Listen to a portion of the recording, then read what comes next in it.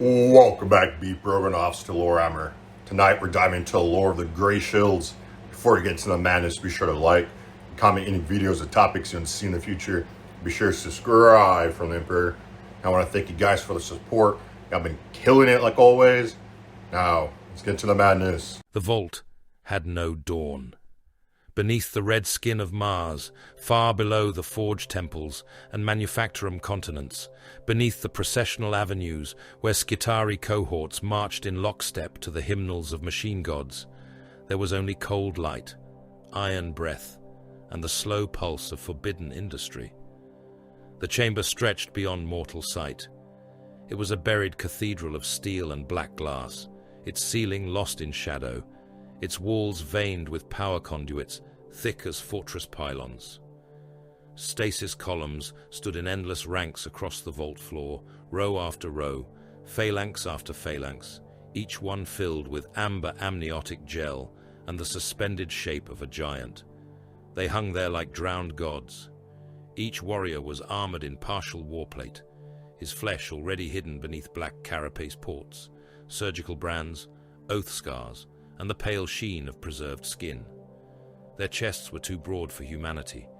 Their limbs were too long, too heavy, too perfectly built for killing. Even asleep, they seemed less like men awaiting life than weapons awaiting permission. Servo skulls drifted between the columns, their suspensor fields whining softly. Some carried sensors that bled incense into the sterile air.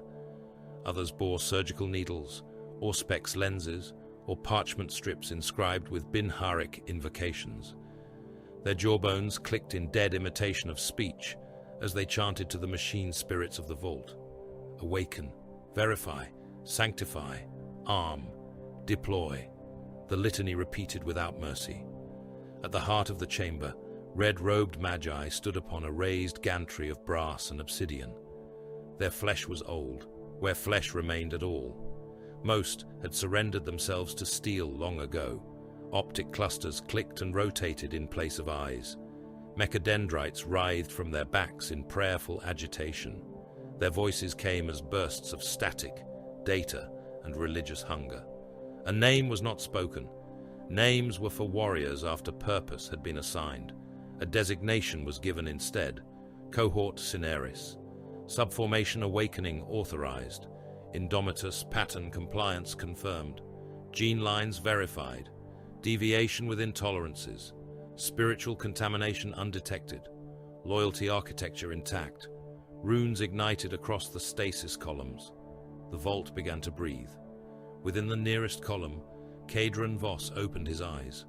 For one heartbeat, he knew nothing but fluid, pressure, and the hammering force of his own transhuman hearts. Data unfolded across his mind before memory did. Atmospheric content, temperature, structural integrity, threat probability. His body moved before thought completed itself. The stasis column cracked open with a hydraulic scream.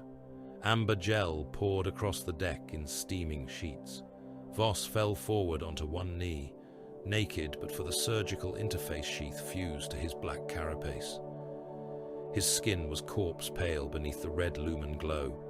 His muscles flexed like braided cable beneath vat-grown flesh. He drew his first breath of the age through teeth clenched hard enough to crack bone in an unaugmented skull.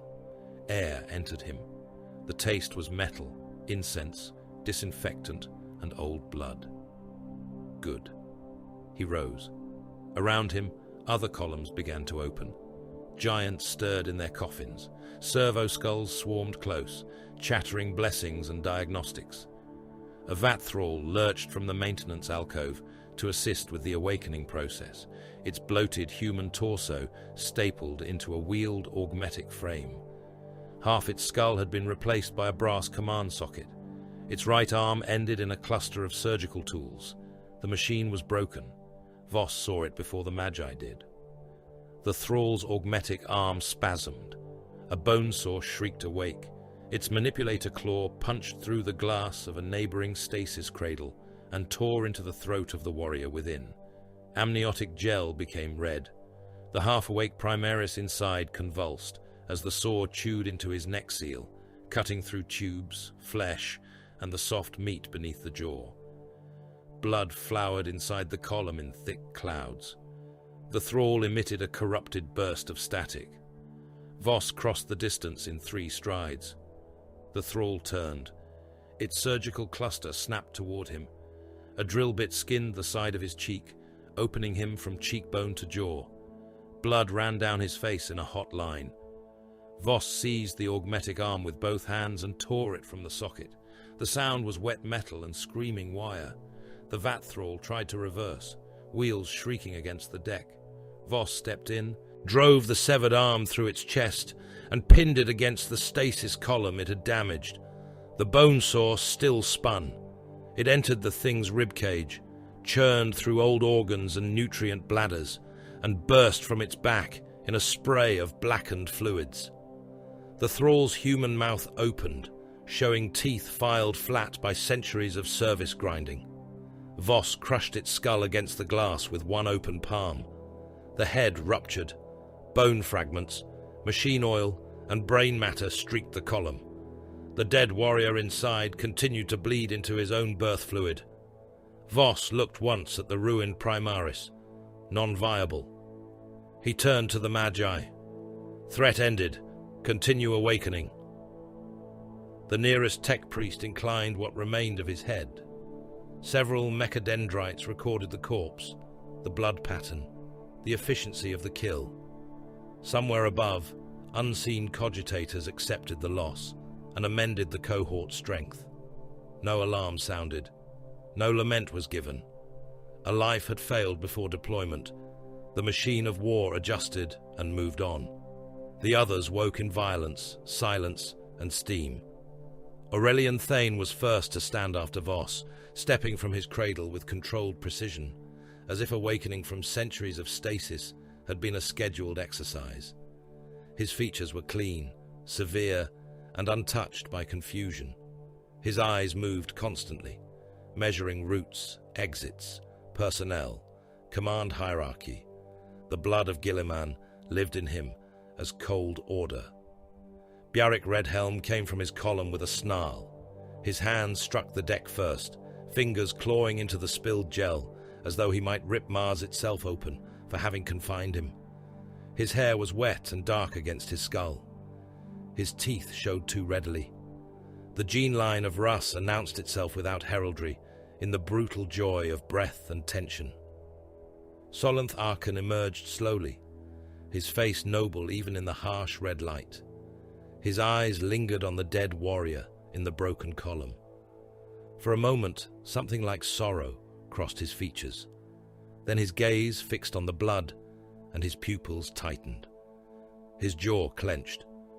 The sorrow did not vanish. It became something sharper. Mordain Karl looked at his own hands as though they were inadequate tools. Ferrus Manus had left his shadow in that expression. The flesh was functional, nothing more. His first movement was to examine the ports along his forearms, the sutures at his chest, the machine interfaces embedded along his spine. He seemed faintly offended that so much of him was still organic. Kylovar did not make a sound when his column opened. One moment he was within the gel. The next, he stood in the shadow of his empty cradle, watching everyone.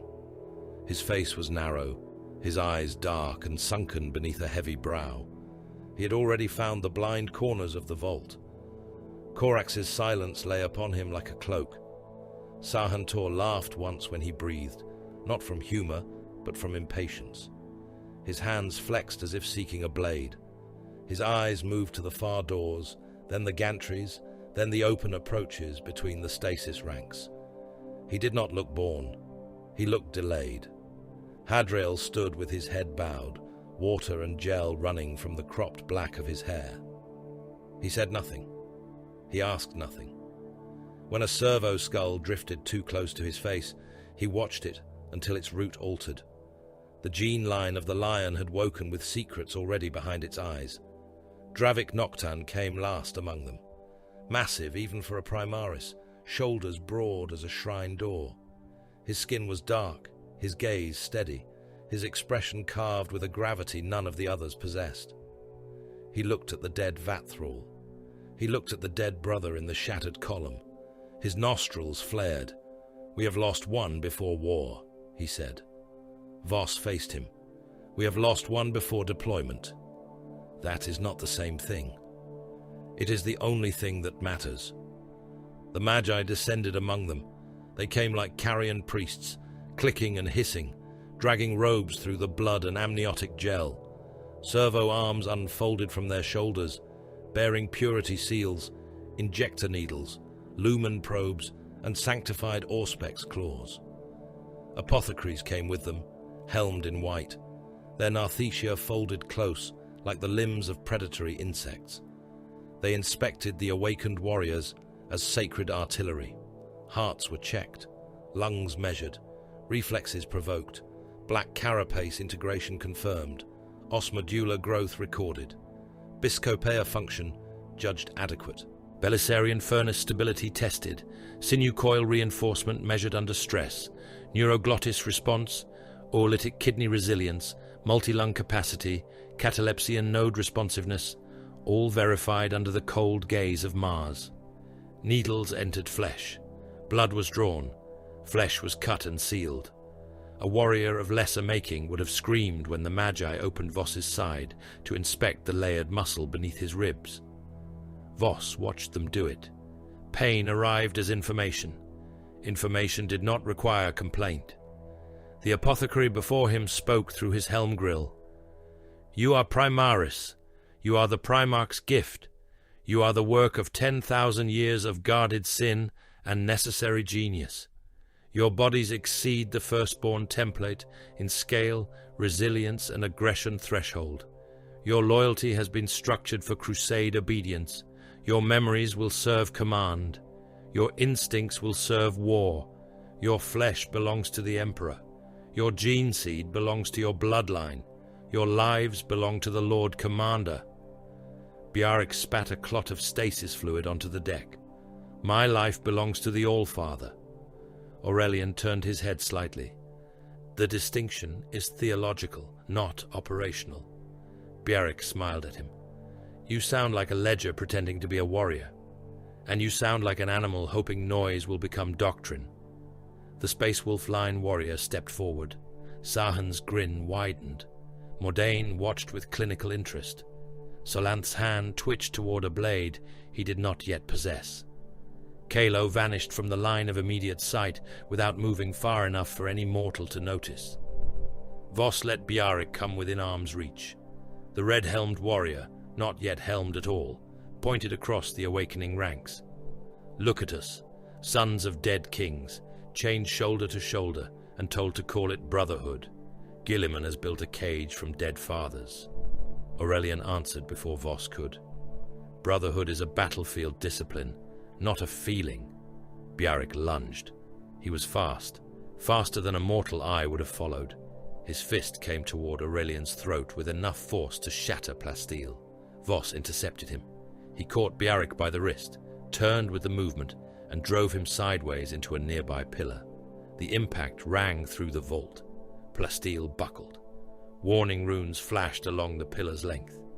Bjarek struck the floor on one knee, already rising, already snarling. Voss hit him again. This time he used the heel of his palm, smashing Bjarek's head back into the dented support. Blood burst from the warrior's nose and painted his lips. Bjarek laughed through it, low and ugly. Voss leaned close. "Return to formation." Bjarek's grin remained. Or I will reduce cohort inefficiency by 1. For a moment, the vault held still around them. Servo skulls drifted. Magi clicked prayers in machine code. The other awakened giants watched. Bjarek rose. He returned to formation. Voss faced the rest. "You may hate your assigned brothers. You may despise their blood, their rights, their speech, and their dead fathers. Hatred is not an impediment. Disobedience is." Aurelian inclined his head by the smallest degree. "Efficiently stated." "Do not mistake agreement for command privilege," Voss said. Aurelian said nothing more. Then the hololith ignited. A giant appeared above the gantry in cold blue light, vast enough that even the Primarchs looked diminished beneath him. His armor was rendered in shimmering distortion, but the presence carried through. Every awakened warrior knew him. They had been educated in his victories before they knew the taste of air. They had been shaped beneath the shadow of his return. Robut Guilliman, Primarch of the Ultramarines, Lord Commander of the Imperium, stood before them as a myth forced into strategy. The Magi bowed. The apothecaries bowed. The Greyshields knelt. Guilliman's face was not kind. It was noble, yes, and burdened beyond mortal comprehension, but there was no softness in it. His gaze passed over the ranks of awakened Primaris, as if he saw not warriors, but the price of delay. "Sons of the loyal bloodlines," he said, and his voice filled the vault without rising. "You awaken into an Imperium broken open." Images formed around him, Cadia burning, the eye of terror swollen into a wound across the stars, the great rift splitting the galaxy in fire and madness, shrine worlds drowned in demons, forge worlds gone silent, astropathic choirs screaming themselves blind, battle fleets lost in the dark, worlds praying to terror and hearing only static. You were not made to inherit peace. You were made because peace failed. The words settled over them with the weight of a sentence. You are not legions. You are not chapters. Not yet. You are Greyshields, unnumbered sons, and your purpose is immediate. You will reinforce the Imperium where it bleeds hardest. You will learn the strengths of bloodlines not your own. You will obey command above lineage. You will prosecute war without vanity, hesitation, or hunger for remembrance. Bjaric's eyes remained fixed on the hololith. For once, he did not smile. Guilliman continued. Cadia has fallen. The cicatrix maledictum has torn the Emperor's realm in two. Every hour worlds die without witness. Every day, enemies of mankind grow bold in the darkness. You will bring them correction. You will bring them fire. You will bring them the Emperor's judgment in forms they have not yet learned to fear. The hololith flickered, briefly showing Guilliman as a statue of blue light and grief. Some of you will one day bear chapter colors. Some will found brotherhoods of your own. Some will die before the galaxy learns you existed. None of that matters. Duty is not diminished by obscurity. His gaze seemed to fall directly upon Voss. You are my answer to an age of ruin. Be worthy of the necessity that made you. The image vanished. No cheer followed. No oath was shouted. The Greyshields remained kneeling in silence. Then Mars armed them. Warplate descended from the vault heights on chains and grav cradles. Mark 10 Tacticus suits, pale and unscarred, awaited the intercessor cadres. Gravis plate stood heavier, broader, a walking bastion for those assigned to brutal advance and close-range annihilation. Phobos pattern components rested in shadowed alcoves, black and lean, built for infiltration, reconnaissance, and silent murder. Jump-equipped Inceptor armor hung from restraint pylons like chained meteors. Hellblaster plasma assemblies glowed with caged suns, each weapon attended by servo skulls murmuring appeasement rites to volatile machine spirits. The armor was pristine. That offended Voss. Ceramite without scars was a promise unfulfilled. Plating without blood was an accusation. He allowed the armory thralls to seal him into his Tacticus plate, piece by piece. Greaves locked around his legs. Bracers closed over his forearms. The breastplate joined with the black carapace, and the armor became not clothing, but extension. Runes blossomed across his vision as the helm sealed. Power flow stable. Ammunition feed awaiting confirmation. Auto senses awakening. Vox link sanctified. Armor spirit compliant. Grey chevrons marked the pauldron. Not yellow, not blue, not black, red, green, white, or bone. Grey, the color of ash before allegiance. Around him the others were sealed into their own warplate. Aurelian accepted his armor, as though assuming office. Bjarric rolled his shoulders until the servo fibers growled. Solanth touched the grey marking on his pauldron with 2 fingers, and then looked away. Mordain inspected the weapon interfaces before checking the helm seals. Kalo disappeared into Phobos' shadow as soon as the armor accepted him. Sahan tested the response of his jump systems before an armory adept could complete the blessing. Hadrael stood motionless while serfs fixed purity seals to his plate. Dravik received a flamer unit and stared into its pilot flame as if seeing both salvation and damnation. Deployment orders arrived before the final litanies ended. Amagos projected the target above the arming floor.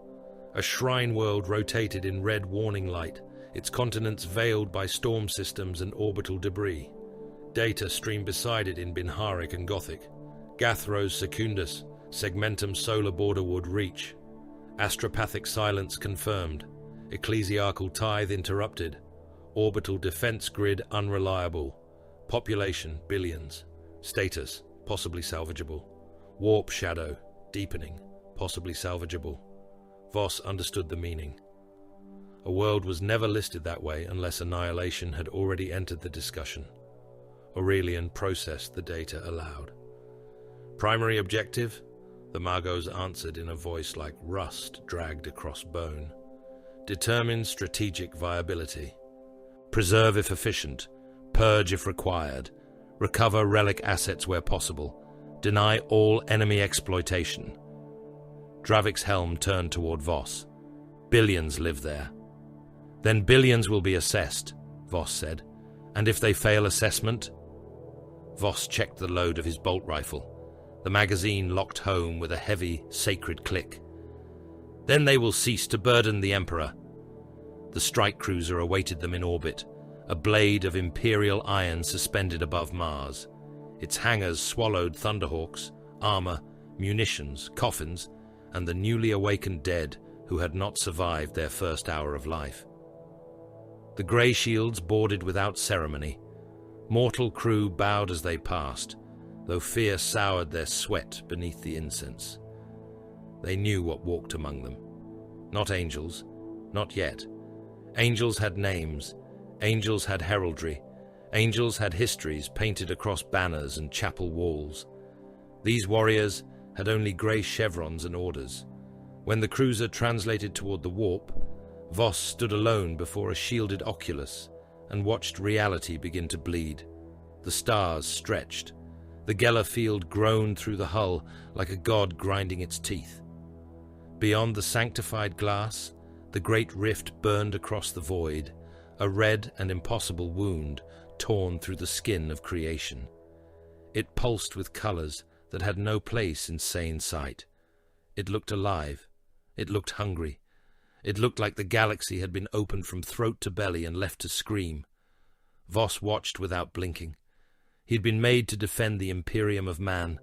Now he saw it clearly, not as a realm, not as a dream, not as the dominion promised by a golden god enthroned on distant terror.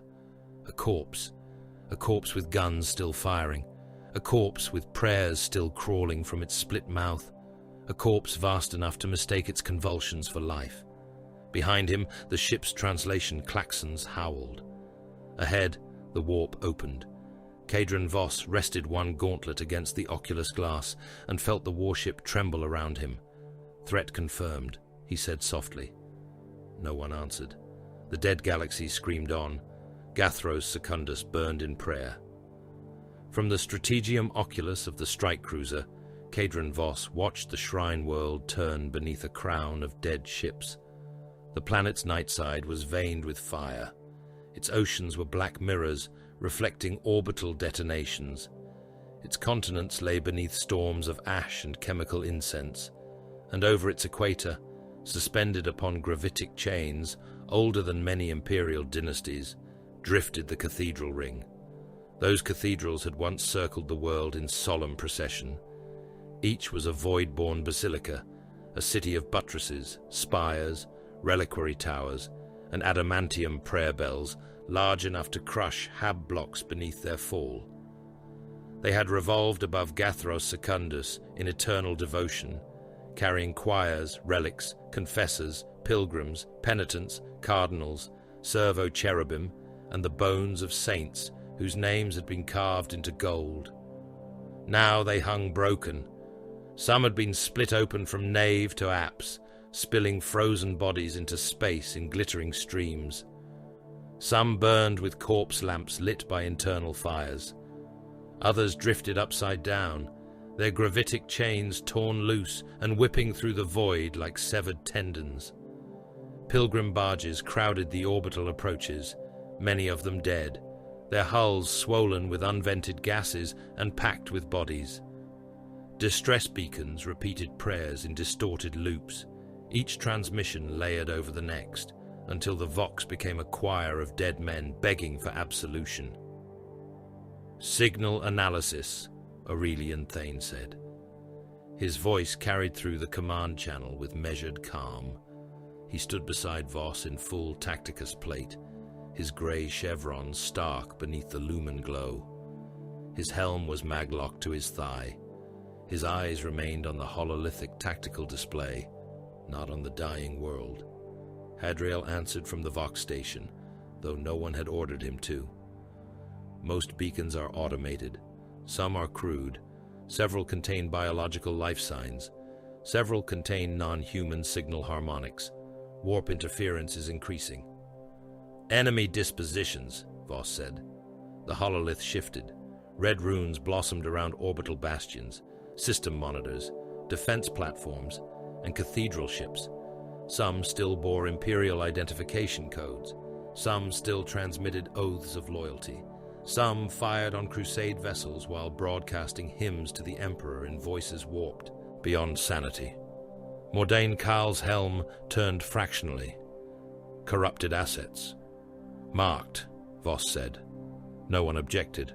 The Indomitus Crusade fleet descended into the system like judgment made iron.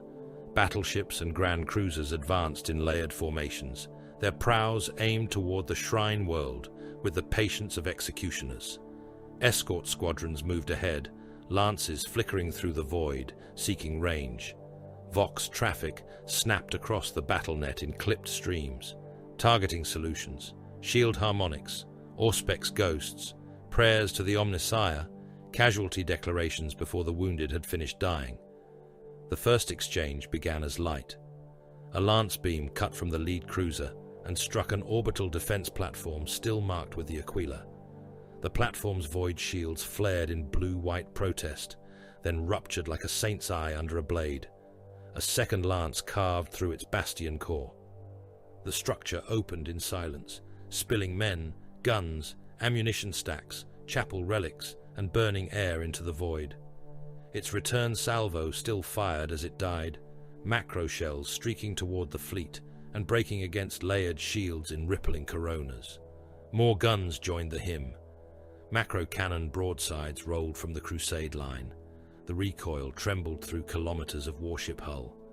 Shells the size of Hab shrines crossed the void on pillars of chemical fury, striking corrupted monitors and pilgrim docks with the blunt wrath of dead suns. Hulls folded, armor belts cracked, plasma drives burst in white flowers that briefly painted Gathros Secundus in false dawn. The loyal crews trapped aboard the corrupted platforms died with their posts. The Greyshields did not mourn them. The Vox carried one last transmission from an orbital bastion named Martyr's Vigil. Its commander spoke through static and screams. "We remain faithful. Our guns are not ours. In his name, end us." The crusade answered with torpedoes. Voss watched the bastion disappear beneath overlapping detonations. "Acknowledged," he said. Dravik Noctan looked at him. The Salamander's line warrior's helm was sealed, his voice coming low through the Vox. "You answer the dead? I confirm completion. Cold comfort." Comfort was not requested. The order to board came as the Void War expanded into full slaughter. One cathedral ship drifted above the eastern equatorial chain, its engines dead, its outer chapels pulsing with faint warp light. The vessel's designation had once been Sanctity of St. Helor. Its current transmissions contained layered prayer, binharic distortion, and something beneath both, a wet-throated chanting that made mortal vox serfs collapse at their stations. The Greyshields entered the assault bay without ceremony. Thunderhawks waited beneath restraint claws, their engines growling like caged beasts. Inceptor squads stood in Gravis-derived jump warplate, their thrusters cycling. Intercessors checked bolt rifles with ritual precision. Hellblasters knelt before plasma incinerators, while armory thralls painted last-second machine oil sigils across weapon housings. The air stank of promethium, sanctified grease and human fear. Sahan Tor rolled his shoulders, impatient even inside armor. A cathedral that flies and bleeds. At least this world offers novelty. Bjarric Redhelm laughed through his grill. If it bleeds, it can be gutted. Aurelian replied without turning. The objective is seizure of command sanctum, verification of corruption source, and denial of enemy ritual infrastructure. Bjarric's helm angled toward him. You speak like a servitor with better posture. Your comprehension remains optional. Voss stepped between them. Bored. Kill only what obstructs. Preserve data, relic and astropathic evidence until assessment concludes. Mordane's voice entered the channel, flat and disdainful. If the ship is warp compromised, preservation is inefficiency. Assessment concludes before destruction, Voss said, not after. The Thunderhawks launched. They crossed the killing void through a storm of flak, corpse debris, and burning incense clouds venting from shattered shrine hulls.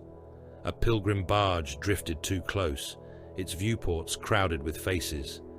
Some occupants were still alive. They beat bloody hands against the glass as the gunship passed. Behind them moved taller shapes with horned silhouettes and too many arms. The new Thunderhawk's wing Lascannon fired once. The barge split open, its atmosphere flashing into frost. Bodies tumbled into space, twisting and bursting as pressure left them. Voss watched without comment as they vanished behind the assault formation. Sanctity of St. Helor grew ahead, immense and diseased. Its stained glass void chapels were cracked, each window depicting saints whose painted faces had been scratched away from within. Chain spires dragged behind it, hooked with frozen corpses. Along its flanks, cathedral guns fired blindly at friend and foe, shelling the void as though rage alone could find targets. Inceptors, Voss said. Breach! The jump-armored Greyshields ignited their thrusters and hurled themselves from the assault craft before impact. They struck the cathedral's upper chapels like meteors.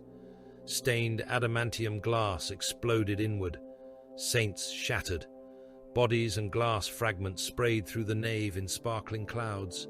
The Inceptors came through firing, assault bolters roaring in both fists, mass reactive shells hammering cult militia into pulp before boots touched stone. The Thunderhawks punched into the lower docking transept. Assault ramps slammed down. Voss was first onto the deck. The cathedral ship's interior was a riot of shadow, candlelight and blood. The nave stretched upward into darkness, columns carved from black marble and bone, rising toward vaulted ceilings, painted with a false heaven. Servo-cherubim hung from chains, their wings nailed open, their augmetic eyes still glowing. Human bodies carpeted the floor, some dead, some praying, some chewing at their own fingers, while hymns poured from vox grills grafted into their throats. Cult militia waited behind overturned reliquaries and barricades of pews. They wore scraps of ecclesiarchal vestments over flak armor. Many had aquilers branded into their faces, then cut open and inverted. They fired laser guns, autoguns, stubbers, and scavenged plasma pieces in a ragged storm. The Greyshields advanced. Intercessor bolt rifles spoke in disciplined rhythm. Each shot was a thunderclap. Each impact made a body cease to be a body. Cultists burst apart in wet detonations, chests opening, limbs spinning away, skulls blooming into red mist and bone shards. Voss fired as he walked, selecting targets by threat priority. Heavy weapon, Vox bearer, icon carrier, flame unit, officer, possible psyker. Kill, kill, kill. A cultist leapt from the altar steps, with a chain axe raised in both hands, screaming a hymn through lips stitched into a permanent smile. Voss shot him through the abdomen. The bolt detonated inside the man's spine, folding him backward in a spray of meat. Voss stepped over the twitching remains without breaking stride. To his left, Dravik advanced behind a controlled curtain of flame. Promethium washed across the barricades, turning vestments, hair and skin into brief torches. Men ran burning down the nave. One collided with Mordain, clawing at the Iron Hands Line warrior's chest plate with fingers already cooked to black hooks. Mordain caught him by the skull and crushed until the head collapsed around his gauntlet. He shook the remains free with mild irritation. Above, Inceptors smashed through the choir galleries, their assault bolters reducing snipers to meat rain. Hellblasters entered the central nave and brought their plasma incinerators to bear on the sealed bulkhead beyond the altar. The doors had fused with demonic growth, iron and flesh braided together, faces pushing from the metal and mouthing silent obscenities. "Cut it," Voss ordered. The Hellblasters fired. Blue-white plasma struck the bulkhead and turned demon-fused iron into molten veins. Faces boiled, metal screamed, flesh ignited and peeled back from the door in steaming sheets. The smell washed through the cathedral, thick and sweet and foul, like a charnel house left beneath a desert sun. The doors collapsed inward. Behind them waited pilgrims. Thousands filled the reliquary passage beyond, packed shoulder to shoulder, kneeling in rows beneath hanging censers. Men, children, priests, dockhands, ship serfs, confessors, penitents. Their hands were bound with prayer wire.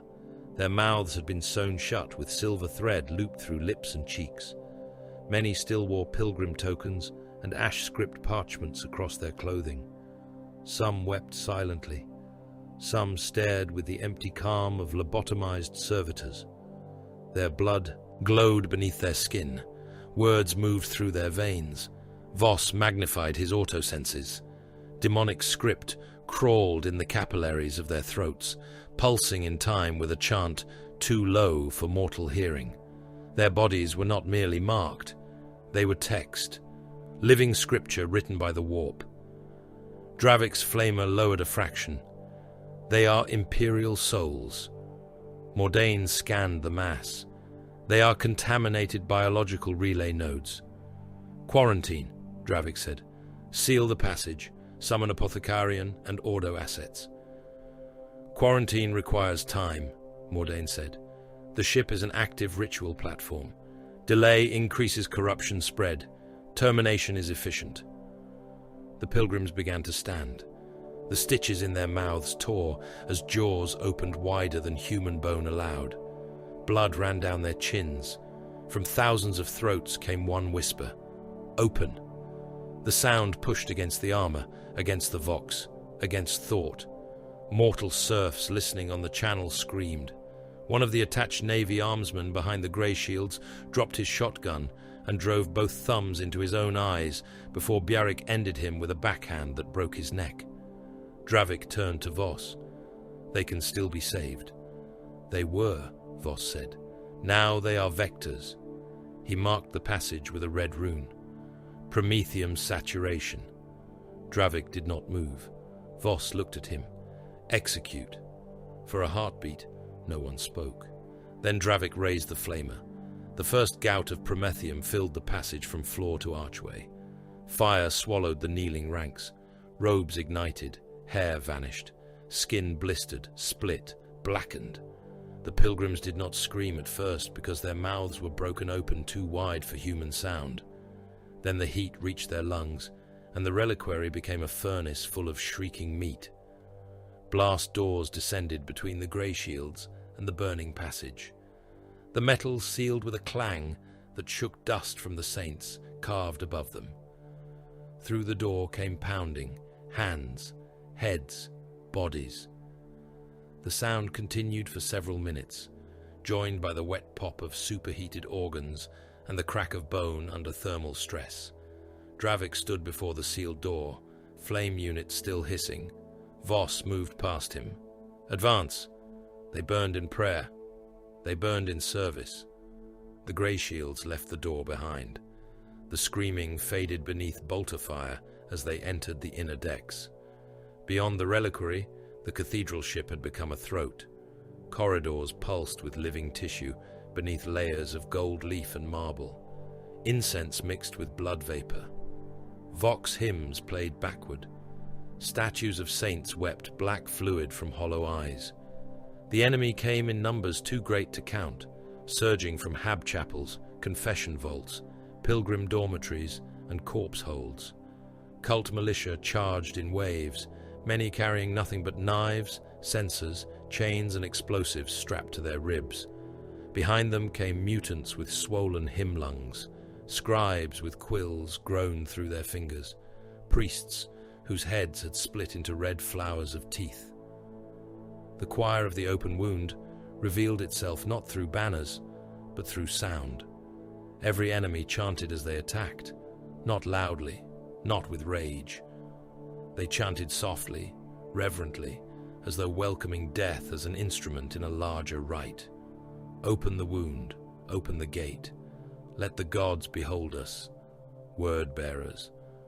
The first traitor Astartes emerged in the baptistry of bones, his crimson armor inscribed with scripture and human skin. His helm had been fashioned into a snarling demon face, and parchment streamers trailed from his pauldrons. A Crozius crackled in his fist. Around him, mortal cultists fell to their knees, even as Greyshield rounds tore them apart. "False sons," the word-bearer said over the vox, voice rich with contempt. "Karl's vat-born offerings, Guilliman's pale apology." Voss shot him. The bolt struck the traitor's chestplate and detonated against ceramite. The word-bearer staggered, laughed, and raised his Crozius. Aurelian's rifle joined Voss's. Mordane's heavy fire followed. Sahan moved left, Bjarric right. Kylo vanished into the baptistry shadows. Dravik burned the kneeling cultists before they could become cover. The word-bearer charged through the fire. He struck Sahan hard enough to hurl him into a font full of curdled blood. Bjarric met him with a chainsword blow that carved sparks from the traitor's pauldron. Voss closed from the front, firing until his magazine ran dry. The traitor's Crozius swept toward his helm. Kalo appeared behind the word-bearer and drove a combat blade into the soft seal beneath the backpack. The traitor arched. Bjarric seized his weapon arm and tore it wide. Solanth stepped in with his own blade and opened the word-bearer from groin to throat in one upward cut. The traitor's armor parted. Black organs, clotted blood, and cable-wrapped viscera spilled out across the bone floor. Still alive, the word-bearer laughed through a mouth full of blood. "We only need your faith," he whispered. "Even denial has a voice." Voss placed his bolt pistol under the traitor's jaw and fired. The helm burst. Bone, brain matter, and scripture fragments struck the ceiling. "Log it," Voss said. Word-bearers confirmed. The confirmation changed the war.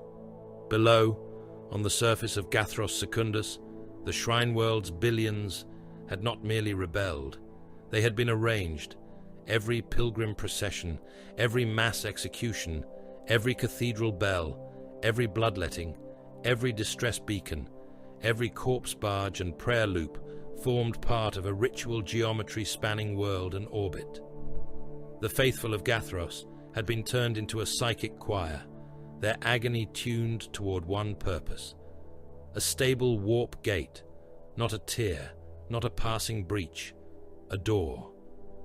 The Greyshields fought deeper, while the planet below became a theater of annihilation. Guard regiments landed in numbers that would have conquered lesser systems. They died in numbers that lesser commanders would have called defeat. Dropships came down through plague smoke and flak, disgorging infantry into avenues paved with corpses. Lehman Russ squadrons ground through plazas choked with bodies. Basilisks fired until their barrels glowed. Bane blades crawled beneath cathedral shadows, their cannons reducing basilica fronts to avalanches of saint stone and mangled worshippers. Cult armies rose from every hab block. There were too many to count, and no reason to count them. Counting implied an end. They came with laser guns, mining charges, bone saws, stolen artillery, knives, teeth, and bare hands. They came in priest-led processions with banners of flayed skin. They came crawling from sewers, climbing from corpse pits, descending from bell towers. They came while artillery shells fell for hours without pause, turning districts into meat, dust, and burning scripture. Astra Militarum regiments died by the 100,000 to hold the landing zones. Their officers called for reinforcement. Their commissars shot the fleeing until ammunition ran dry. Their priests screamed hymns as demons moved through the smoke. The Greyshields heard it all across filtered command channels and did not alter course. Their objective was above. Their objective was the throat of the choir. In the cathedral ship's central vox sanctum, they found the conductor. Not a single priest, not a demon, a machine. A great organ of brass, bone, and living lungs filled the chamber, its pipes rising through decks above, its roots sinking into the cathedral's spine. Thousands of bound astropaths and pilgrim psychers were wired into it, their skulls opened, their brains exposed beneath glass reliquaries, their mouths stretched by silver hooks. Every breath they took became part of the chant. Every death strengthened the note. Solanth stopped at the threshold. Voss saw the change in him. The Blood Angel's line warrior's posture altered. His breathing deepened. His blade lowered, then rose. The vox carried a low sound from him that was not speech. Solanth, Voss said. The cultists turned from the organ. Some were armed. Most were not. Many had no eyes. All were singing. Solanth charged. He moved too fast for restraint. Bolt pistol in one hand, combat blade in the other, he struck the first rank and tore through them. His pistol fired at point-blank range, each bolt blasting bodies open across the organ steps. His blade cut throats, opened bellies, split skulls. He did not stop when they fell. He stamped heads beneath his boots until bone collapsed and brains slicked the floor. He drove his blade into a priest's chest, ripped it free, then used his gauntlet to crush the man's face inward until the jaw came loose in his hand. "Objective is the organ," Aurelian said. Solanth did not hear him, or heard and did not care. The Greyshields engaged. Hellblasters. Burned the organ's lower pipes, plasma fire turning sanctified brass into white streams. Mordain destroyed the exposed psyker relays with methodical bursts. Kalo killed the attendants trying to trigger detonation charges. Hadrail moved along the right flank, bladework precise, helm never turning toward the data shrine, half hidden behind the conductor's dais. Voss reached Solanth as the last armed cultist died. The Blood Angel's line warrior was still killing. A bound astropath hung before him, blind eyes bleeding, chest wired open, lips moving around the choir note. Solanth seized the man by the head and smashed him against the floor. Once, again. The skull broke, the body convulsed. Solanth kept striking until nothing remained above the neck but red paste and white fragments. Voss caught his wrist. Solanth spun, blade flashing toward Voss's throat. Voss blocked the strike with his forearm, Ceramite screaming as the edge bit into the plate. For a moment, both warriors stood locked together, faceplate to faceplate. "Enough," Voss said. Solanth trembled. His armor was painted red from helm to greave. Blood steamed across him in the heat of the burning organ. Around his boots, the dead lay pulped beyond recognition. The rage passed slowly. When it did, shame came with it. Solanth looked down at the ruin he had made. "I heard wings." Bjarric gave a low chuckle. "I heard skulls breaking." Dravik's voice was colder than before. "Silence," Voss released Salanth's wrist. Rearm, reload, regret later. Hadrael returned from the right flank. His movements were smooth, controlled, empty of haste. A small data reliquary was sealed against his thigh beneath a cloak of shadow and parchment. Its casing was blackened, its surface etched with corrupted devotional script and older marks half burned away. Kylo stood above the dead attendants and watched him. Hadrael did not report the object. Kylo did not accuse him. The organ died in fire. The choir note faltered across orbit. For several breaths, the screams of Gathros Secundus became merely screams again, not music. Crusade augurs recorded a partial collapse in the warp shadow. Surface forces gained ground. The cathedral ship's guns fell silent one by one as Greyshield kill teams purged its sanctums. Then the deeper signal answered. It did not come from the ship. It came from beneath the planet. A pulse moved through the Vox, through the deck, through Voss's armor, and into the bones beneath his reinforced flesh. Every lumen dimmed. Every corpse in the chamber opened its mouth. Even those without heads twitched toward the floor, as though listening to something buried below continents and cathedrals and seas of ash. Hadrael's stolen reliquary clicked once. Kylo's helm turned toward it. Aurelian studied the tactical feed. The choir was not the primary ritual. Mordane's voice sharpened. Then what was its function? Voss looked through a broken archway toward the world below. The shrine world turned beneath them, wounded and vast, its oceans black, its cities burning, its billions screaming through smoke and prayer. The answer arrived from the ship's astropathic choir in a transmission filled with blood-choked static. Beacon. The word repeated across every channel. Beacon, beacon, beacon. Then another phrase came, dragged from the mouths of dying psychers, and carried on a wind that did not exist. Raukos hears. For the first time since awakening beneath Mars, Cadron Voss felt something inside him that was not assessment, not discipline, not obedience, not fear, recognition. The shrine world was not the target. The world was a signal fire. Something in the dark beneath Gathros Secundus was calling across the wounded stars, and far away, in the pit where reality thinned and old nightmares gathered, something had begun to answer. The lecture came before the killing.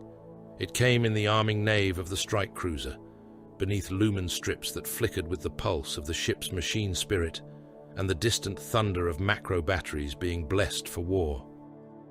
The Greyshields stood in ranks upon the iron deck, their pale chevrons stark against unscarred ceramite, their weapons locked to their armor by mag clamps, their helms held beneath their arms or sealed upon their heads according to preference. Around them moved armory thralls, red-robed engineers, sensors, servo skulls, and ammunition carts laden with sanctified death. Primarchs Lieutenant Garin Holt stood before them in Tacticus plate, marked by the grey of the Unnumbered Suns and the blue trim of Guilliman's lineage. He was not a warm commander. No Astartes was warm in the mortal sense, but Holt possessed the particular chill of a warrior who had seen too much strategy become burial scripture. Half his helm had been repaired with bare adamantium after a glancing Lascanon strike, and the augmetic eye beneath the damaged brow glowed with the cold blue of a targeting lens.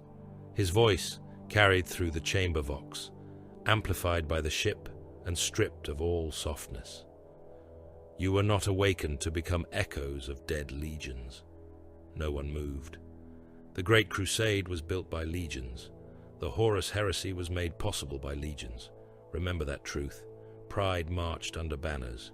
Pride spoke in the voices of Primarchs. Pride made brothers believe bloodline outweighed obedience, and the galaxy has never stopped burning from that lesson. Bjarric Redhelm shifted slightly, a growl low in his throat grill. Voss heard it across the squad link. So did Aurelian Thane, whose silence carried more judgment than speech. Holt's augmetic eye clicked as it moved across the ranks. The Lord Commander has not mixed your bloodlines to insult your gene sires. He has done so because the enemy will not present itself in forms convenient to your inheritance. You will not always have sons of dawn to form a wall beside you. You will not always have sons of rust to break a charge. You will not always have sons of Korax to find the throat in darkness, or sons of the Khan to strike before thought completes itself. You will fight as mixed blood, or you will die as proof that the old sins endure. Cadron Voss stood with his bolt rifle across his chest, helm sealed, visor runes scrolling in pale columns over the lieutenant's form. His squad occupied the line beside him. Aurelian Thane, Jean line of Gilliman, posture immaculate, eyes on the tactical hololith rather than the speaker. Bjarric, Jean line of Russ, massive in his armor, as if even Ceramite resented holding him still. Solanth Archon of Sanguinius, noble-faced behind his helm's golden eye lenses, too quiet since Gathros Secundus. Mordain Call of Ferrus Manus, fingers resting near his weapon interface ports, already irritated by the organic delays of command briefings. Kylo Var of Korax, half lost in the shadows cast by the ammunition racks, present only because his transponder said so. Sahan Tor of the Khan, restless as a blade about to leave its sheath. Hadriel of the Lion, motionless, unreadable, his private silence a sealed vault. Dravik Noctan of Vulcan, broad and still, the pilot flame of his flamer unit reflected in the black lenses of his helm. Holt turned. The hololith awakened behind him. A ring of stone and iron appeared in the air, rotating slowly, each fragment tagged with threat runes, void shield harmonics and artillery emissions. It was not a natural asteroid belt.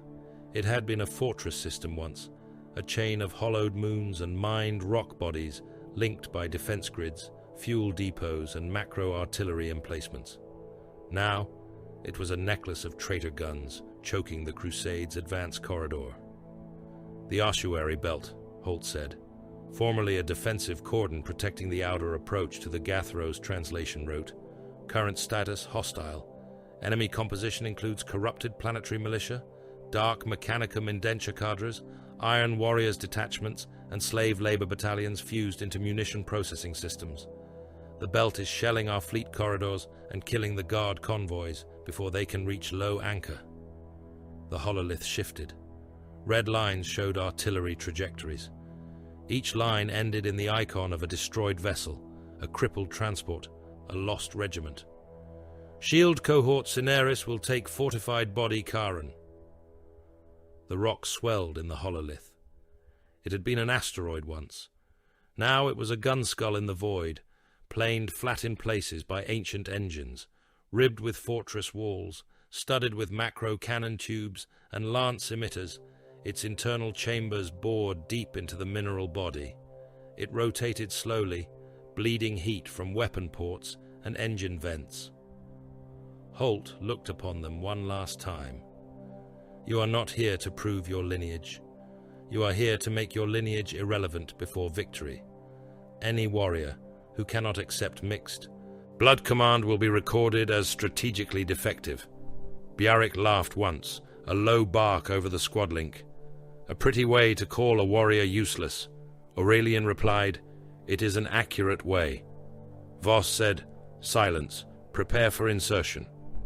The ossuary belt filled the forward oculus before deployment, a graveyard of stone and wreckage, turning beneath the distant light of a dying star. The Crusade fleet fought to pass through it, and paid for every kilometer in fire. Shells the size of cathedral towers came from the asteroid fortresses, crossing the void with slow inevitability before bursting against shields, armor, and troop haulers. One Astra Militarum mass conveyor took a direct hit amidships, while Voss watched from the assault bay display. Its spine broke. It folded in upon itself, vomiting air, tanks, men, and burning fuel into the black. Thousands died before the casualty rune finished forming. No one in the assault bay spoke. The Thunderhawks launched through a storm of flak and debris, engines roaring against the void.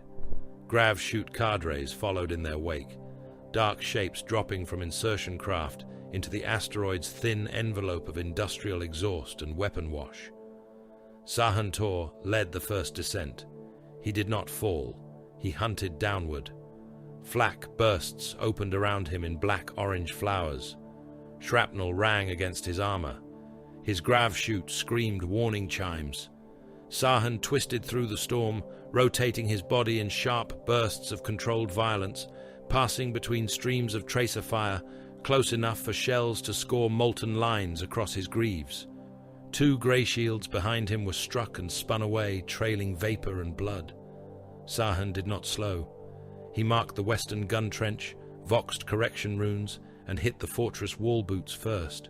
His blade was out before his knees bent. He killed the first traitor gunner with a cut through the throat seal, the second with a bolt pistol shot through the mouth, and the third by hurling him into the path of a rotating ammunition feeder. The machine took the screaming man up to the waist and dragged him into its teeth. "Western trench compromised," Sahan voxed. "Landing teeth are open." Kylo Var was already inside. No one had seen him enter. He had crossed through a maintenance fracture too small for most armored warriors to consider viable. Mag locked himself to the interior shell and cut power to 3 sensor clusters before the enemy registered a breach. His Phobos components drank the darkness. His rifle spoke only when necessary. An Iron Warrior's Helot overseer died with half his skull missing. A militia captain turned to shout an order and found his command staff already dead around him, each marked through the eye lens or throat. Kylo tagged enemy command icons from impossible dark. One by one, red priority runes appeared across the shared visor feed. Mordain Khal used them without thanks. His squad took position in the eastern approach galleries, where the asteroid's interior opened into a killing hall of gantries, fuel pipes, and shell hoists. Mordain did not shout. He did not urge. He arranged fire. Intercessor line, elevation 12 degrees. Hellblaster pair, left conduit cluster. Suppression begins on my mark. Advance pattern by rotational count, not enemy reaction. The firing began. Bolt rifles hammered. Plasma incinerators screamed. Mass reactive shells struck renegade militia in the chest and burst them across the gantries in sprays of blood and torn flak plate. Plasma fire cut through heavy stubber nests and left only glowing holes rimmed in liquid metal.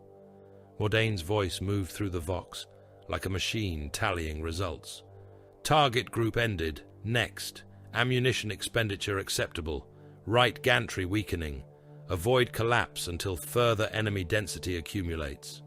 Bjarric Redhelm found his own war at the central breach. The traitors countercharged with a mob of augmetic brutes and Iron Warriors slave soldiers, their bodies stitched into heavy armor frames, their hands replaced with chain tools and rivet guns. They came howling through smoke and shell dust, driven by shock collars and implanted pain engines. Behind them strode an Iron Warrior's champion in hazard-striped cataphractii plate, his power fist crackling, his helm marked with a black iron skull. Bjarric met them laughing. His chain blade bit into the first brute from collar to sternum, teeth chewing through bone, cable and lung meat. He kicked the split body into the second, fired his bolt pistol into the third, and then abandoned the pistol when the press grew too close. A rivet gun punched into his pauldron. A chain hook tore across his breastplate. He answered with his hands. One slave soldier died when Bjarric seized his jaw and tore the lower half of his face free. Another was lifted and smashed spine first against the wall until his armor frame collapsed inward around him. The Iron Warrior's champion drove through the dying slaves with contempt. "New meat," the traitor said, voice like iron dragged over graves. Bjarric spat blood across his own grill. Old rust. They collided. The champion's power fist struck Bjarric in the chest and hurled him back hard enough to crack the floor plating. Bjarric rose before the traitor could finish the blow. He rammed his chain blade into the Iron Warrior's knee joint. The teeth shrieked, jammed, snapped, then bit deeper. Bjarek released the weapon, stepped inside the traitor's reach, and smashed his helm against the champion's faceplate. Once, twice. The third impact shattered lenses. The fourth drove Ceramite inward. Voss arrived as Bjarek tore the traitor's helm loose and drove his thumbs into the exposed skull beneath. "Countercharge broken," Bjarek voxed, breathing hard. "Reform," Voss said. "You are welcome." "Reform," the asteroid fortress answered with deeper guns. The entire redoubt shook as its macro batteries fired into the void, shelling the Crusade corridor beyond. Voss saw the strategic display flicker with new losses. Another guard convoy was dying beyond the belt, transports rupturing under long-range fire. The assault on Karen had to end before the corridor became a grave line. Then the mortal Vox broke into his channel. "This is Colonel Merrick Valst of the 100 Helican Rifles. As Starty's command, respond. We are pinned on the southern exterior trench. Enemy guns have our landing zone bracketed. We have wounded beyond extraction capacity. Request immediate lift. Repeat, requesting extraction before orbital fire mission." Voss Blink clicked the feed. The colonel's picked capture appeared in the corner of his visor. A middle-aged man in a cracked rebreather, an ash-coated greatcoat crouched behind a slagged barricade. Men died behind him. Last fire crossed over their trench in sheets. Shells fell in the distance, each impact throwing bodies into the air like broken dolls. Aurelian spoke from nearby. "The Helican Rifles are drawing southern battery fire." Mordain added, "Their continued presence reduces projected casualties to breach force by 19.4, adjusted for fire drift." Voss watched the map. The guard line was a wedge of blue icons buried beneath a tide of red. Their position was tactically doomed and strategically useful.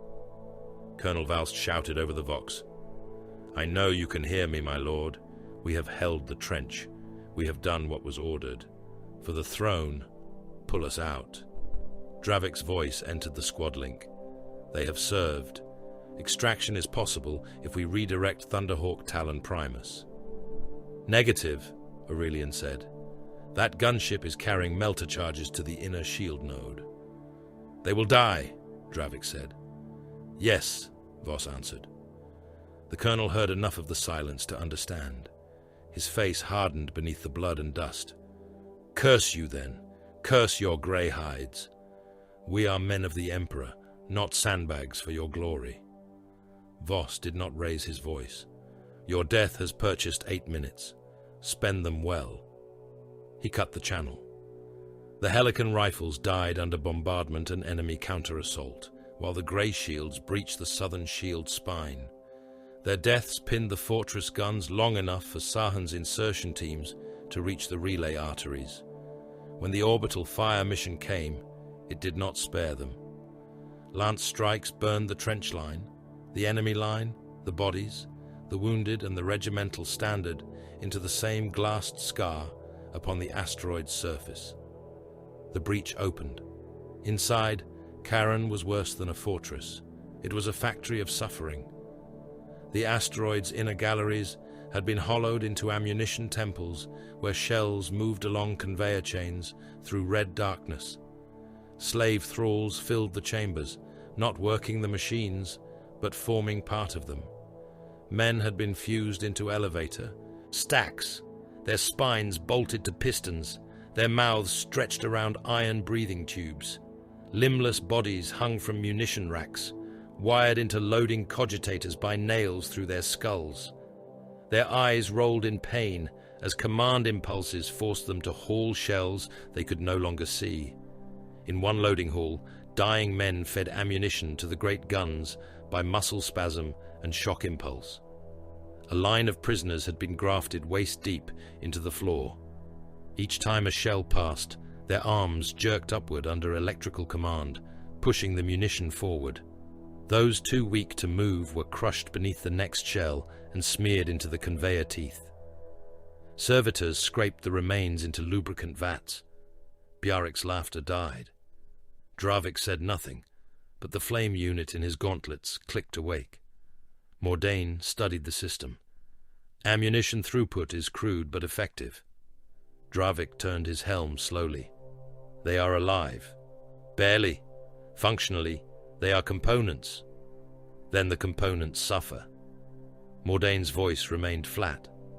Suffering is not tactically relevant unless it degrades output. Voss moved ahead. Purge only what obstructs. Primary objective remains command capture. Aurelian's agreement came quickly. The fortress must be taken intact. Its gun arrays can be turned against the traitor fleet. Its ammunition stockpiles will sustain the corridor push. Destruction is waste. Bjaric's growl returned. Collapse it. Let the void take this place. Better to howl over ruins than inherit a butcher's machine. It is a gun platform, Aurelian said, not a shrine to your sensibilities. It is filth.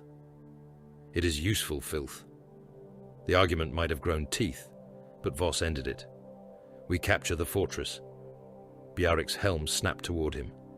After we vent the resistance decks, Voss continued. Even Aurelian paused. Which decks?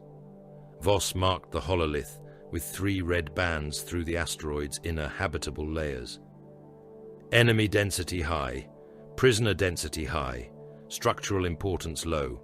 Atmosphere purge and pressure collapse will remove resistance faster than chamber fighting. Dravik's voice darkened. There may be loyal prisoners. They are in a traitor fortress, fused to enemy industry, surrounded by iron warriors, Voss said. Their loyalty, if present, is not operationally recoverable. The order went out. The fortress screamed as 3 decks opened to space. Blast shutters were overridden. Atmospheric locks blew.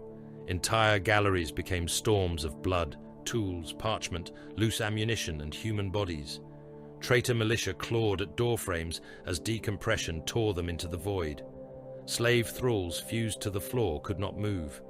Their lungs burst inside their chests. Eyes ruptured, skin split. Men nailed into machinery convulsed until pressure and cold ended them. The asteroid exhaled thousands of souls in one long, silent breath.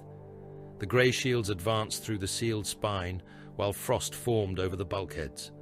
The Iron Warriors made their stand in the artillery heart. There were not many of them. They did not need to be many. They fought like a siege given bodies. Their armor was iron, yellow, and black, scarred by centuries of attrition. They stood among shell lifts and blood-slick firing platforms, supported by demon-bound artillery crawlers and corrupted gun servitors whose flesh had grown into their weapon housings. The demon engine came from the smoke on legs of iron and bone. It had once been a loader engine. Now a warp thing lived inside its furnace, pressing a horned face against the metal from within. Its claws were crane hooks. Its back carried a rotary cannon, fed by chains of screaming ammunition thralls. Every shell loaded into the weapon passed through a human torso, grafted to its belt assembly. The dying thralls shrieked as the gun ate from them. Dravik stood in its path and fired. Promethium washed over the demon engine, blackening its armor, burning the shrieking ammunition bodies, but the thing came on. Its cannon spun. The first burst tore through the deck around him and hammered his gravest breastplate. Warning runes filled his feed. He staggered, armor smoking, unable to clear the kill lane before the claws descended. Solanth reached him first. The Blood Angel's line warrior came through a crowd of slave thralls between himself and Dravik, and he did not. Slow. They were unarmed. Some reached toward him with begging hands. Some had their mouths sewn shut. Some were chained to munition carts.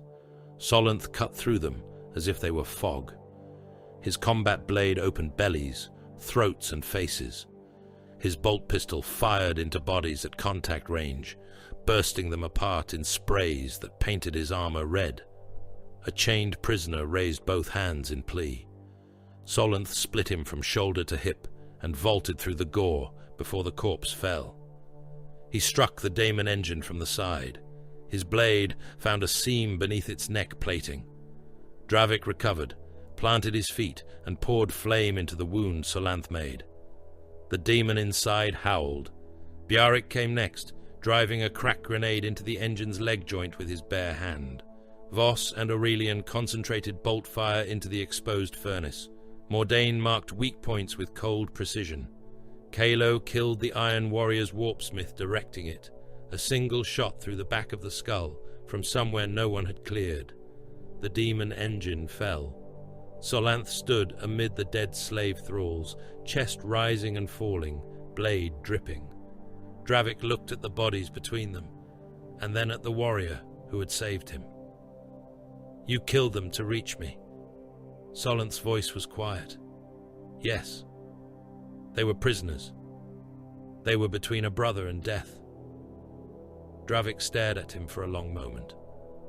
The flame unit in his hands hissed softly. "Is that what we are?" Solanth did not answer. Voss did. Alive, because he acted. The artillery heart fell soon after. Without the demon engine and warpsmith control, the Iron Warriors line became a siege without ammunition. The Greyshields reduced it by function. Hellblasters burned the heavy plate. Intercessors cut down the exposed.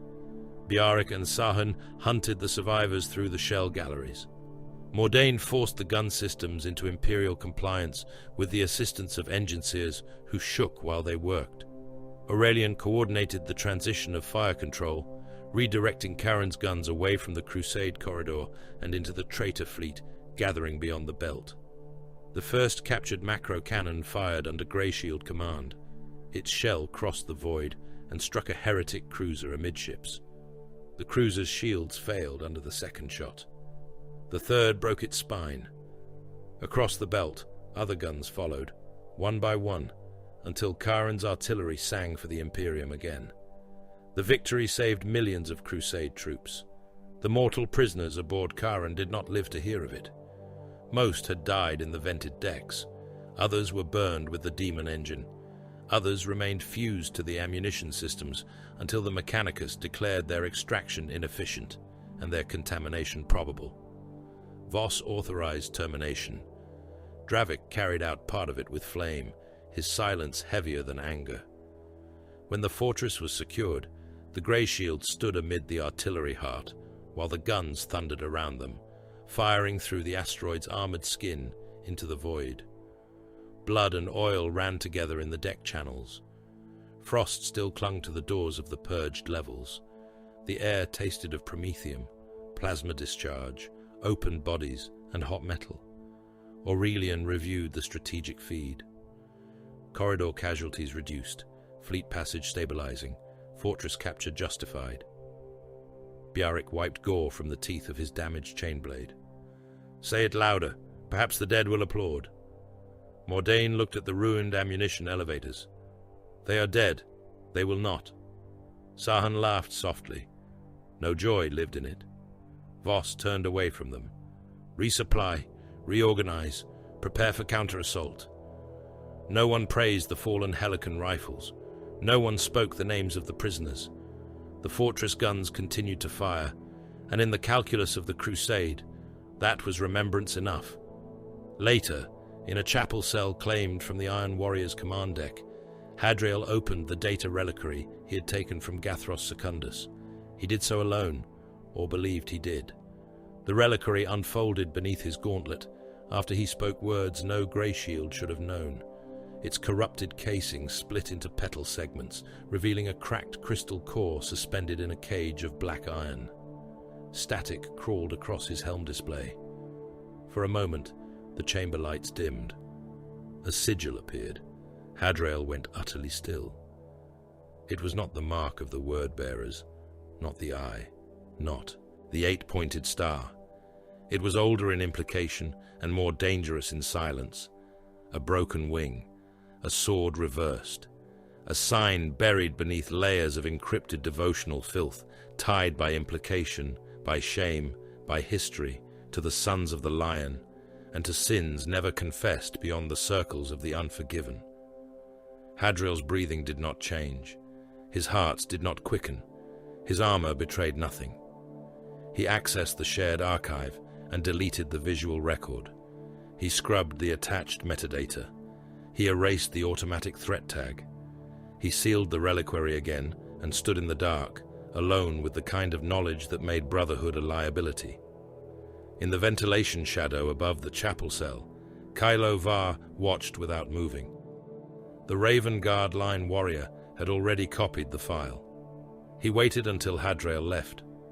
Then he remained in darkness for several minutes more, listening to the captured fortress guns shake the asteroid with each loyal salvo.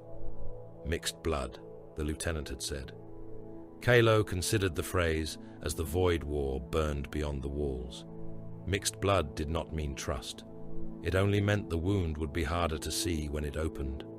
Carthax Tertius did not burn like a world. It burned like an industry. From orbit, its continents were hidden beneath ash storms, exhaust belts, furnace glare, and the blackened halos of macro smog that had not dispersed in 10,000 years. Hive spires rose through the poisoned atmosphere in clusters of iron and stone, each 1 kilometers high, each crowned with manufactorum stacks, defense lasers, cathedral bastions, and the skeletal ribs of void dockage. The planet's oceans had been boiled away before many imperial dynasties learned their own names. Its rivers were coolant canals, its forests were antenna fields. Its mountains had been hollowed, ground down, refined and fed into its cities until the world itself had become a machine that ate its own bones. It was home to tens of billions. It was worth more than tens of billions.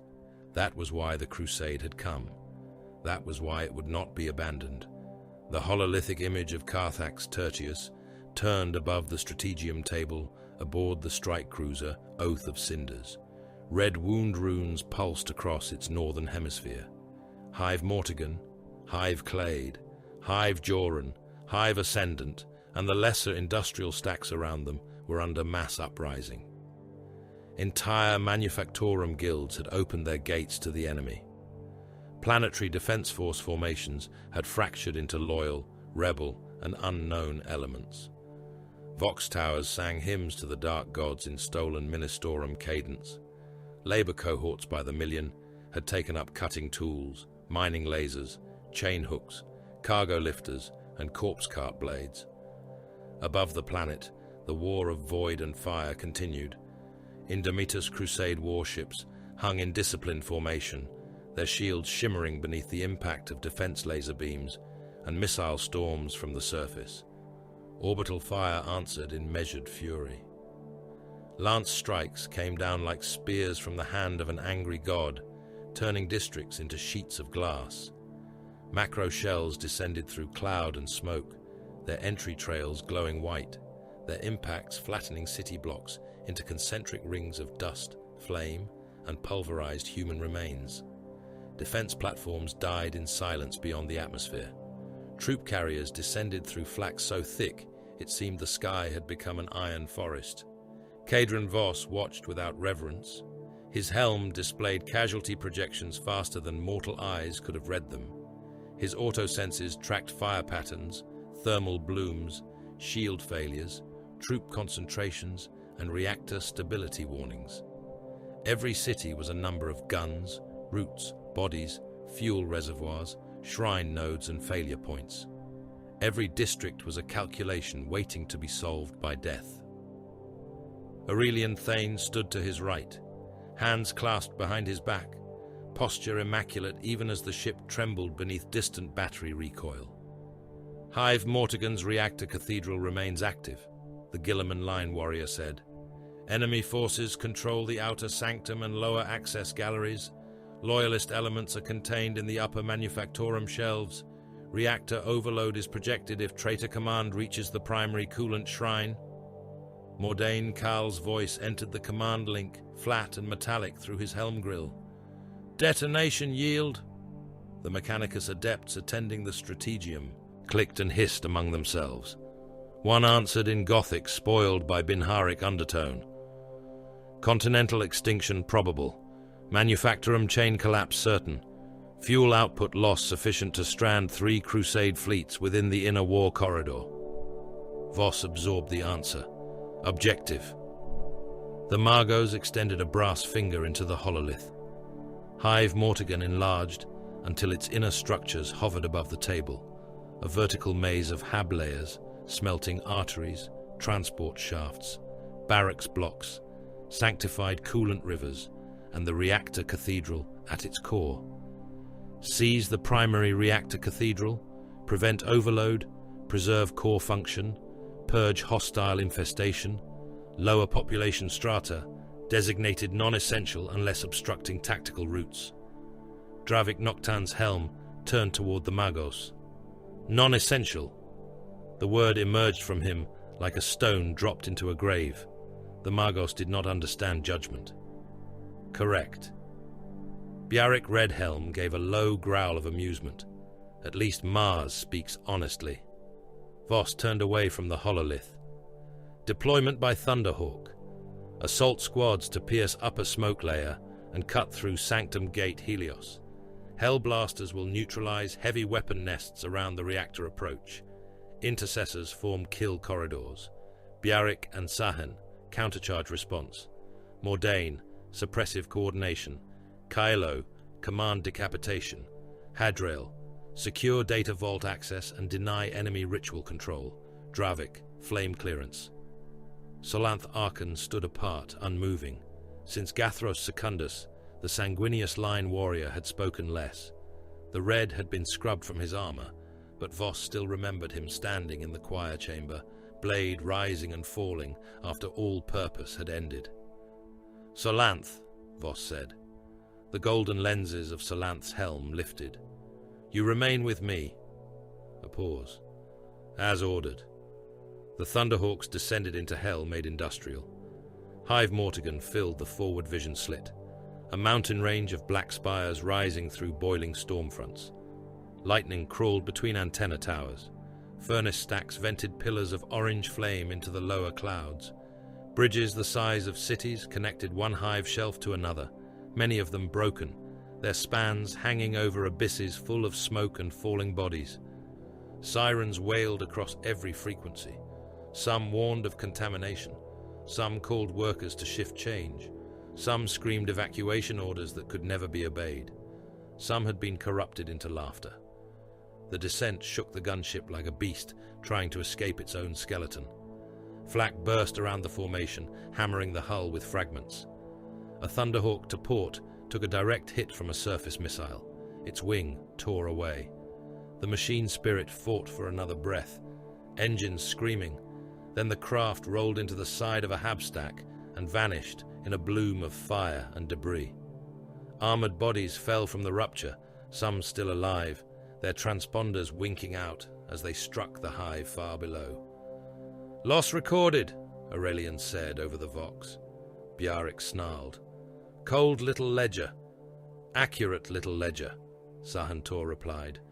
You would prefer poetry. I would prefer to already be killing. Voss mag-locked his boots as the assault ramp warning rune ignited. You will be indulged.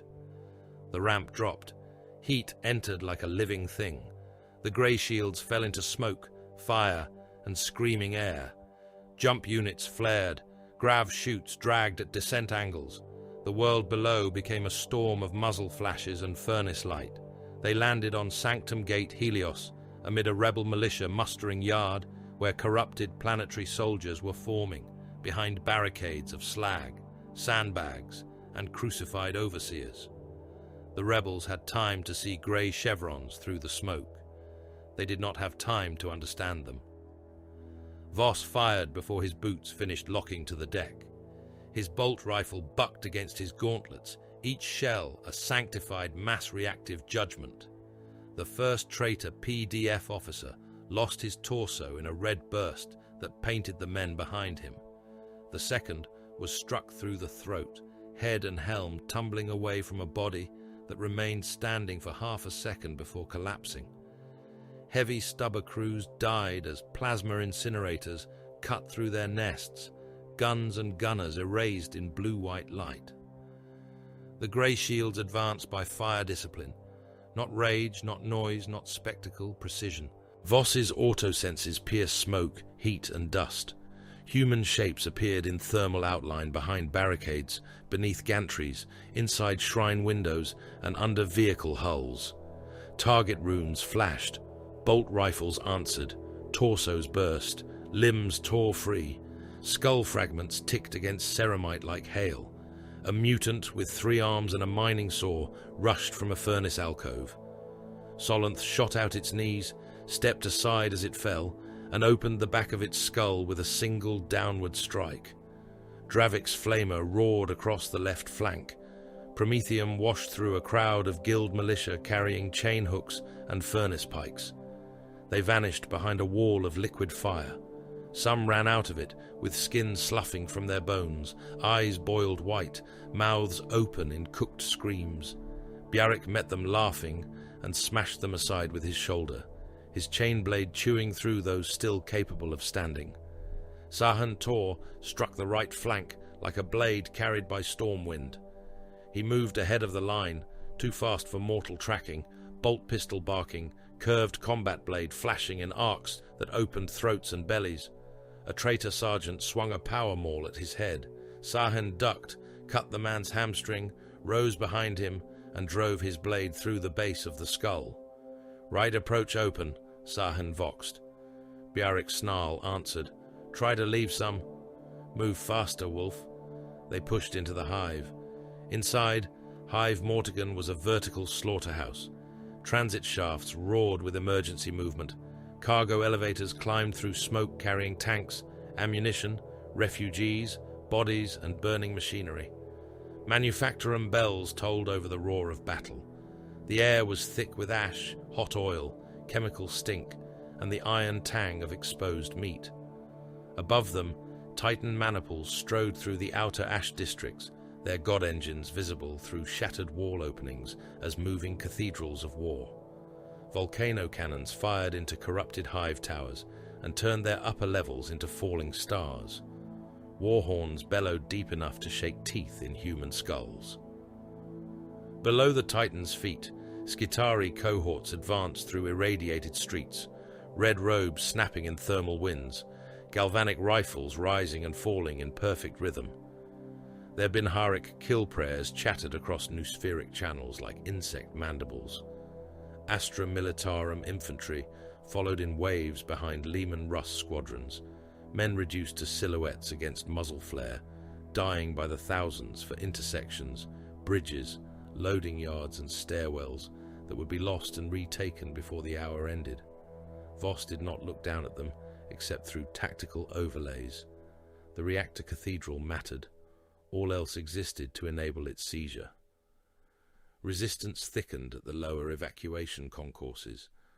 Millions of civilians flooded the transit arteries beneath the reactor approach, packed shoulder to shoulder, all trying to climb towards sealed upper levels. Men in labor harnesses, children serfs with stamped skulls and soot-black faces, administratum scribes clutching document cases as if parchment would shield them from artillery, wounded soldiers, priests, factorum overseers, tech helots dragging broken servitors. They screamed at the sight of the Greyshields, some in hope, some in terror. Behind the civilian mass, cultist formations moved through the lower dark. Voss saw them in heat signatures, not thousands, more. They were using the crowd as pressure, as cover, as a rising tide. If the lower gates remained open, the cultists would reach the upper reactor levels, hidden among the evacuees. If the gates closed, the millions below would be trapped with the enemy and the fires. "Seal lower evacuation gates," Voss said. Aurelian responded immediately. "Concur. Gate closure will stabilize upper defense perimeter and deny enemy infiltration." Dravik's helm snapped toward them. "There are civilians below." "Millions," Aurelian said, "which is why enemy concealment probability is unacceptable." Dravik moved to the control shrine. His gauntlet hovered above the activation rune. The crowd beyond the armored glass saw him.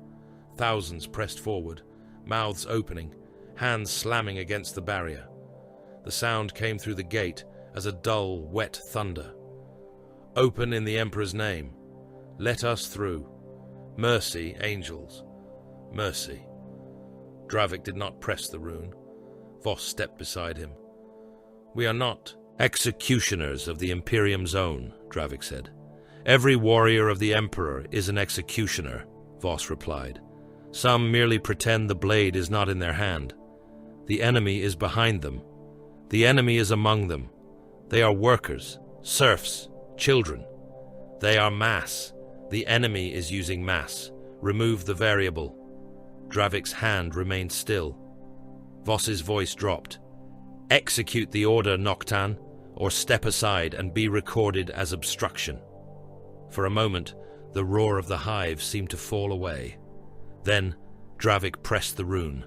The lower gates began to descend. The civilians understood before the metal reached them. Panic became animal.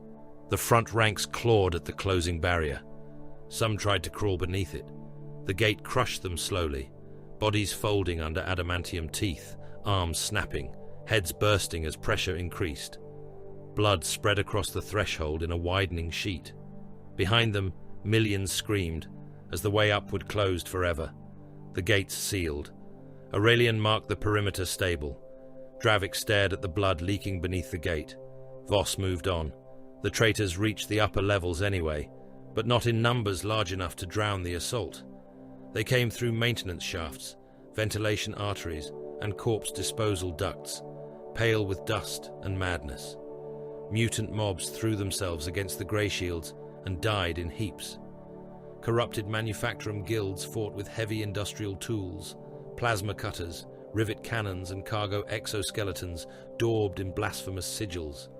Their guild masters had become swollen things carried on palanquins of chain and bone, chanting production quotas to gods that answered in blood. The Greyshields cut them apart. Mordain coordinated the central firing line with machine-like precision, placing warriors in angles of overlapping fire that turned every approach into a grinder. A rebel heavy weapon nest opened from an overhead crane house, its autocannons hammering the deck and chewing two Greyshields apart. Mordain marked it, lifted his rifle, and the hellblasters burned the entire crane house from its mountings. It fell through 4 levels, trailing molten steel and shrieking bodies. Then, the melter charge detonated. It had been placed beneath a corpse pile and wrapped in warding flesh. Mordain saw it half a heartbeat before detonation. He turned enough to save his core. The blast swallowed his left side in white fire. His pauldron vanished, his forearm armor split open. Blackened flesh beneath boiled and burst. Warning runes screamed across the squad feed as the warp taint within the charge crawled over his damaged armor in oily purple flame. Mordain dropped to one knee. Dravik turned back. "Apothecary." "Negative," Mordain said. His voice was roughened by pain, but not by fear. "Your arm is compromised," Aurelian said. "Flesh damage, weapon function recoverable." Mordain seized his own ruined forearm, forced the fingers open despite exposed tendon and charred muscle, and locked his damaged hand around the grip of his bolt rifle. The armor obeyed his command, servo motors clamping his hand in place. Blood ran from the seal in black streams. "Pain suppressants?" Voss asked. "Refused." "Reason?" "Pain confirms the failed component. I will replace it later." He rose, damaged arm locked to his weapon, and resumed firing. Each bolt shell left the barrel with the same spacing as before. The reactor approach became a tunnel of corpses. Bjarric and Sahan finally found worthy sport at the western coolant transept, where a phalanx of demon-possessed Ogryns had been driven into the Greyshield path. They were huge, slab-muscled brutes, swollen beyond their natural mass, their bone structure distorted by warp infestation. Horns burst from skulls, eyes multiplied across shoulders. Some had armor plates nailed directly into flesh. Others dragged industrial hammers, tank hatches, chain-linked girders, and the severed limbs of loyal soldiers. They came bellowing, and the deck shook beneath them. Bjarric charged head-on. Sahan vanished to the flank. The first Ogryn swung a girder. Bjarric ducked beneath it, slammed into the creature's belly, and drove his chain blade upward. the teeth clogged with fat, muscle and intestine, then roared through. The Ogryn tried to crush him in both hands. Bjarek released the blade and tore out a fistful of entrails, wrapping them around the creature's arm and dragging its weight down. Sahun struck the second from behind the knee, cutting tendons, then bounded off its back as it fell. His blade opened the throat of a third.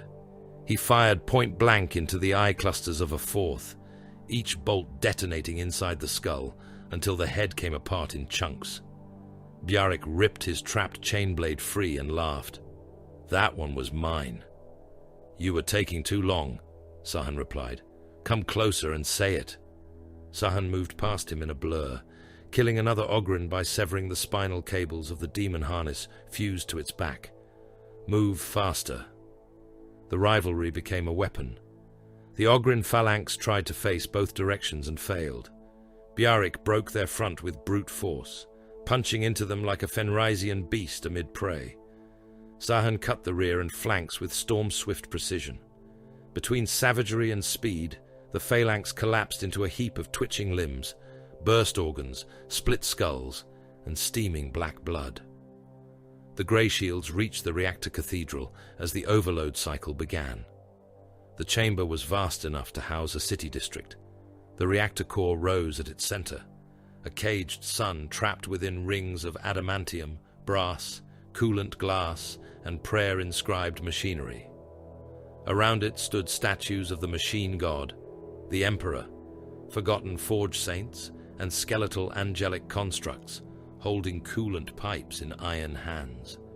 Blue-white light strobed through clouds of steam. Sirens wailed. Tech priests had been nailed upside down to the coolant shrines, their robes soaked in oil and blood, their remaining augmetics still twitching in Binharic agony. The cult had made wards of the living. Thousands were chained around the coolant shrine at the base of the core. Children serfs, manufactorum workers, overseers, scribes, wounded soldiers. Their bodies formed concentric rings, each connected by wire threaded through palms, tongues, and throats. Sigils had been cut into their skin. Their blood ran through channels carved into the floor, feeding a warp pattern that pulsed in time with the reactor's failing rhythm. At the far side, cult priests chanted beside the overload shrine. Several were already burning from radiation exposure. They did not stop. "Thermal spike rising," Aurelian said. "Coolant flow restricted by ward array." Mordain scanned the chained masses. "They are part of the circuit." Dravik's voice was almost a growl. "They are alive." "Correction irrelevant," Mordain said. The workers saw the Greyshields and began to beg. Some tried to kneel but could not, because the chains held them upright. Children serfs cried through split lips. One old manufactorum foreman shouted that he had served the tithe for 70 years. Another screamed that he knew the access prayers. A priest begged the angels of death to save imperial souls. The reactor groaned. The continent waited to die. Voss lifted his rifle. "Fire!" For the first time since awakening, Dravik did not simply hesitate. He refused to move. The squad line adjusted around him. Aurelian brought his weapon up. Mordain's damaged arm locked tighter around his rifle. Bjarek's chain blade revved. Sahun's pistol rose. Solanth stood very still. Then Dravik stepped forward. "No," he said. Voss turned his helm. Dravik raised his flamer toward the coolant shrine. The chained masses stared at him. Hope died in their faces before the fire came. "I will spare you delay," Dravik said. Promethium filled the chamber. The first ring vanished in flame. The second screamed. The third pulled against its chains so violently that hands tore loose at the wrist.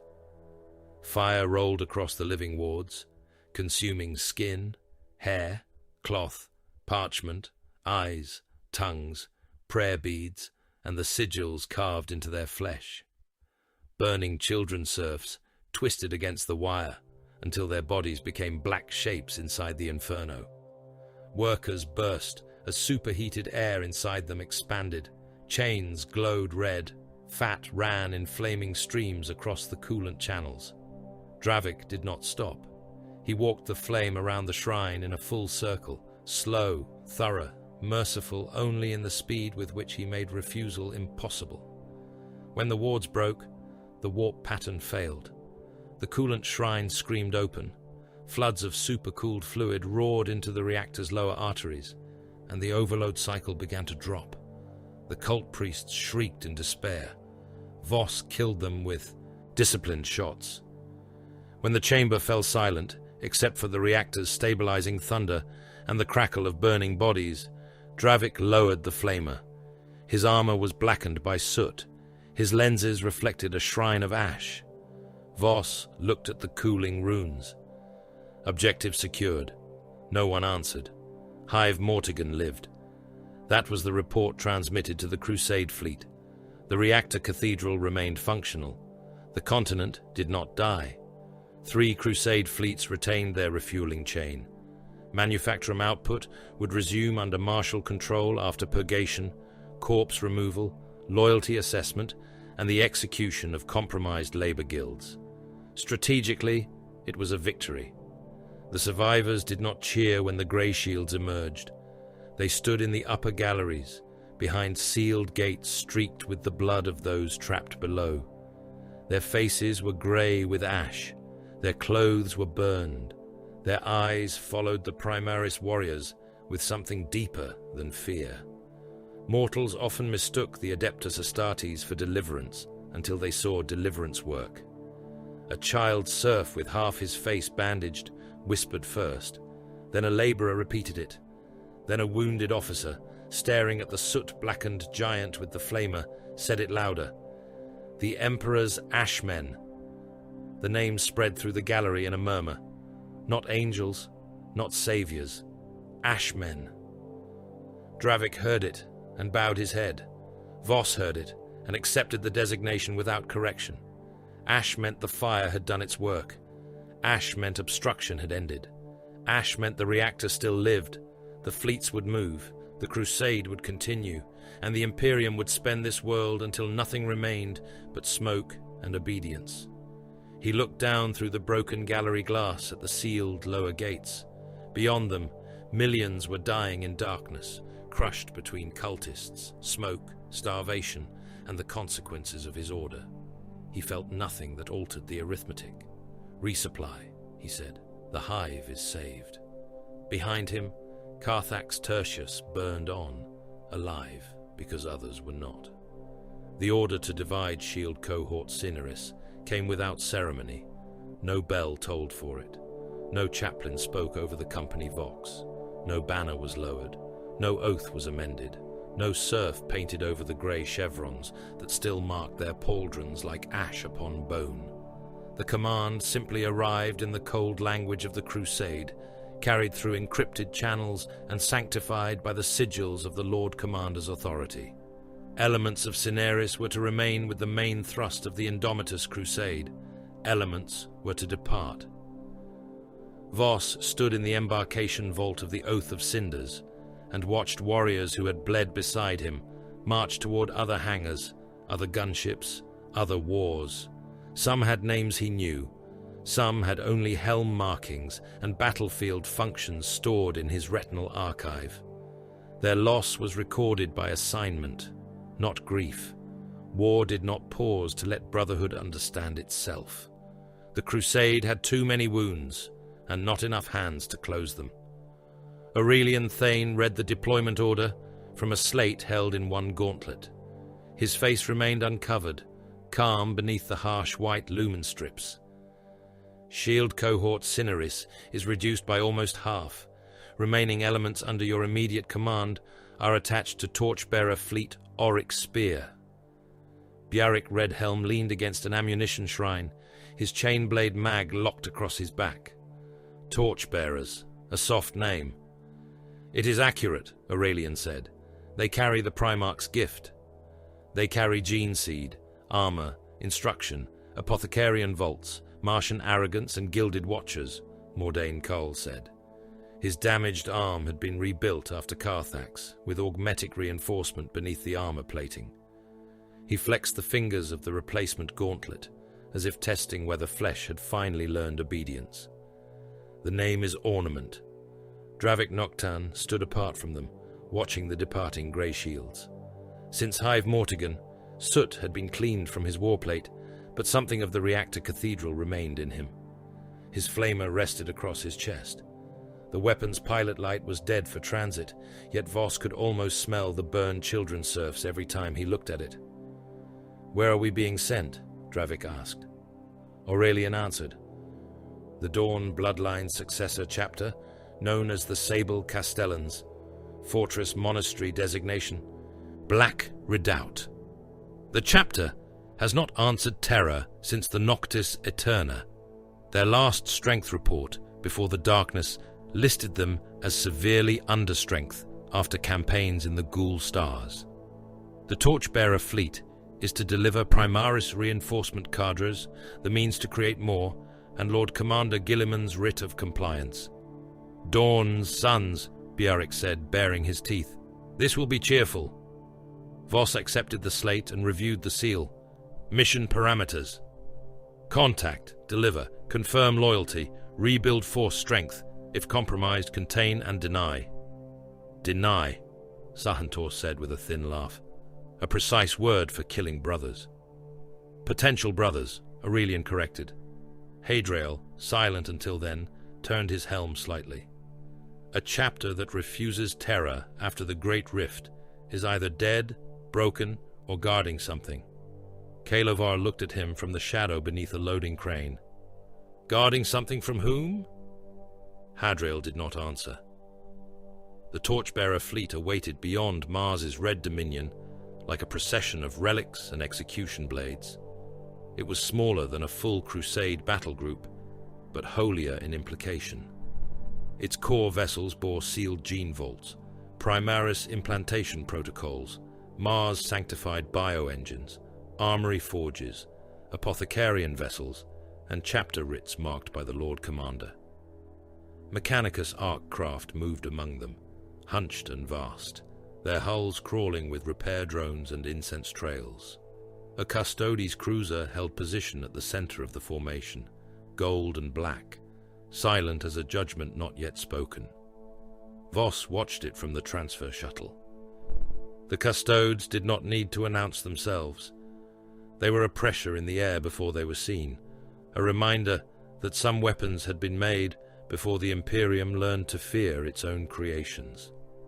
Shield Captain Horatius Klim met them aboard the flagship Consecrated Burden. He stood in the strategium gloom beneath a vault of suspended star charts, a giant even among giants, clad in auramite that caught the low light as though the chamber contained a buried sun. His guardian spear rested upright beside him, its blade inactive, but no less threatening. His helm was off. His face was severe, old in a way that did not belong to age alone, carved by watchfulness rather than battle. Behind him stood two custodians in silence, their halberds grounded, their eyes unreadable. Voss gave the salute due to the 10,000. Klim watched him complete it, before returning the gesture by the smallest inclination of his head. Sergeant Cadron Voss, the shield captain said. His voice was controlled, resonant, and empty of welcome. Dawn's blood in Call's architecture. Greyshield of the Unnumbered Sons, Voss replied. For now. For as ordered. Klim's gaze moved across the squad. Aurelian, Bjarek, Solanth, Mordain, Kalo, Sahan, Hadriel, Dravik. Mixed blood beneath grey marks, a brotherhood built by command rather than tradition. A legion by another name remains a temptation, Klim said. Bjarek's hand moved a fraction toward his chainblade. Voss did not turn. Still. The Space Wolf line warrior stilled. Aurelian spoke with careful neutrality. The Unnumbered Sons exist by the Lord Commander's authority. The Lord Commander is not immune to history, Klim said, nor are Primarchs immune to error. I watched the Imperium bleed from the last time too many transhuman warriors stood beneath too few banners. The chamber seemed colder after that. Voss met the custodian's gaze. We are divided by design, and yet you were gathered first, for function, for necessity, Klim said. Necessity excuses much. That is why it is dangerous. Mordane's voice entered the air through his grill. Assessment suggests hostility toward assigned assets. Klim looked at him. Assessment suggests I have seen 10,000 forms of ruin and recognize several in you. Dravik shifted. We are loyal. Many who broke the galaxy said the same before they broke it. Voss let the silence hold for a moment. Our orders are to deliver reinforcement to the Sable Castellans. My orders, Klim said, are to ensure the Primarch's gift reaches those who can receive it, to kill those who cannot, and to prevent any concentration of New Astartes' power from mistaking itself for destiny. Then our purposes align. No, said the custodian, they merely travel in the same direction.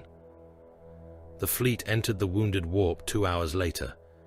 It was not translation. It was descent into a throat lined with madness. The Geller fields howled from the moment real space peeled away. Their sacred generators filled the ship with a pressure that settled behind the eyes and in the roots of the teeth. The corridors sweated frost and blood in alternating pulses. Lumen globes dimmed, brightened, then burned with colors that did not belong to the material universe. Bulkheads murmured in the voices of men who had never served aboard the vessel. Ship serfs took to carving prayers into their own teeth. Voss saw them in the lower devotional corridor during a patrol cycle.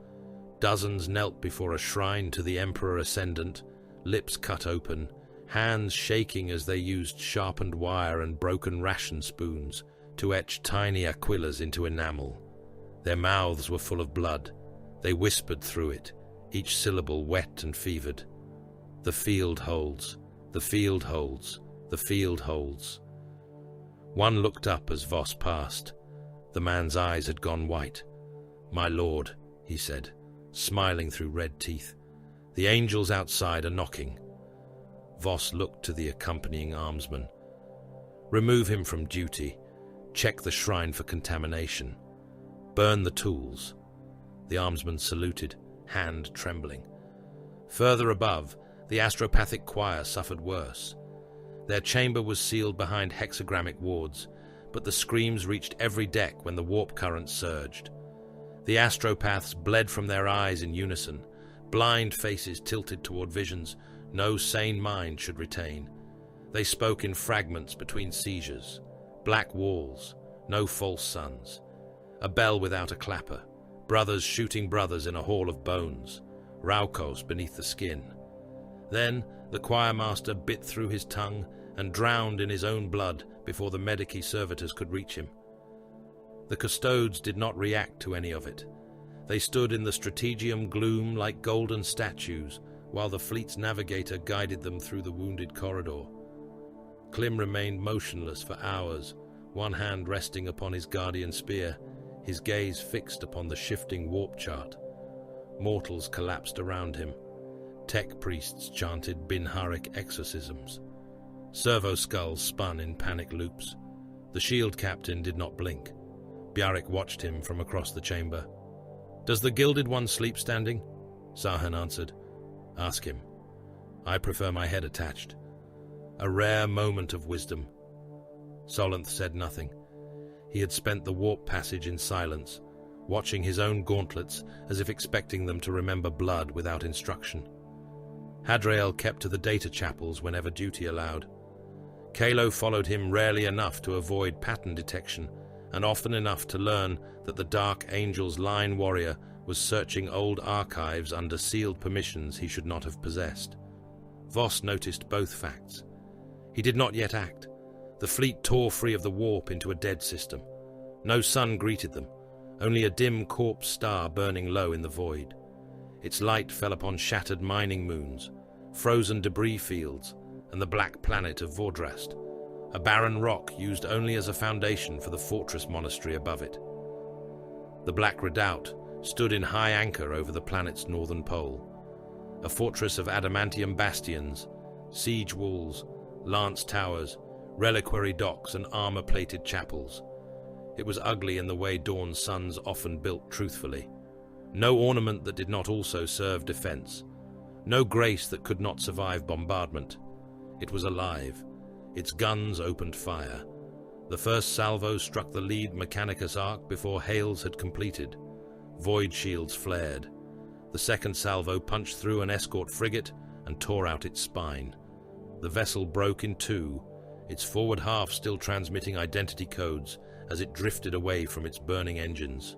The torchbearer fleet responded with restraint for 8 heartbeats. Hales went out in Gothic, Binharic, Chapter Cant, encrypted Dawn lineage channels, and the command authority of Terra. The Black Redoubt answered with one phrase: no new blood, no false sons. Again, no new blood, no false sons. Again, beneath the thunder of its guns: no new blood, no false sons. Klim stood over the strategium table as impact tremors shook dust from the high arches. They reject the gift. Aurelians studied the fortress fire arcs. Or they reject the messenger.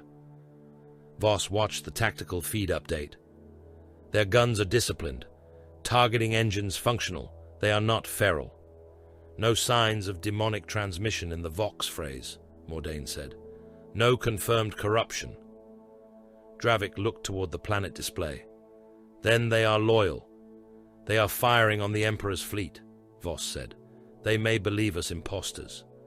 Belief does not alter shell impact. Shield Captain Klim turned to Voss. You will board and compel cessation. Non-lethal action is preferred until corruption is confirmed. Preferred, Voss repeated.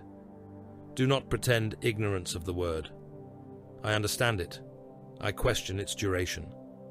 Klim's eyes hardened.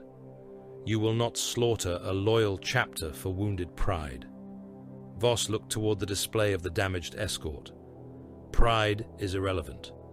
Their guns threaten gene vaults, fleet assets, and the wider crusade. And your instinct is termination. My instinct is completion. Then restrain it. Voss accepted the order. 3 minutes. Klim's expression did not shift. What did you say? Upon breach, Greyshield forces will apply non-lethal restraint for 3 minutes. If Castellan resistance continues and Greyshield casualties exceed acceptable threshold, lethal compliance will begin. The custodian stepped closer. The chamber seemed to narrow around him. You do not bargain with the 10,000. I am not bargaining. I am defining operational clarity before brothers kill brothers in confusion. A long silence passed. Klim said, 3 minutes, then I judge what follows. Voss bowed his head. As you will. The boarding assault began under the guns of men they had come to save. Boarding torpedoes launched in black formation, each one blessed, sealed, and loaded with Greyshields. Custodian observers and Mechanicus data adepts locked in restraint harnesses. Defensive fire shredded several before impact. One torpedo burst against the fortress void shield, spilling armored bodies into space. Another struck a bastion wall and failed to penetrate, flattening its occupants into paste inside the coffin-shaped hull. Voss's torpedo hit the western reliquary dock. The impact was a god's hammer. The boarding charge detonated. Adamantium teeth bit. The torpedo's forward jaws opened into a storm of dust, siren fire, and bolter rounds. The sable Castellans waited behind interlocked boarding shields, black armor marked with bone-white tower sigils, yellow honor bands, and the clenched fist of Dawn's bloodline. They were first-born space marines, smaller than the Primarchs, but hard as fortress stone and twice as stubborn. Their sergeant shouted across the breach, "No new blood." Voss stepped into the corridor. "Stand down by writ of the Lord Commander." The Castellans fired. The first volley hammered into the boarding shield, carried by a Greyshield beside Voss, cracking the Ceramite face and driving him back. The second found gaps. A Primaris to Voss's left took 3 bolts through the throat seal and collapsed, blood jetting across the deck. Another lost the side of his helm and the skull beneath. He fell without a sound. A third staggered as a crack round blew open his knee joint. "Restraint window begins," Voss voxed. The Greyshields advanced. For 3 minutes they fought brothers like enemies they wished to spare. Shock mauls cracked against helms. Combat blades were reversed to strike with pommels. Bolt rifles fired disabling shots at joints and weapon arms where possible. Dravik used controlled flame not on bodies, but to deny corridors. Aurelian called target priorities with cold restraint. Sahen moved through the right flank, cutting weapon straps, breaking elbows, kicking Castellans from their feet rather than opening throats. The Sable Castellans gave no such mercy. They met the boarding assault with shield walls, breaching mines and bolter discipline worthy of dawn. One Castellan locked shields with 2 brothers and held a doorway against 4 Primarchs for half a minute, his boots grinding furrows into the deck. Another charged through Dravik's flame curtain with armor burning, drove a power sword into a Greyshield's abdomen, and twisted until organs spilled down the Primaris, warriors' thigh plates. A Devastator team concealed in a reliquary gallery opened fire with heavy bolters, reducing 2 Greyshields to torn ceramite and red ruin before Mordain suppressed them. Casualty threshold rising, Aurelian said. Time, Voss replied. 2 minutes elapsed. Biarik caught a Castellan by the helm and smashed him face first into a pillar. This is foolishness. Restraint remains. A Castellan chaplain appeared at the far end of the reliquary hall, Crozius raised, skullhelm painted black and white. Around him, reliquary banners hung in tatters. His voice boomed through external speakers. Coll's blasphemies, Gilliman's arrogance, false sons in borrowed flesh. You shall not inherit our dead. Solanth flinched at the word inherit. The chaplain charged. He killed the next Greyshield with a single blow, Crozius crushing the Primaris warrior's helm and skull together in a burst of sparks, blood and brain matter. The body fell at Voss's feet. Aurelian spoke. 6 confirmed dead. Voss checked the timer. 3 minutes expired. Lethal compliance authorized. The Greyshields changed. It was not fury. Fury would have been slower. They became what they had been built to be. Voss shot the chaplain through the knee, then through the chest, then through the skull as he fell. The final bolt detonated inside the helm and spread the chaplain's head across the reliquary doors. Aurelian shifted fire from restraint to kill pattern, his bolt rifle taking throats, lenses, and exposed seals.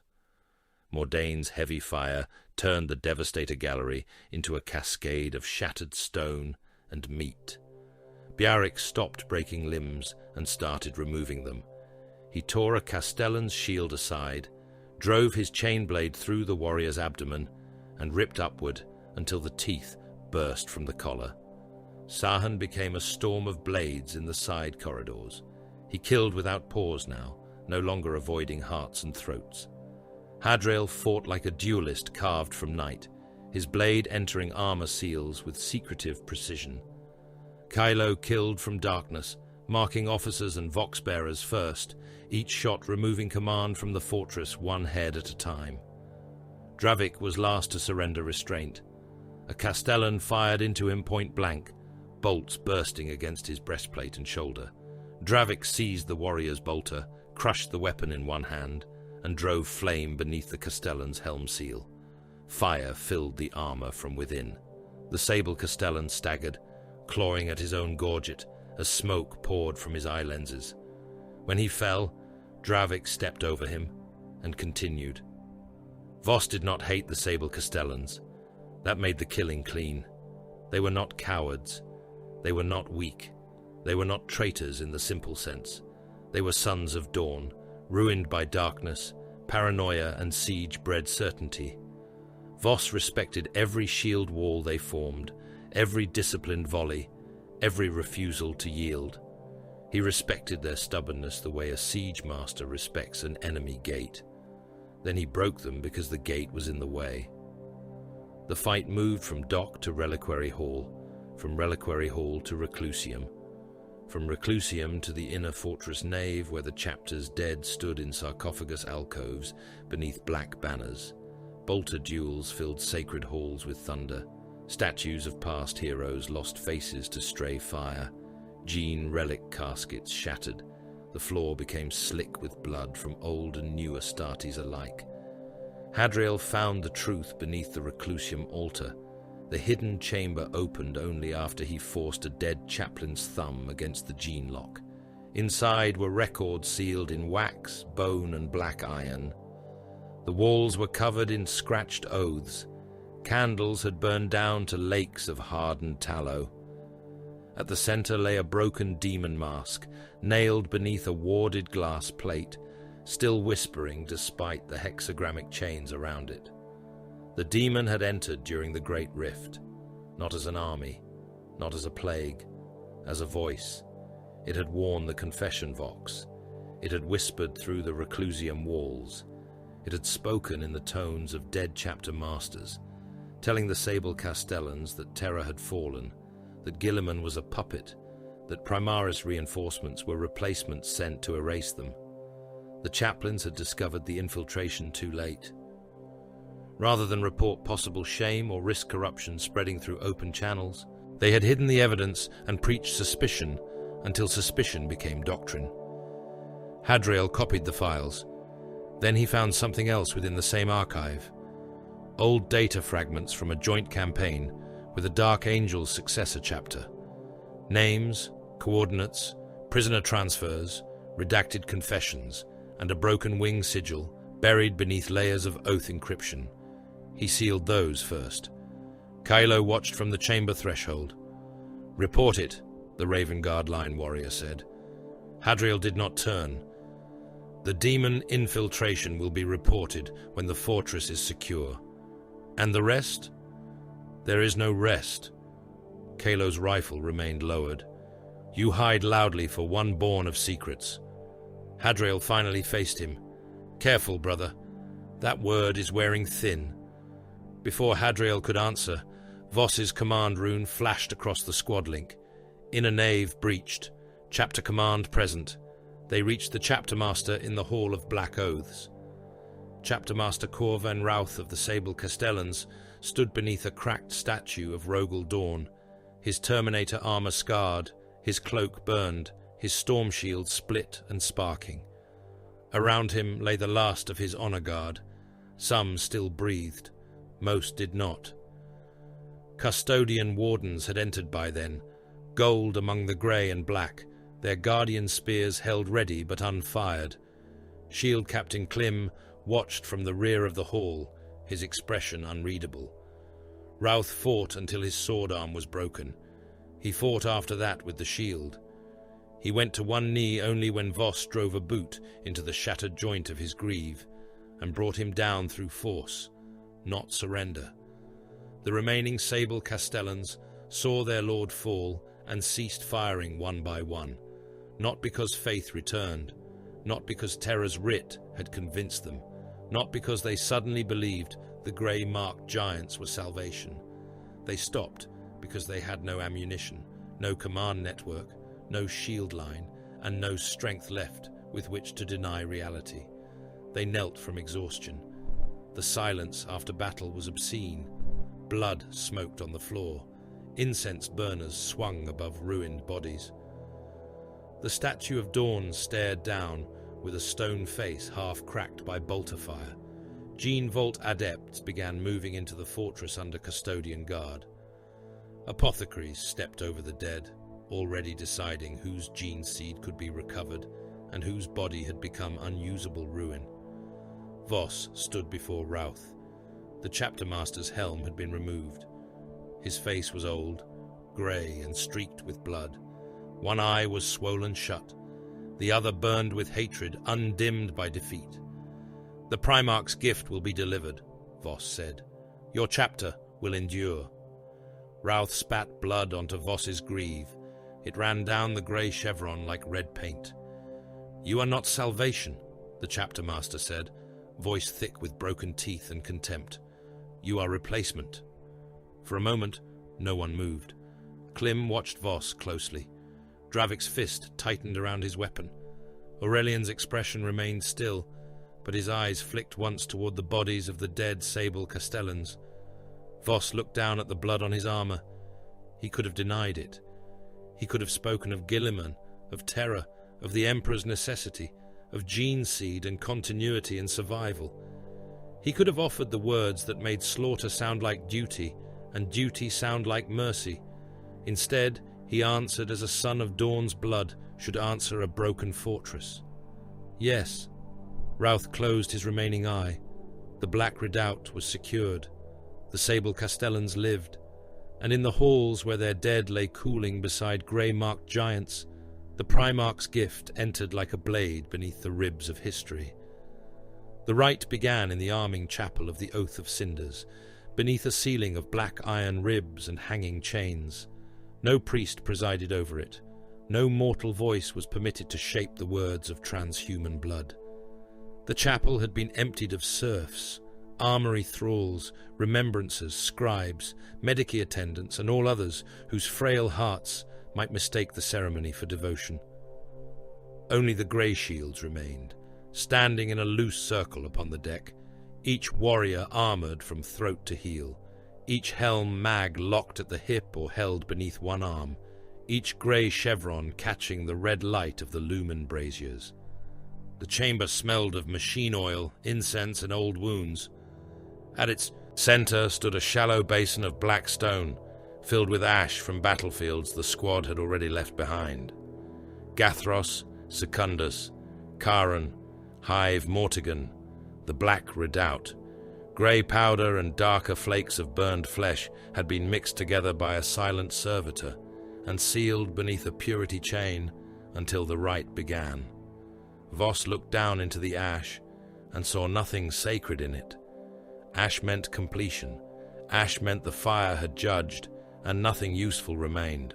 Aurelian Thane stood opposite him, his face uncovered, his expression as controlled as a tactical display. "The rite is informal," he said.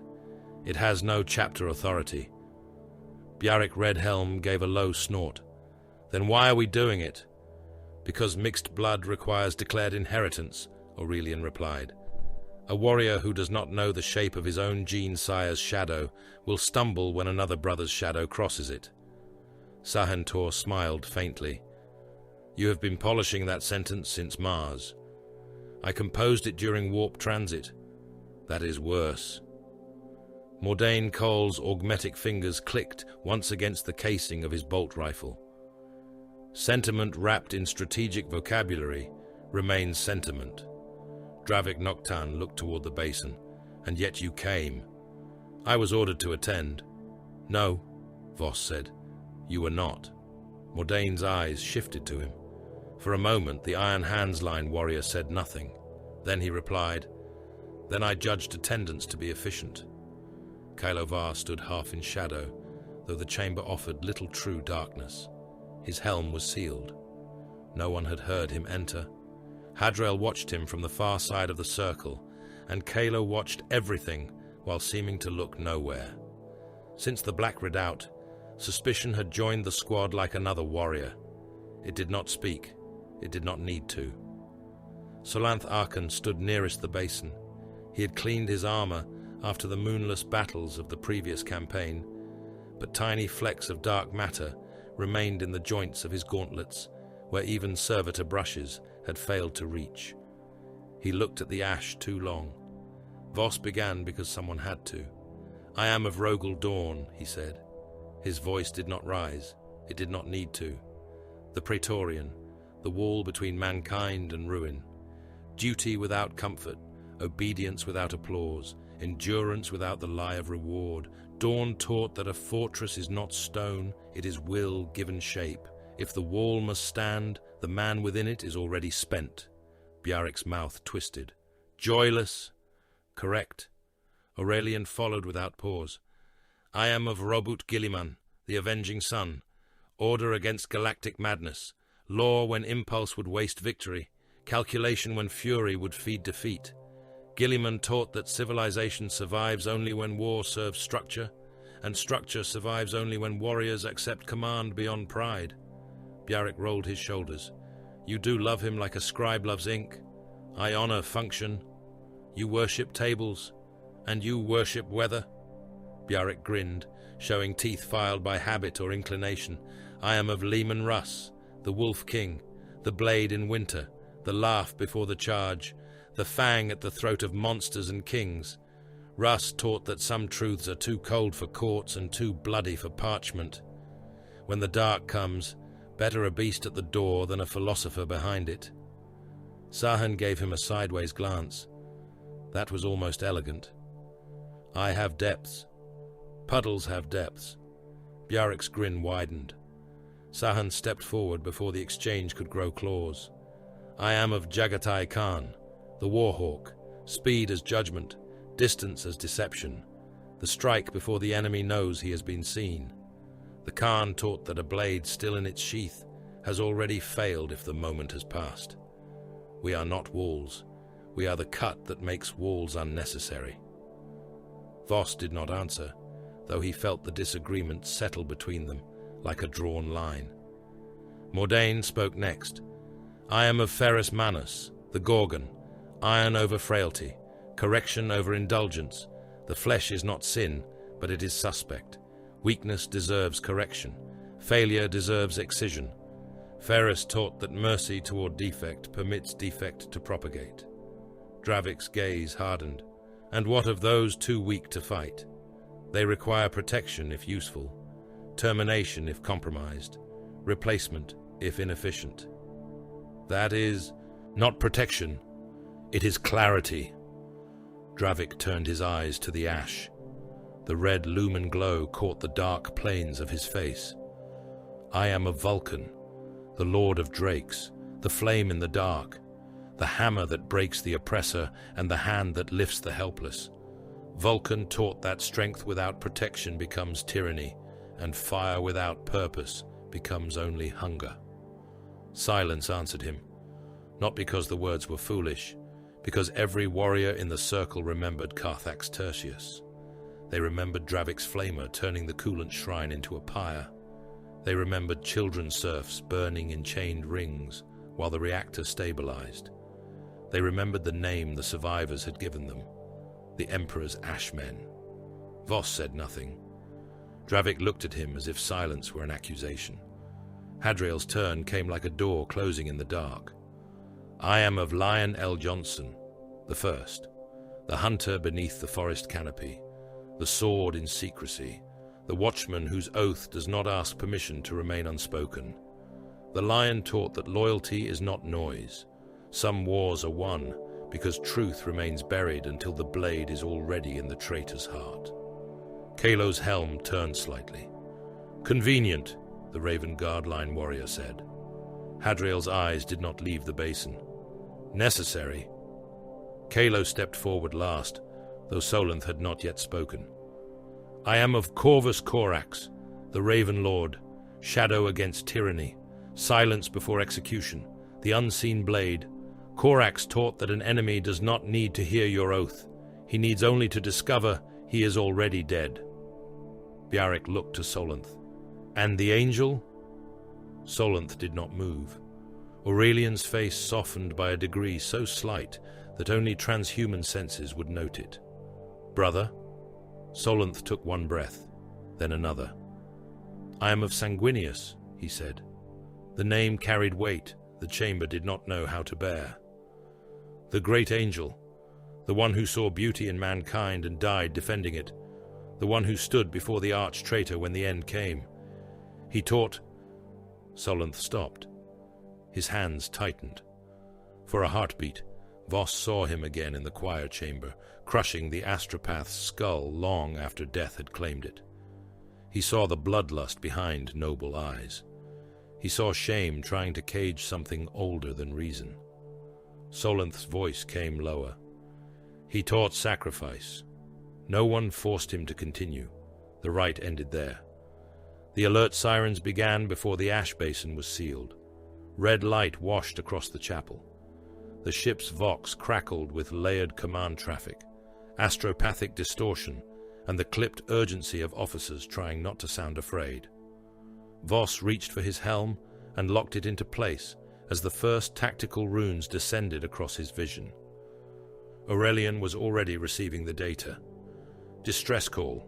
Penal moon designation, Varnax Secundus. Population registered at 8 million Imperial convicts, plus overseer cadres, Arbeits wardens, mining servitors, and Mechanicus extraction personnel. Status deteriorating. Genestealer cult infection confirmed. The chapel doors opened. Serfs ran beyond them, heads down, arms full of munitions and sealant kits. The Oath of Cinders trembled as its engines altered burn. Strategic value? Voss asked. Moonguard's a stable translation point required by the Crusade's next fleet movement, Aurelian said.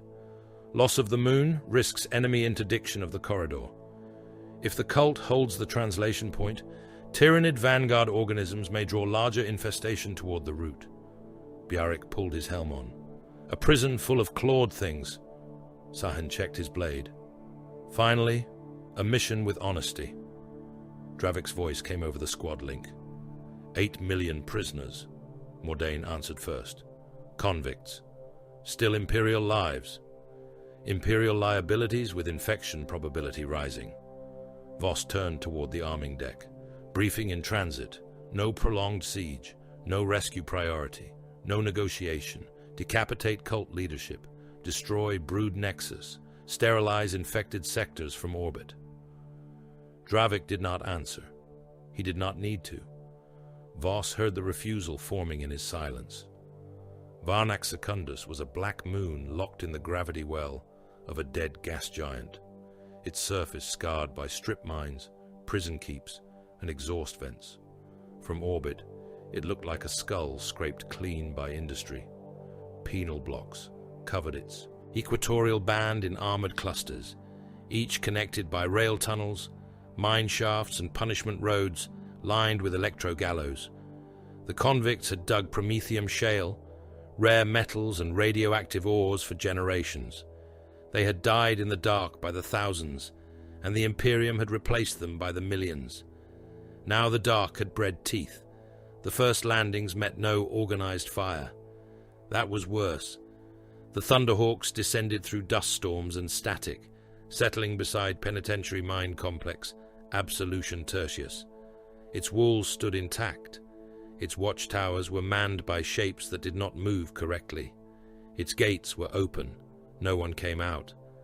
Voss led the descent into the mine throat with Kalo ahead of them, and the others spread in kill formation.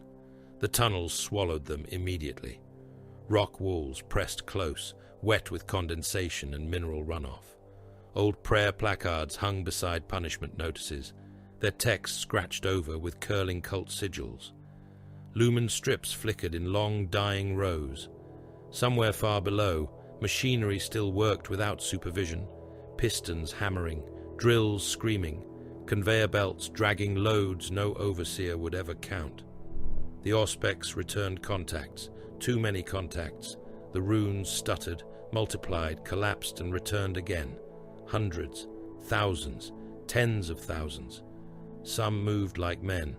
Some moved on all fours. Some did not move until the squad passed, then began crawling inside the walls. Signal clutter, Mordain said. Biomass saturation inside tunnel network. Bjarric sniffed through his helm filters. It stinks of fear and old meat. A shape dropped from the ceiling. Solanth fired once. The hybrid burst apart, its ribcage opening under the bolt detonation and splattering the tunnel with violet blood. More came behind it. Convicts with bald heads, prison brands, and extra limbs clawing from their shoulders. Men with mining goggles fused to swollen brows. Overseers with their jaws split into mandibles. They carried picks, autoguns, stolen shock mauls, and bone knives. Some still wore chains. Some had used those chains to strangle the wardens and now swung the dead men's skulls as icons. The Greyshields answered in thunder. Bolt rifles made the tunnel a slaughter pipe. Bodies burst, fell, and were trampled by those behind them. Dravic filled side passages with promethium, turning hybrids into burning silhouettes that ran shrieking until their lungs cooked. Mordain placed fire through gaps in the front ranks, killing those that carried blasting charges before they could reach detonation distance. Sahan moved where the tunnel widened, cutting down anything that came too close. Bjarric laughed as claws scraped his armor, then broke the attackers with fists and blade. Kalo vanished into the lower dark. His cruelty did not announce itself. It did not roar, burn, or boast. It prepared. He stalked ahead through ventilation cuts and abandoned ore chutes, killing cult sentries with a blade through the spine or a hand clamped over the mouth while the knife entered beneath the jaw. He found a cult magus in a survey shrine, surrounded by kneeling prisoners whose skulls had been opened and wired into an astropathic receiver. Kalo did not shoot. He hung 3 dying cultists from the ceiling by their own entrails, leaving them twitching in the magus's path. When the magus approached to read the message, Kalo cut his throat from behind and held him upright until the blood stopped pulsing. He left the body standing with its hands nailed to a cogitator bank. A warning, a lure. 2 pure-strained genestealers came to investigate the scent. Kalo killed the first by collapsing a drilling rig onto it, crushing its lower body beneath a ton of sacred machinery. He killed the second with a melter charge placed inside a corpse, letting the beast open the bait before the charge turned the corridor into molten rock and blackened chitin. He never wasted ammunition when a knife, a shadow, or a dying enemy would suffice. The squad descended level by level. Mining shafts became brood tunnels. Prison barracks became egg chambers. Mess halls were carpeted in bones, gnawed clean, and arranged in spiral patterns. In one overseer station, the wardens had been skinned and stretched across the walls while still alive, their eyes left intact so they could watch the convicts kneel to things born from beneath the moon. Aurelian processed the horror into categories. Infection. Saturation exceeds containment threshold. Mordain replied, "Sterilization radius must expand." Dravik said, "We have not searched all sealed vaults." Voss marked another kill route. "We are not here to search for innocence." They reached the brood nexus beneath the central extraction pit. It was a cavern carved from ore, bone, and secretion. The walls pulsed faintly. The floor shifted beneath layers of shed skin, mucus, and broken shackles. At the center rose a throne of mining equipment, prison iron, and human remains. Upon it crouched the Patriarch's lesser brood form, swollen and monstrous, surrounded by hybrid guards and cult adepts, with their hands raised in silent adoration. The Patriarch itself was absent. That fact entered Voss's mind like a blade sliding between plates. "Primary organism not present," he voxed. Then the pure strain hit Solanth. It came from the wall without warning, a pale blur of claws and alien hunger. It tore across his chestplate, ripping through the outer ceramite, breaching underlayers and opening a seam from shoulder to abdomen. Solanth struck the floor hard enough to crack stone. The creature landed over him, 4 arms pinning and slashing, jaws opening toward his helm. Solanth caught its throat in both hands. The beast's claws tore through his armor and into the flesh beneath. Blood ran black in the low light. Warning runes flashed across the squad feed. Sahan moved to intervene, blade raised. Solanth screamed. It was not a word. It was not pain. It was wrath finding a throat. He crushed one of the pure strain's arms in his gauntlet, snapped another at the elbow, and headbutted the creature hard enough to shatter part of its skull ridge. The genestealer shrieked. Solanth rolled, reversed their positions, and drove his thumbs into its eyes. He pushed until the skull cracked. He kept pushing as chitin split and inner fluids ran over his gauntlets. Sahan grabbed his shoulder. "Enough. It is dead." Solanth turned on him. His blade was in his hand before thought returned. Remember, don't forget to like, comment, and subscribe. Support helps. Sahan leaned away as the strike passed close enough to score his gorget. For a heartbeat, Solanth saw not a brother, but an enemy in the smoke, something to be opened, something to be silenced. Voss's bolt pistol pressed against the side of Solanth's helm. "Recognize," Voss said. Solanth froze. The chamber battle continued around them, bolt fire and alien shrieks rolling through the cavern. Solanth's breathing filled the squad channel, ragged and inhuman. Then his blade lowered. "I recognize," he said. Sahan stepped back, one hand on his scored gorget. "Next time, Angel, I cut first." Solanth did not answer. They destroyed the brood nexus with plasma, melter charges, and flame. The lesser brood form died under concentrated Hellblaster fire, its throne liquefying around it. Cult adepts burned where they knelt. Hybrid guards broke against Greyshield bolter discipline. But victory came with wrongness attached to it. The Patriarch remained missing. The answer came from Dravik's Auspex. He had separated into a quarantine wing after detecting untainted human signatures behind sealed adamantium vault doors. He found them in Vault Mercy 9, a pre-uprising isolation bunker. Thousands of prisoners and overseer staff crowded inside, guarded by a few surviving Arbite's wardens with empty shotguns and hollow eyes. Their bioscans showed no infection markers. Their air was failing. Their food was gone. They had sealed themselves away before the cult overran the block. A warden fell to his knees when he saw Dravik. "My lord, we held the door. We are clean. By the throne, we are clean." Dravik opened a private channel. "Voss, uninfected survivors located. Request extraction." Voss checked the map. Vault Mercy 9 sat inside the sterilization radius. Orbital lance fire had already been tasked. The timetable was closing. "Request denied," he said. "They are clean. They are inside the kill zone. Retask the strike. Negative. Delay risks Patriarch escape. They are Imperial souls. Convicts and wardens in a compromised moon prison. They are clean. They are irrelevant." Dravik stood before the vault door.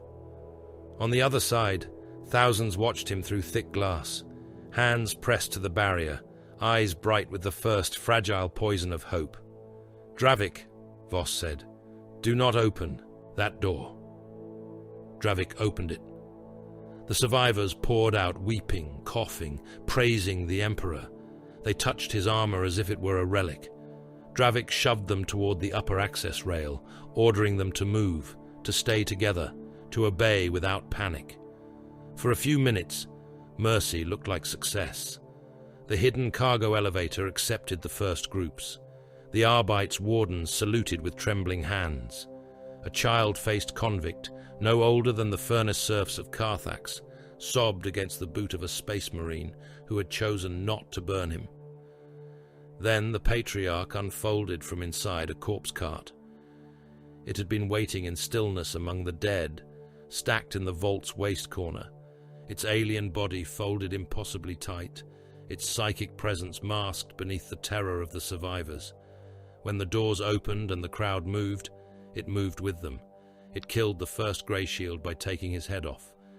The second died when its claws pierced his chestplate and tore out both hearts in a single steaming knot. The third fired point blank into the crowd, trying to hit the creature as it leapt between bodies. His shots burst prisoners apart by the dozen. The Patriarch reached him anyway, opened him from groin to throat, and left him standing long enough for his organs to spill out inside his armor. The operation collapsed into red urgency. Patriarch loose, Mordain voxed. Casualties confirmed. Containment compromised. Voss did not shout. "All units converge. Dravik, hold position." The rescued prisoners panicked. They fled in every direction, trampling one another, screaming, carrying infection possibility and target confusion through the tunnels. The Patriarch vanished into them. Every moment increased escape probability. Every moving body became cover. Voss arrived with Aurelian and Biarik at the quarantine vault junction. Dravik stood among the survivors. Flamer held low, armor streaked with blood not his own. Around him lay the 3 dead Greyshields, torn open, their gene seed at risk beneath ruptured plate. "I can find it," Dravik said. "No," Voss replied. "You opened the variable. I will remove it." He raised his bolt rifle. Dravik stepped in front of him. Voss struck him with the rifle stock hard enough to stagger his gravis plate. "Move. They are not infected. They are concealment. They are alive. Not for long." The Greyshields opened fire. It was not a massacre born of rage. It was worse. It was a controlled solution. Bolt rounds entered the crowd at chest height and detonated in bodies packed too closely to fall cleanly. Men burst apart into fragments that killed those beside them. Aurelian fired into clusters, attempting escape through side tunnels. Mordain marked density pockets and ended them with precise bursts. Bjarric waded into the press and cut down those who ran past the firing lines, his chain blade snarling through limbs and spines. Dravik did not fire. Voss noted it and continued. The Patriarch broke cover when the last of the crowd tried to force open a service hatch. Kalo shot out the hinge from the darkness above, sealing the escape. Sahan struck first, blade cutting across the creature's flank. Solanth followed with a roar that made the Vox crackle, but Voss denied him the kill. Plasma. The Hellblaster pair fired together. White-blue sunfire struck the Patriarch and burned half its body to ash. It still crawled forward, claws carving trenches in the deck.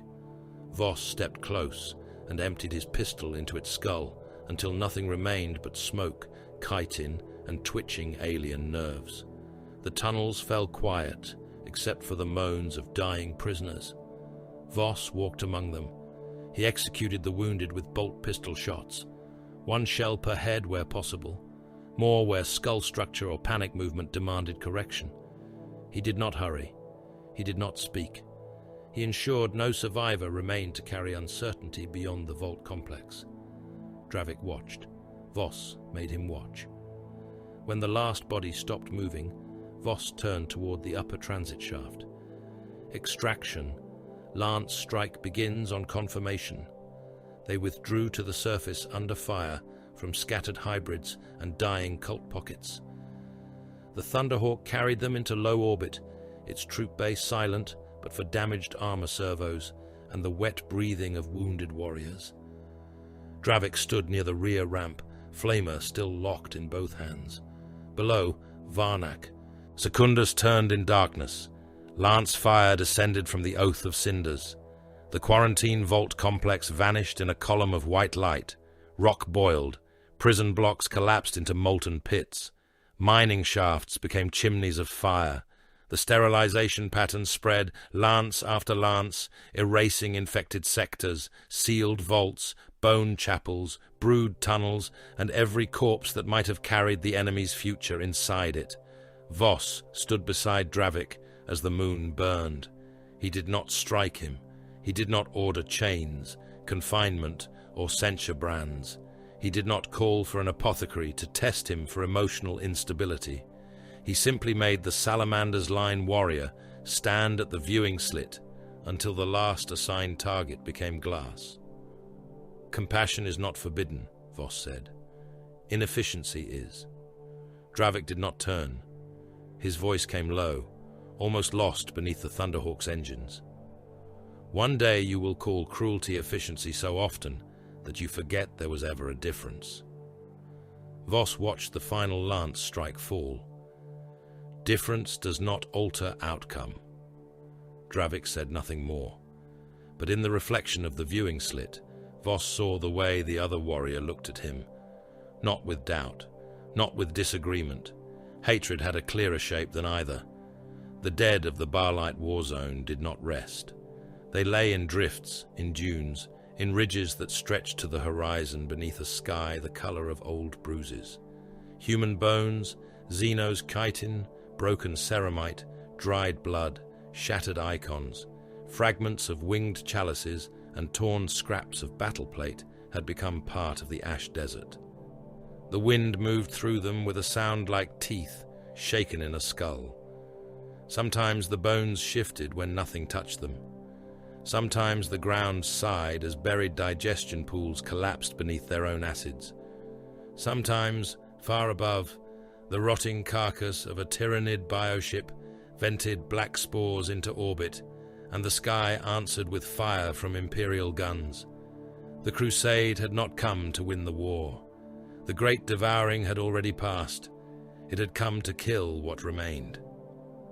Cadron Voss stood upon the assault deck of the Oath of Cinders and watched the tactical hololith render the corpse field in red, amber, and bone-white light. A continent-sized wasteland rotated before him, every marked zone infected, contaminated, or biologically unstable. The world was not Baal itself, but a lesser body in the wider bloodline war zone, a dust-choked satellite used as a muster ground, burial plain, and emergency redoubt by a Blood Angel's successor. Chapter whose name had been reduced by war to less than a company of living warriors. The Tyrannid swarm had broken against the sons of Sanguinius and left pieces of itself behind. Pieces were enough. Aurelian Thane reviewed the data. Spore maturity estimated within 2 standard days. If the corpse field germinates, the local biosphere becomes irrecoverable, and the translation route is compromised by secondary organisms. Cleansing action required across all marked strata. Mordain Cowl's augmetic hand clicked over the hololithic controls.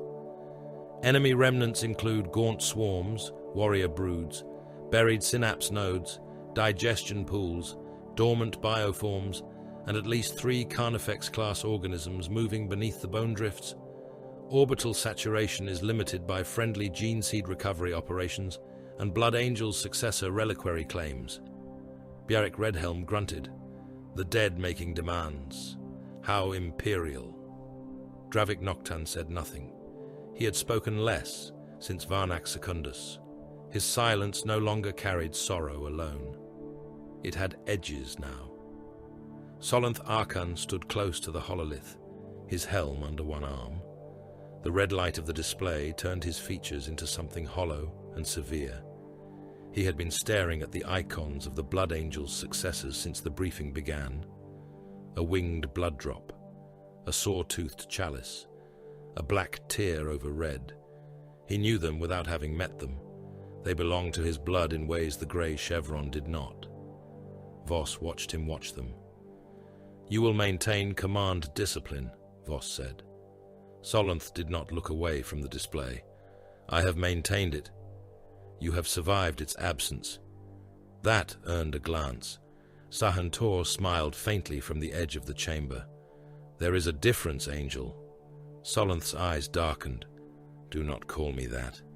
Bjarek's growl was almost amused. "What would you prefer? Bloodling? Wingless Saint? Pretty Butcher?" Solanth took one step toward him. Voss did not raise his voice. "Stand down!" The Sanguinius line warrior stopped. His jaw tightened. The restraint was visible and therefore imperfect. The chamber doors opened to admit the Blood Angel's survivors. They came without splendor. That, more than their wounds, spoke of what they had endured. The lead warrior wore red armor, scorched almost black. Its winged blood drop cracked across the breastplate. His left arm was a bionic replacement, hastily fitted and unpainted. His face was pale, severe, and lined with scars that still held the reddish sheen of recent healing. Beside him stood a flesh-tearer with black pauldrons, crimson gauntlets, and a chain blade that looked as though it had never truly been cleaned. His helm hung from his belt, its teeth motif chipped and scored. Several other firstborn followed, each bearing armor marked by repair, hunger, and unhealed grief. The Blood Angel looked first at Solanth, not at Voss, not at the command hololith, at Solanth. "Your gene line is ours," he said. Solanth lowered his head by a fraction. "I am of Sanguinius. You are Primarchs. I am Greyshield." The flesh-tearer gave a harsh laugh. "That means nothing." "It means he has not yet been claimed," Aurelian said. The flesh-tearer's eyes moved to him. "And who claims you, Grey One? Guilliman? Mars? Avat?" Aurelian did not react. "Duty claims all functional warriors." The flesh-tearer spat onto the deck. "A scribe's answer." The Blood Angel raised one hand and the other went silent. His eyes remained on Solanth, and what lived in them was too complex to name cleanly. Awe, suspicion, hunger, hope, resentment, the look of a dying bloodline seeing reinforcements taller, stronger, unscarred by old curses they had spent 10,000 years trying to master. "You come as salvation," the Blood Angel said. Solanth answered slowly, "I come as ordered." The flesh-tearer leaned closer, "Or as replacement." The word struck with more force than accusation should have carried. Voss remembered Chapter Master Routh, bleeding in the Hall of Black Oaths, saying the same thing in a different war. Solanth did not flinch, but something behind his eyes moved. The Blood Angel saw it. His voice softened. "You hear it already." Solanth said nothing. The thirst, the rage, the dream of wings, the shadow of the War Master where no War Master stands. Bjaric's amusement died. Dravik looked towards Solanth, not with condemnation, but recognition of a wound being named at last. Solanth's voice came low. "I hear nothing that concerns this operation." The flesh-tearer laughed again, but there was no joy in him. "Then you are either fortunate or lying." Voss stepped into the space between them. "Operational command requires current enemy disposition and local terrain knowledge. Counsel on bloodline instability is deferred." The Blood Angel's eyes shifted to Voss. "You command him? I command this squad. Then do not spend him carelessly." Voss met the survivor's gaze. "I spend every weapon according to need." The flesh-tearer smiled with all the warmth of a chain blade engaging. "You will fit this age well." The descent began before the ash storm cleared. Repulsor executioners hit the wasteland first, grave engines grinding over fields of powdered bone and broken chitin. Their armored hulls crushed skeletal ridges flat beneath them. Heavy onslaught Gatling cannons rotating, Last Talon arrays charging, storm bolters stitching lines of fire through the grey murk. Aggressor squads followed in Gravis Plate, bulky and relentless, their bolt-storm gauntlets cycling with predatory hunger. Hellblasters deployed along a ridge of fused glass and dead Tyrannid carapace, plasma incinerators glowing like caged stars. Inceptors waited in low orbit and high atmosphere, ready to fall wherever the swarm thickened. The Blood Angel's survivors advanced in their own formations, fewer and more ragged, but every step carried the weight of warriors who had already watched the sky become teeth and lived. Voss deployed shield cohort Cineries along the Corpsefield's central divide. The ground moved under them. At first it was only the shifting of bones beneath ceramite boots. Then the ash dunes split. Gaunts boiled out of the ground by the hundreds, then thousands, their scything limbs flashing, their jaws opening in silent hunger before the first shrieks rose. They came thin, fast, starved by separation from the greater swarm, but starvation made them no less deadly. Behind them moved larger shapes, warrior broods with death spitters and bone swords, their crested heads turning towards synaptic echoes buried beneath the field. The first wave died beneath disciplined fire. Repulsor tanks opened with all weapons. Heavy bolter rounds churned through gaunt masses, bursting bodies into strings of black ichor and splintered chitin. Fragstorm launchers detonated among the swarms and flung alien limbs across the bone fields. Aggressors advanced into the teeth of the swarm, gauntlets roaring, bolt-storm fire pouring from both arms, while shoulder launchers hammered the second ranks. Tyrannid bodies came apart in heaps. Still they came. Hellblasters burned the warrior broods.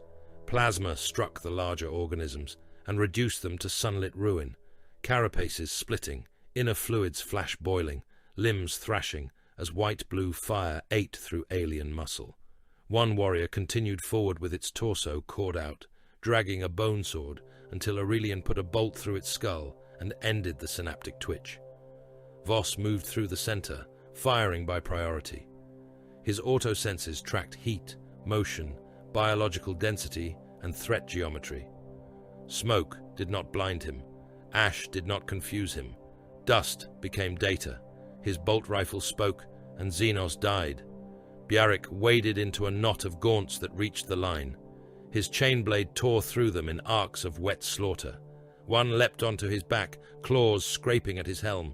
He reached over his shoulder, seized it by the skull, and slammed it face first into the ground until the head burst beneath his gauntlet. Sahan passed him at a run, blade flickering. Slow! Bjarek kicked a dying gaunt into him. Thin! Sahan cut the creature in half without looking back. Mordain coordinated the left gun line. Fire lanes narrowing. Repulsor Cinder 2, rotate 6 degrees. Aggressor pack, halt advance. Hellblaster pair, elevate. Synapse organism emerging beneath bone, drift ahead. The ground erupted. A carnifex rose from the corpse field, bone plates white with ash, claws the size of industrial shears spreading wide. It bellowed, the sound deep enough to vibrate armor seals. A repulsor fired point blank. Heavy rounds cratered its chest. A last talon burned a trench across its skull. It kept coming. The carnifex struck the tank. Its claws punched through the frontal plating and tore the grav vehicle sideways. The repulsor crashed into a bone ridge, engines screaming. Gaunts swarmed over it instantly. The crew died hard, firing until chitin bodies buried the hull. Hellblasters corrected. 3 plasma beams struck the carnifex in the upper torso. The first burst its shoulder open. The second cut through its chest. The third turned its head into a spray of molten chitin and alien brain matter.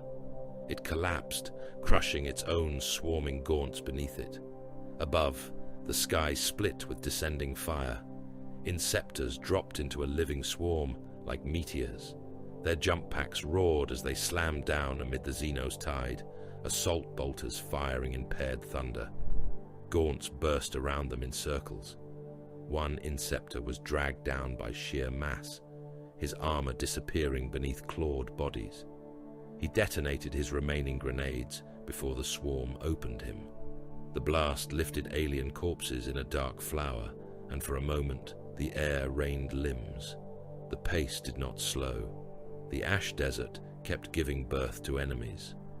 Buried digestion pools collapsed open as the Imperial line advanced, revealing pits of semi-liquid death where Imperial corpses, Tyranid remains, armor fragments, and devotional icons had been reduced to acidic slurry. Men in attached recovery teams fell screaming when the crust gave way beneath them. Their suits dissolved around them.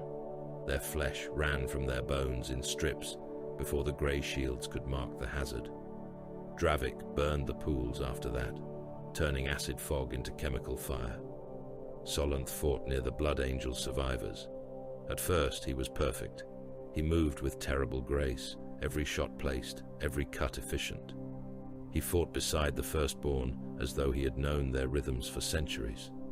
A Blood Angel sergeant parried a Warrior Brood's bone sword, and Solanth executed the creature with a bolt through the eye. A flesh-tearer was nearly overwhelmed by gaunts, and Solanth broke the swarm's flank before the Chainblade brother could be dragged down. Then the psychic residue found him. It lived in the ground, in the bones, in the memory of the war.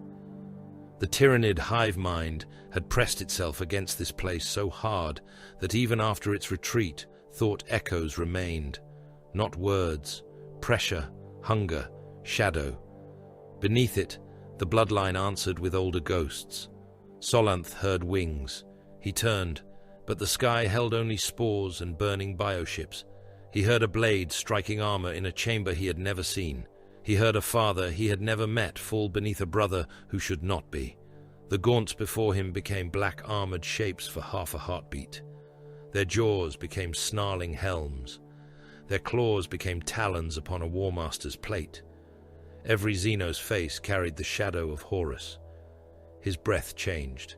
Voss heard it across the squad channel. "Solanth," he said. No answer. The Blood Angel survivor turned. "Pull him back." Solanth charged before the order could be given. He crossed the killing field alone, bolt pistol firing until the magazine ran dry, combat blade already red-black to the hilt. Gaunts broke against him and died. He tore through them with blade, fist and boot, crushing skulls, ripping limbs free, driving his knife into throats that were not throats in his mind. He reached a warrior brood and struck it head-on, too close, too deep, beyond supporting range. Bjarek laughed once. "There he goes," Dravik's voice sharpened. "He is out of position." Aurelian read the overlays. Enemy mass shifting toward him. Voss watched the swarm move. The Tyranids sensed blood, rage, heat, isolation. They flowed towards Solanth in a tightening arc. Gaunts first, then warriors, then larger shapes pushing beneath the bone drifts. The densest swarm concentration in the corpse field began to redirect toward one uncontrolled warrior. A problem, a solution. "Open corridor," Voss ordered. "All units, shape fire around Solanth's advance. Do not retrieve. Draw them in." Dravik turned on him. "You are using him as bait." "I am using the weapon that presented itself. He is our brother. He is a pressure point. Fire." The Greyshields obeyed. Repulsors rotated their hulls, sacrificing forward momentum to create crossing lines of fire. Aggressors withdrew by measured steps, leaving a gap that looked like weakness. Hellblasters ceased firing at scattered organisms and held charge. Mordain marked kill boundaries. Aurelian calculated the swarm compression and fed corrections into the squad link. Kalo, unseen, removed synapse organisms at the edge of the trap, not enough to scatter the swarm, only enough to tighten its path. Solanth disappeared beneath the first mass. Then he rose through it. His armor was no longer grey and ceramite pale. It was red, black, slick with alien fluids and his own blood. His left pauldron hung cracked. His breastplate had been torn open in 3 places. A gaunt severed jaw remained locked around his forearm. He used the corpse attached to him as a bludgeon until it came apart. He drove his empty pistol into a gaunt's mouth and fired after reloading with one hand, bursting the back of the creature's skull across his helm. The swarm thickened. Voss waited. Dravik's voice came again, lower now. "He will die." "Not yet." The densest mass crossed the marked boundary. "Now!" The kill corridor became a furnace. Heavy bolters opened from the repulsors in sustained roar. Aggressor bolt storm fire filled the corridor from both sides, shredding gaunts into wet fragments. Hellblasters released overcharged plasma volleys into the warrior broods, each shot detonating alien torsos in incandescent ruin. Fragstorms and crack missiles hammered the rear ranks. Inceptors dropped again, striking the outer edge of the swarm and driving it inward with point-blank fire. The Tyranids died in numbers too dense to see individually. They became a moving wall of burst chitin, ichor, limbs, bone swords, splintered claws, and burning nerve matter. The ground vanished under alien dead. The air filled with hot, black mist. Still, Solanth fought at the center of it, a red ruin moving by violence alone. A buried carnifex surged from beneath him. It caught him in one claw and lifted him from the ground, crushing his armor, forcing a burst of blood from between his plate seals. Solanth drove his combat blade into its wrist joint. The blade snapped. The carnifex raised him toward its mouth. Voss marked the target. Precision only. Dravik did not wait for permission. He advanced through the kill corridor, flame pouring ahead of him, burning gaunts from his path. Bjarek joined him, then Sahan, the 2 rivals cutting open a route through the collapsing swarm. The Blood Angels' survivors came too, red armor moving through smoke beside grey, their bolters roaring, their chain blades singing. The carnifex turned as Dravik reached it. Solanth's free hand found the creature's eye socket. He punched into it, wrist deep, then deeper, forcing his gauntlet through jelly, bone, and brain tissue while the monster crushed him. Dravik's flame struck its lower body. Bjarek hacked at its leg. Sahan vaulted onto its back and cut into the spine ridge. Voss fired 3 bolt rounds into the opened eye wound. The carnifex died standing. Its grip loosened. Solanth fell with it and vanished beneath the collapsing carcass. For several seconds, the kill corridor continued to burn and thunder. Then the swarm broke, not in fear, Tyranids did not fear as men feared. It broke because synapse nodes were dead, forward mass was annihilated, and biological imperatives sought new routes around the slaughter. The Greyshields pulled Solanth from beneath the corpse. His armor was torn open in places where armor should not fail. His left arm hung wrong. His helm lenses were cracked and one had gone dark. Alien gore coated him so thickly that his grey chevrons were invisible. Blood ran beneath the chitin slime, his blood, bright and dangerous. He tried to rise. Voss placed one boot against the ground beside him, not on him. A warning. Remain down. Solanth's head turned toward him. The broken lens showed one eye through the cracked helm. "I saw him!" Voss knew the answer, but asked anyway. "Who?" Solanth's voice shook with rage, shame, and something like grief. "Horus!" The Blood Angel survivor knelt beside him before Voss could respond. The older warrior removed his helm. His face was streaked with soot and alien blood. He looked at Solanth not as a commander looked at a weapon, but as a doomed man recognized another doomed man walking toward the same abyss. "It is not always Horus," he said quietly. "Sometimes it is only the shape our curse gives to hatred." Solanth breathed hard. "Curse. Yes, I am Primaris." The flesh-tearer survivor crouched on his other side, grinning without humor. "Then bleed better than we did." The Blood Angel ignored him. "Come to us after the cleansing. We will teach you the litanies, the disciplines, the fasts, the meditations. We will show you how to hear the wings and not follow them into madness." Solanth looked past him to Voss, then to the grey chevron buried under gore upon his pauldron. "I am not yet one of you," he said. The Blood Angel's expression tightened. "You are of us, whether you accept it or not. I am Greyshield." The word came out like defiance and confession together. "Still unnumbered," Solanth said. "Still unfinished." The flesh-tearer stood. "Everything made from sanguineous is unfinished." No one contradicted him. The cleansing continued until the continent stopped moving. By the end, the corpse field was no longer a field. It was a furnace of churned bone, plasma glass, and burning chitin. Repulsor tanks sat blackened and half buried in alien dead. Aggressor armor smoked from acid scars. Hellblaster barrels were replaced twice by chanting armory serfs. Inceptors returned with missing limbs, cracked jump assemblies, and one squad reduced to a single warrior whose armor was full of other brothers' blood. The Blood Angel's successors recovered their relics and gene seed where they could. Where they could not, they burned the dead with formal rites. The flesh-tearers burned theirs faster and spoke fewer words. They did not ask the Greyshields to join them. Voss watched Solanth from across the extraction field. The sanguineous line warrior stood alone, while an apothecary sealed temporary braces into his armor. He did not remove his broken helm. He did not clean the blood and alien filth from his plate. Several Blood Angel survivors approached him once. He listened. He refused. They left him with a nod that might have been respect or mourning. The orders arrived as the last bioship corpse in orbit was broken by lance fire and began falling in burning pieces through the atmosphere. Aurelian read them first. His face revealed nothing, but Voss saw the brief pause before he transmitted the message to the squad. Reassignment protocols confirmed. Elements of the Unnumbered Sons are to begin permanent bloodline distribution upon arrival at the next crusade muster. Some Greyshield formations will be divided into existing chapters.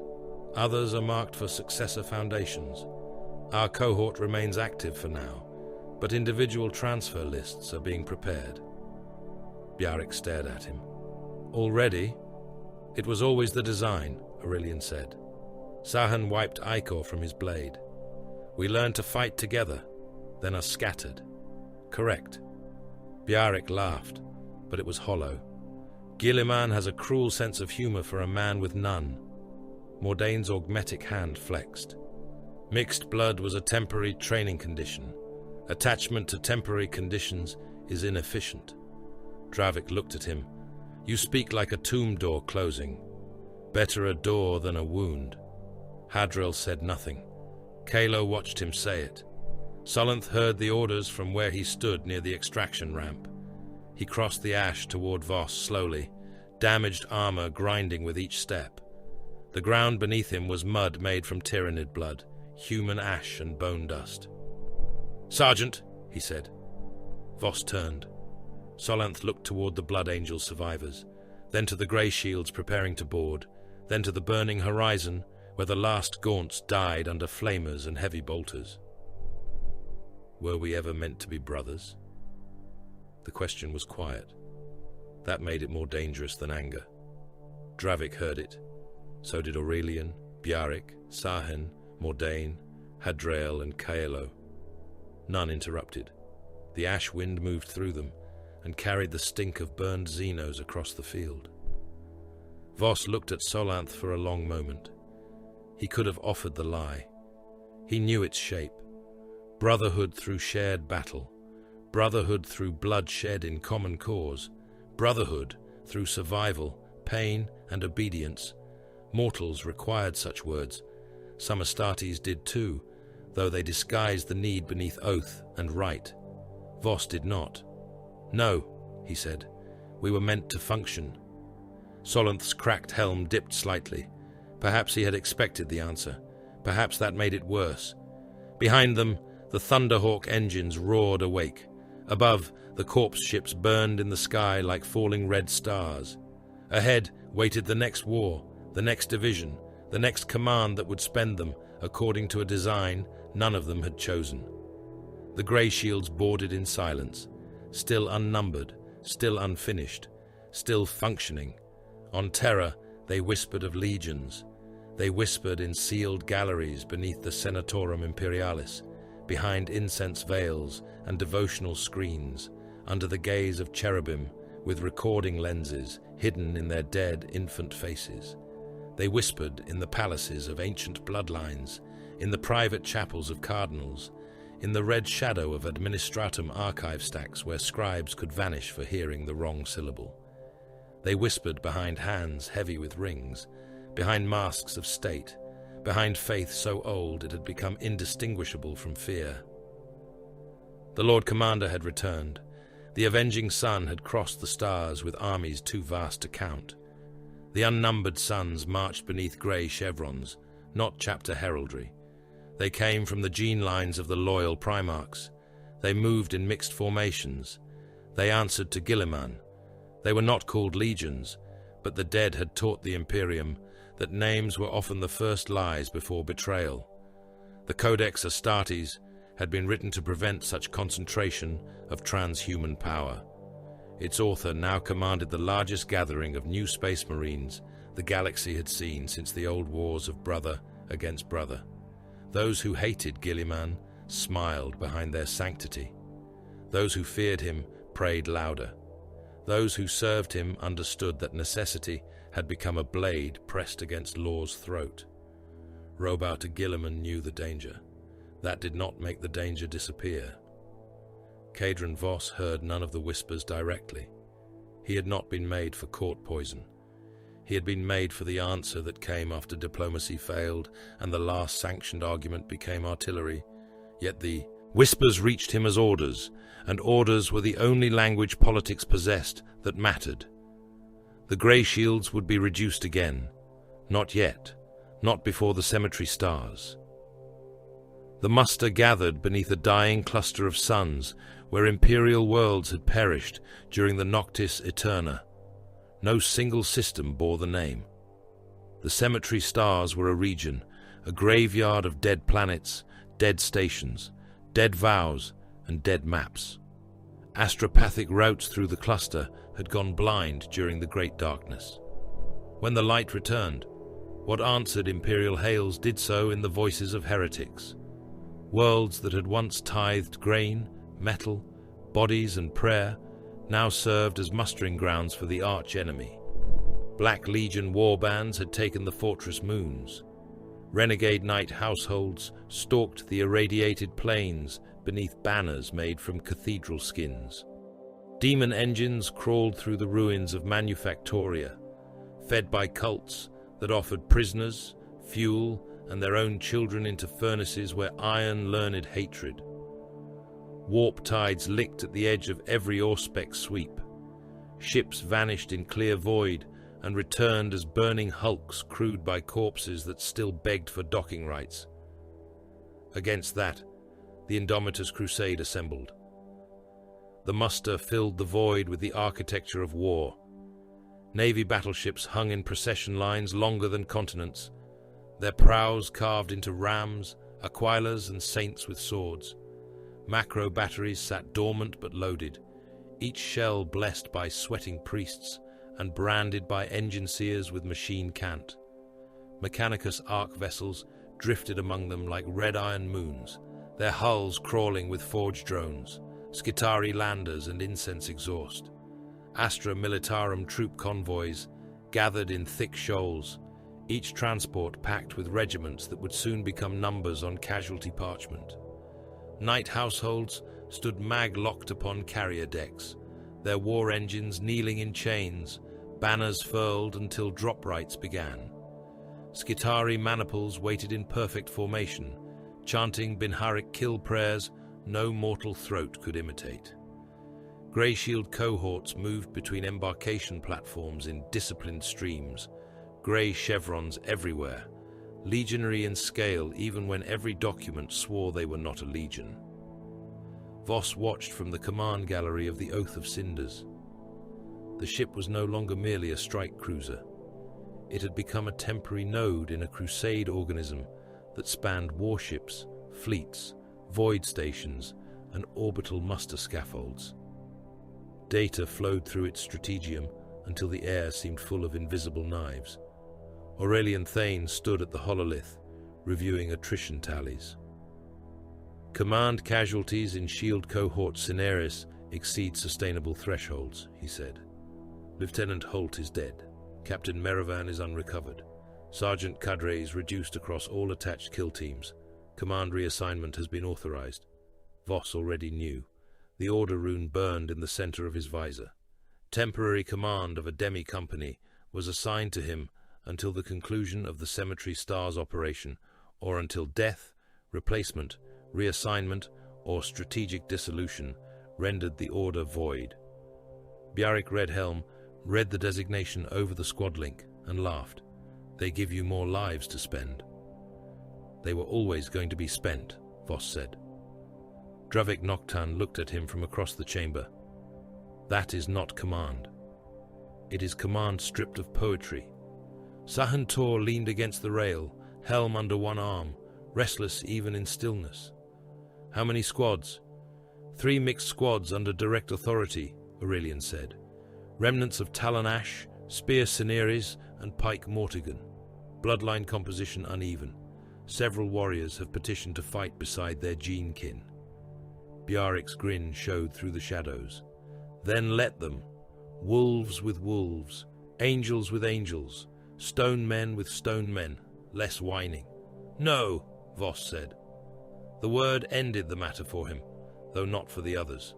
He expanded the hololith and dragged unit markers into new formations, not squads by blood, not brotherhoods by Primarch. He broke them by function.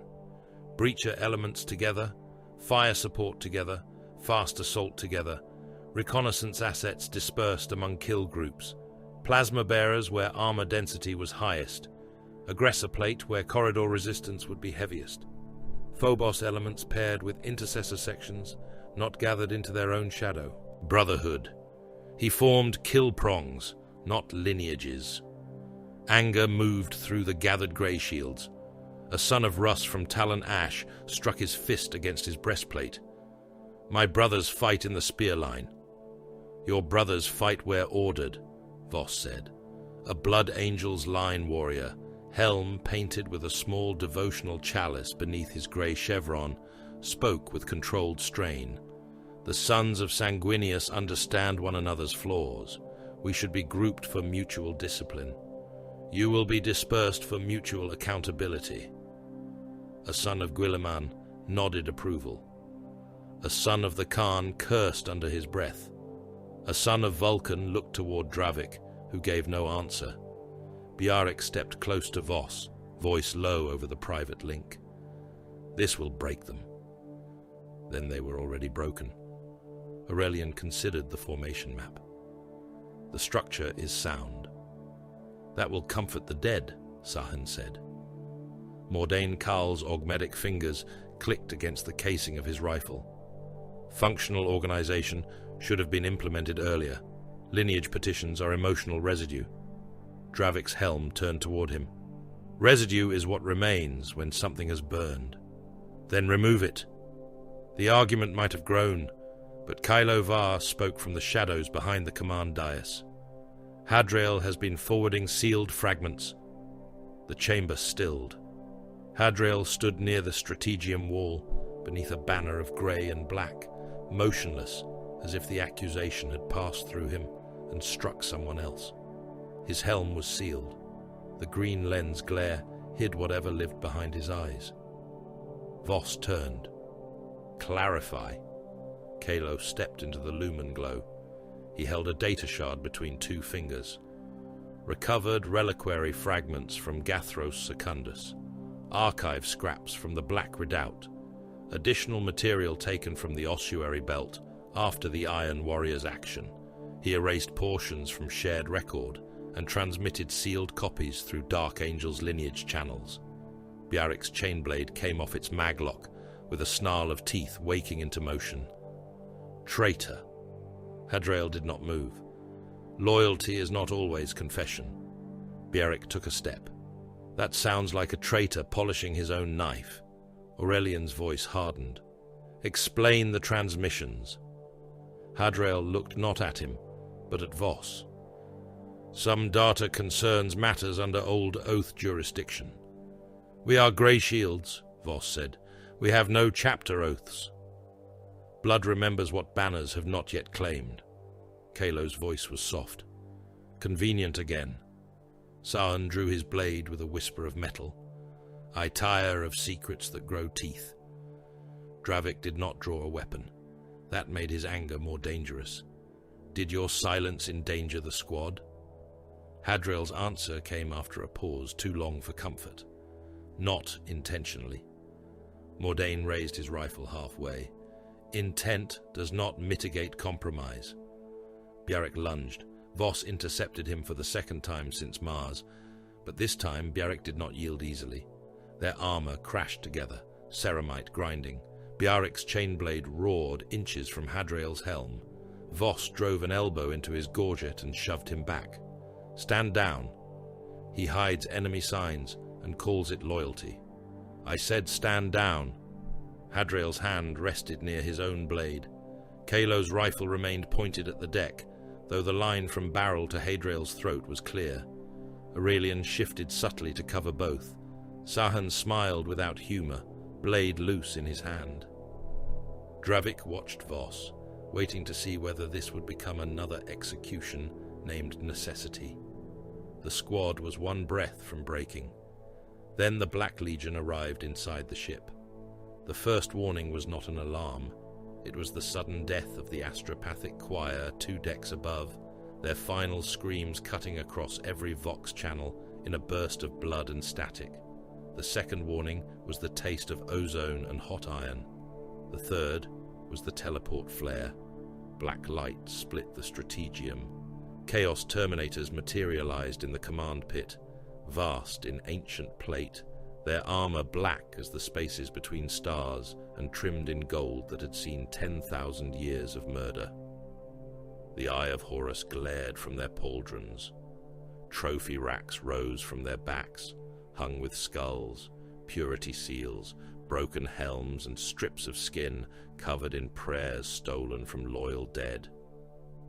They arrived, among mortal officers and command servitors, and they began killing before the teleport lightning faded. A navy captain vanished beneath a chain fist. His body opened from shoulder to hip in a wet arc that sprayed the hololith with blood. A cluster of logisticians died under combi bolter fire, mass reactive shells bursting them across cogitator thrones. A command servitor was torn from its plug sockets and used as a club, cables snapping, preserved organs spilling across the deck. One Terminator seized a Vox officer by the head and crushed slowly, helm speakers carrying the officer's scream until bone collapsed and brain matter poured between black fingers. "Abaddon watches," the lead Terminator growled. "Little grey legions, little fatherless things." Voss fired into his face. The bolt detonated against the Terminator's helm and staggered him half a step. It did not kill him. The Strategium became a coffin full of thunder. Greyshields counterattacked from every side. Bolt rifles fired at arm's length, shells slamming into ancient plate, blowing chunks from gold trim, cracking lenses, bursting cables. Plasma fire turned one Terminator's chest into a molten crater, but he kept firing until Mordain put 3 precise shots through the exposed reactor cabling on his back. Sahan ducked beneath a power fist and drove his blade into the knee joint. Bjarric slammed into the same warrior from the other side, chainblade shrieking through the waist seals. Hadrael and Kalo moved as if the accusation had never happened. Hadrael parried a lightning claw meant for Kalo's throat. Kalo fired past Hadriel's shoulder and blinded the attacker through a cracked lens. No thanks crossed the link. None was needed. Dravik filled the command pit with flame, not caring that mortal wounded still crawled there. Promethium washed across black armor, corpses and shattered consoles alike. Human officers burned with the traitors. Some screamed for help. Some had no lungs left for it. Dravik's jaw tightened beneath his helm, but he did not stop firing. Aurelian tried to restore command coordination. Enemy teleport locus, likely tied to lower Strategium spine. Secondary wave probable. Seal bulkheads. Isolate command decks. Voss drove his combat blade into the throat seal of a Terminator whose armor had been cracked by plasma. The blade lodged. The traitor laughed and reached for him. Voss released the knife, seized a fallen melter gun from a dead armsman, and fired into the wound at point-blank range. The Terminator's head and upper torso became a sunburst of slagged ceramite, cooked flesh, and black vapor. "Seal!" Voss ordered. The Strategium bulkhead machine spirits failed. Every blast door in the forward command spine stuttered, descended halfway, rose again, then froze as corrupted code howled through the ship's systems. Red sigils crawled across the lumen panels. The Oath of Cinders groaned, its own sanctified spirit fighting intrusion. Mordain moved before any order. The main blast door to the western access corridor had jammed open enough for another teleport flare to build beyond it. He reached the control shrine, tore the panel free, and drove his augmetic fingers into the exposed socketry. Sparks burst around his gauntlet. His body stiffened as he forced command through failing circuits. "Door motive systems non-compliant," he said. "Withdraw," Voss ordered. "Negative. Manual correction required." The blast door began to fall, then stopped again with a scream of tortured gears. Mordain stepped beneath it and braced both hands against the descending mass. Servo motors in his armor howled. His reinforced limbs locked. The door shuddered, pressing down against him with the weight of a fortress gate. Beyond it, Black Legion warriors fired through the narrowing gap. Bolts struck Mordain's chest, shoulder, and helm. One detonated beneath his gorget, tearing open the flesh of his throat. Another blew apart his left hip plate. Blood and black lubricant sprayed across the deck. He did not move. "Mordain," Dravik said. The Iron Hands Line warrior's voice came distorted, wet and mechanical. "The flesh has delayed them." The door dropped another span. His spine bent. Armor plates cracked under the weight. His legs shook as internal servos began to fail. The iron will finish them. He triggered an overload in his damaged armor's power core, and the door control shrined simultaneously. The blast door slammed shut. The detonation on the other side came a heartbeat later, contained by adamantium. The western corridor disappeared from the tactical map beneath heat bloom and pressure collapse. Mordane's transponder remained active for 3 seconds, flickering, then died. No one spoke his name. Not then. There were still enemies alive. The last Terminators pushed toward the command dais, killing as they came. Solanth met one with a roar that was almost words, leaping onto the traitor's chest and driving a broken blade through the grill of his helm. The Black Legion warrior caught him in both hands and began to crush. Bjarric struck from behind, chainblade biting deep into the corrupted backpack. Sahan cut the exposed cabling. Aurelian put a bolt through the cracked eye lens. The traitor fell backward, dragging Solanth down beneath him, until Dravik hauled the Blood Angel's line warrior free. Voss saw the tactical feed. The Strategium was compromised beyond recovery. The teleport locus had tainted the command spine. Mortal officers were dead or dying. 2 Greyshields from the Demi Company were trapped in the lower command annex, with wounded Navy crew and at least 4 surviving traitor boarders. The machine spirit's infection was spreading through the deck systems toward fleet coordination. Venting the Strategium would kill the traitors. It would also kill every wounded mortal still alive in the command pit, the 2 trapped Greyshields, and anyone unable to reach sealed armor integrity in the next breaths.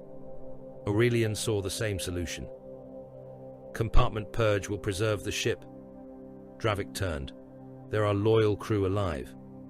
There are enemy warriors alive, Voss said. There are our brothers trapped below. Correction. There are compromised assets in a compromised annex. Dravik's voice became a threat. Do not. Voss accessed the emergency purge command. The ship demanded command authority, purity confirmation, and a spoken oath. He gave all 3. By the throne, and by necessity, open the void. The Strategium decompressed. The outer shutters blew free first. Then the armored viewports ruptured outward in sequence, and the command deck became a storm. Air screamed toward the stars. Loose bodies lifted from the floor. Wounded officers flew past Voss, hands clawing at nothing, mouths wide in soundless terror. A burning servitor struck the ceiling and vanished through a shattered aperture. One of the surviving Black Legion Terminators mag locked himself and kept firing until the void dragged the ammunition belt from his weapon and froze the blood leaking from his armor seals. The 2 trapped Greyshields transmitted once from the lower annex. Still fighting. Then their icons vanished with the annex atmosphere. Voss anchored his boots and fired into the last Terminator's exposed joints, while the void took everything lighter than warplate. Dravik stood locked to the deck, flame unit useless in vacuum, watching mortal crews spin into darkness. Sahen drove his blade into a deck seam and held position. Bjarric laughed once, breathless and savage, as a dead cult-marked surf struck his armor and bounced away into the black. The traitors died. The ship survived. Emergency shutters slammed down. Atmosphere began to return in thin, hissing streams. Frost covered the blood on the walls. The hololithic table flickered, cracked, then died. What had been the command heart of the Oath of Cinders was now a frozen charnel chamber, open to starlight behind cracked armor glass. Voss released the purge lock. One by one, surviving mortals emerged from sealed alcoves and secondary stations. They looked at the dead Black Legion warriors first, then at the Greyshields, then at the bodies of their own commanders frozen against bulkheads or smeared across the deck where decompression had broken them against consoles. Fear changed shape in their eyes. Before, they had feared the enemy as monsters. Now, they feared Voss as procedure. A junior Vox officer, half his face burned, tried to salute. His hand shook too violently to reach his brow. "My lord, the ship is secure." Voss looked at him. "Command functions?" "Rerouting to secondary strategium." "Do so." The officer fled faster than discipline allowed. Dravik watched him go. "They fear you more than the Black Legion. Then they understand. Priorities." Bjarric stepped over a frozen corpse. "Mordane is dead." Voss looked toward the sealed western door. Frost rimed its edges. Blood had sprayed beneath it from the other side, before vacuum froze it into black lace. He completed his function. For once, no one mocked the words. The squad gathered in the ruined strategium amid frozen blood, dead traitors, and the last breath of Mordain Khal. The Iron Hands line warrior had delayed an enemy spearhead with flesh, then ended it with iron. His contempt for weakness had survived even his body. Something hardened in the Greyshields after that. Not affection, not unity. A shared silence. A wall made from a dead brother's final act. Hadriel stood apart, his armor scorched, one pauldron cracked by lightning claw impact. Kalo faced him across the corpse of a Black Legion Terminator. "This is not finished," Kalo said. Hadriel inclined his helm. "No." Bjarric looked between them. "We should settle it now." Voss reloaded his rifle. "You will settle nothing until the campaign ends. And after? After, if his secrecy endangered the cohort, I will kill him myself." Hadriel accepted that without protest. Kalo did too. The new order arrived before the secondary strategium had finished rerouting fleet command. It came sealed beneath Gilliman's authority and carried by priority channels through the battered muster net. Aurelian received it, decrypted it, and stared for one moment longer than was necessary. Voss turned. "Read." Aurelian's voice was steady. "After the Cemetery Stars campaign, Unnumbered Suns formations will undergo further reduction. Surviving warriors are to be assigned according to bloodline need, chapter reinforcement priority, and successor foundation directive. Greyshield cohesion is to be considered temporary. Transfer lists pending." No one spoke. Outside the armored shutters, the cemetery stars burned with the first lights of the coming battle. Warships moved into formation. Night carriers prepared for drop. Guard convoys formed their doomed processions. Mechanicus arcs opened their weapon ports. Across the muster, grey chevrons waited to be painted over, divided, spent, or buried. Some would go to chapters. Some would found chapters. Some would die before anyone bothered to name them anything else. Voss looked at the ruined western blast door, where Mordain's blood had frozen into the shape of a closing wound. "Prepare the demi-company," he said.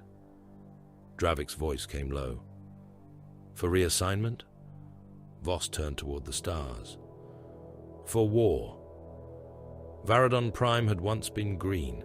That was what the archives claimed.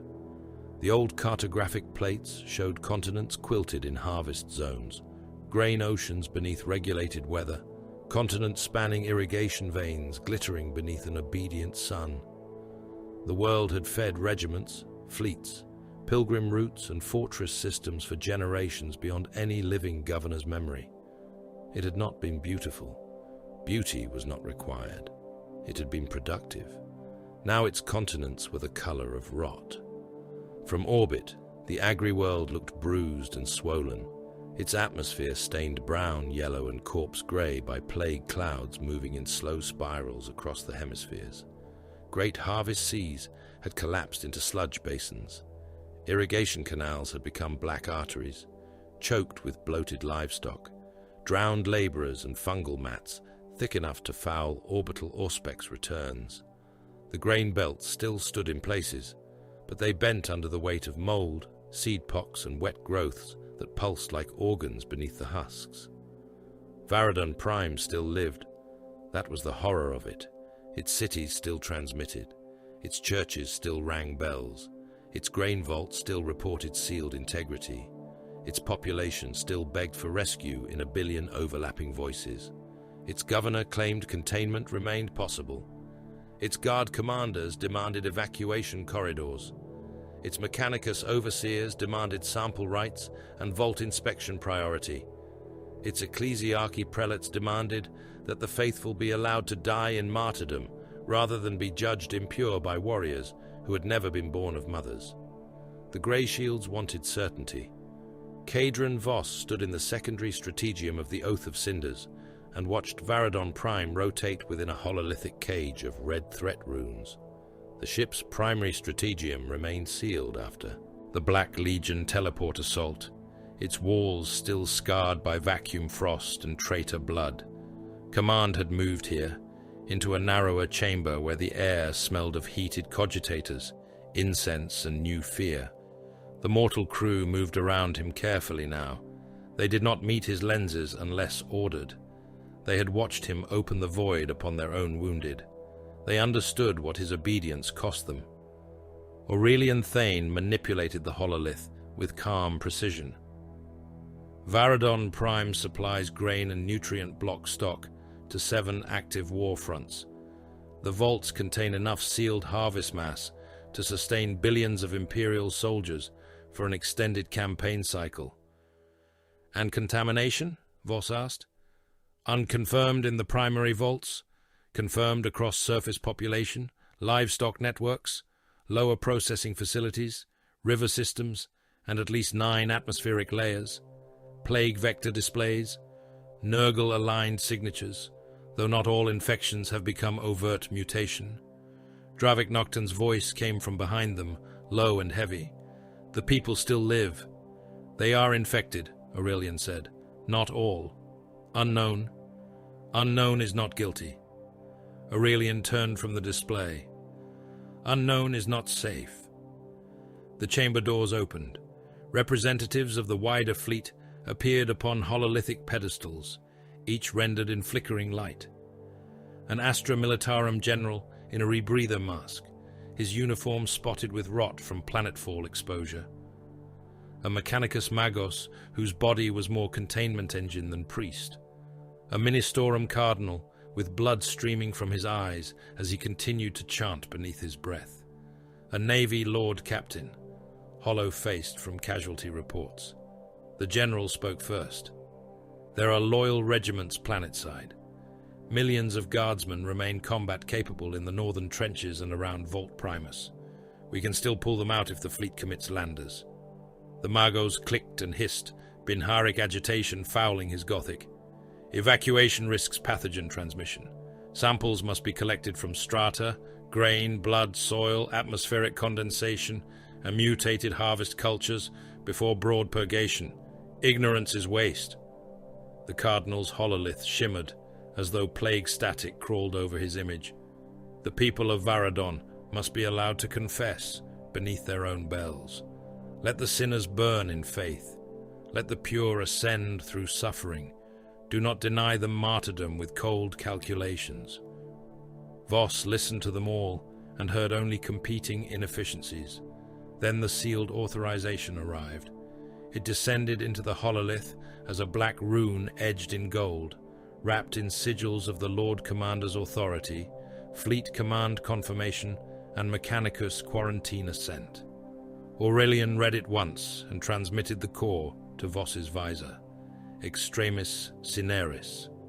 Controlled planetary sterilization in the event of grain vault contamination, containment breach, or unacceptable vector uncertainty. Dravik stepped forward. That is mass murder.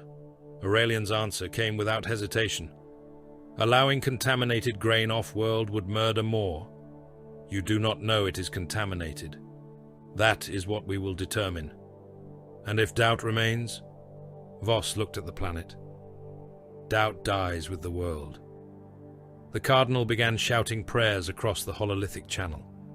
The Guard General swore that his men would hold the vault approaches if promised extraction. The Magos demanded pathogen access rights before orbital fire. The Navy captain asked for a clear threshold in language that would not damn him before a later tribunal. Voss ended the argument. Shield elements descend. Vault integrity will be confirmed. If clean, grain is seized and sealed under Crusade authority. If compromised, Extremis Cineris is enacted. No population evacuation before verdict. No sample removal before verdict. No martyr processions. No negotiations. The Guard General stared at him through the flicker. My men are drowning in their own lungs down there. Then they will hold position until relieved or ended. The General's image cut out before he could reply. Dravik remained still for several heartbeats. You speak of worlds as if they are doors to be sealed. Voss turned from the hololith. Some doors open onto plague. The descent to Varadon Prime took them through cloud layers, fat with spores. The Thunderhawks shook violently as contamination burned against their hulls. Greenish lightning crawled over the viewports. The machine spirits snarled through warning chimes, while tech serfs chanted purification litanies into brass vox horns. Outside, the sky rained filth, not water, not ash. A thick, yellow-grey precipitation streaked the armor glass, clinging and crawling as though each drop wished to enter. Below, the trenches waited. They had been cut through harvest fields now gone black with rot. Once, automated harvesters had rolled across those plains, reaping grain in perfect rows. Now trenches zigzagged through the fungal growth, lined with sandbags that had burst open and sprouted wet tendrils, duckboards slick with pus, and weapon pits half submerged in corpse mud. Lehman Russ tanks sat bogged to their turrets, their hulls carpeted with flies, their guns still firing even as their crews died inside. Chimera transports lay overturned, their troop compartments swollen with gas and the dead. Basilisk batteries fired from behind curtains of rot smoke, their recoil sinking them deeper into the mud after every shot. The Greyshields deployed into a trench where the Astra Militarum still held. The men there were dying upright. They wore rebreathers, greatcoats, and strips of parchment soaked in disinfectant. Many had swollen throats and eyes yellowed by fever. Some coughed so hard their masks filled with blood. Some drowned where they stood, lungs thick with fluid, hands gripping laser guns until rigor or panic pried them loose. Commissars moved among them with bolt pistols drawn, but even discipline had become diseased. One commissar's face had bloomed with fungal growths around his augmetic eye. He saluted Voss anyway. "My lord," he rasped. "Vault Road is held. Emperor, witness us." Voss scanned the line. Enemy distance. The commissar pointed with his pistol. Beyond the trench, plague fog rolled across the fields. Shapes moved inside it. Slow, certain. They come when the bells ring. As if summoned by his words, the churches began to toll. There were hundreds across the valley, small harvest chapels and great tithe basilicas rising above the grain fields, their spires dark beneath fungal growth. Their bells rang without hands. Each note rolled across the trenches, deep and wet, shaking spores from the black crops. The dead rose with the sound. Congregations came from the churches as poxwalkers, their Sunday vestments rotted into their flesh, their faces split by smiles too wide for human bones. Some still carried hymnals fused to their palms. Others dragged censers spilling corpse flies. They came in slow tides, moaning praise through throats full of worms. Behind them advanced Death Guard in diseased plate, green and bone, their armor swollen by centuries of corruption. Rusted horns rose from their helms. Pitted bolters hung in their hands. Their footsteps sank deep into mud that seemed grateful to receive them. The first volley of Imperial lasfire struck the poxwalkers. They kept coming. Voss raised his bolt rifle. "Fire discipline, head and spine, plasma on traitor Astartes, flame the trench lip after contact." The Greyshields opened.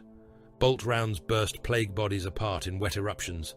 Heads vanished, chests opened, limbs spun into the mud. Yet the dead crawled onward, torsos dragging themselves by broken arms, severed heads biting at the air, bodies without lower halves still reaching for the trench. Plasma incinerators struck Death Guard armor and boiled diseased ceramite into runnels, but the traitors advanced through the hits with obscene patience. Promethium washed over the first poxwalker wave. The bodies burned. The flies rose from the ash. They came as a black cloud, thick enough to obscure targeting runes. Dravik turned his flamer upward and burned the air itself. The swarm ignited, filling the trench with the stink of roasted insects and plague vapor. Guardsmen screamed as the heat washed over them. Some kept firing while their coats smoldered.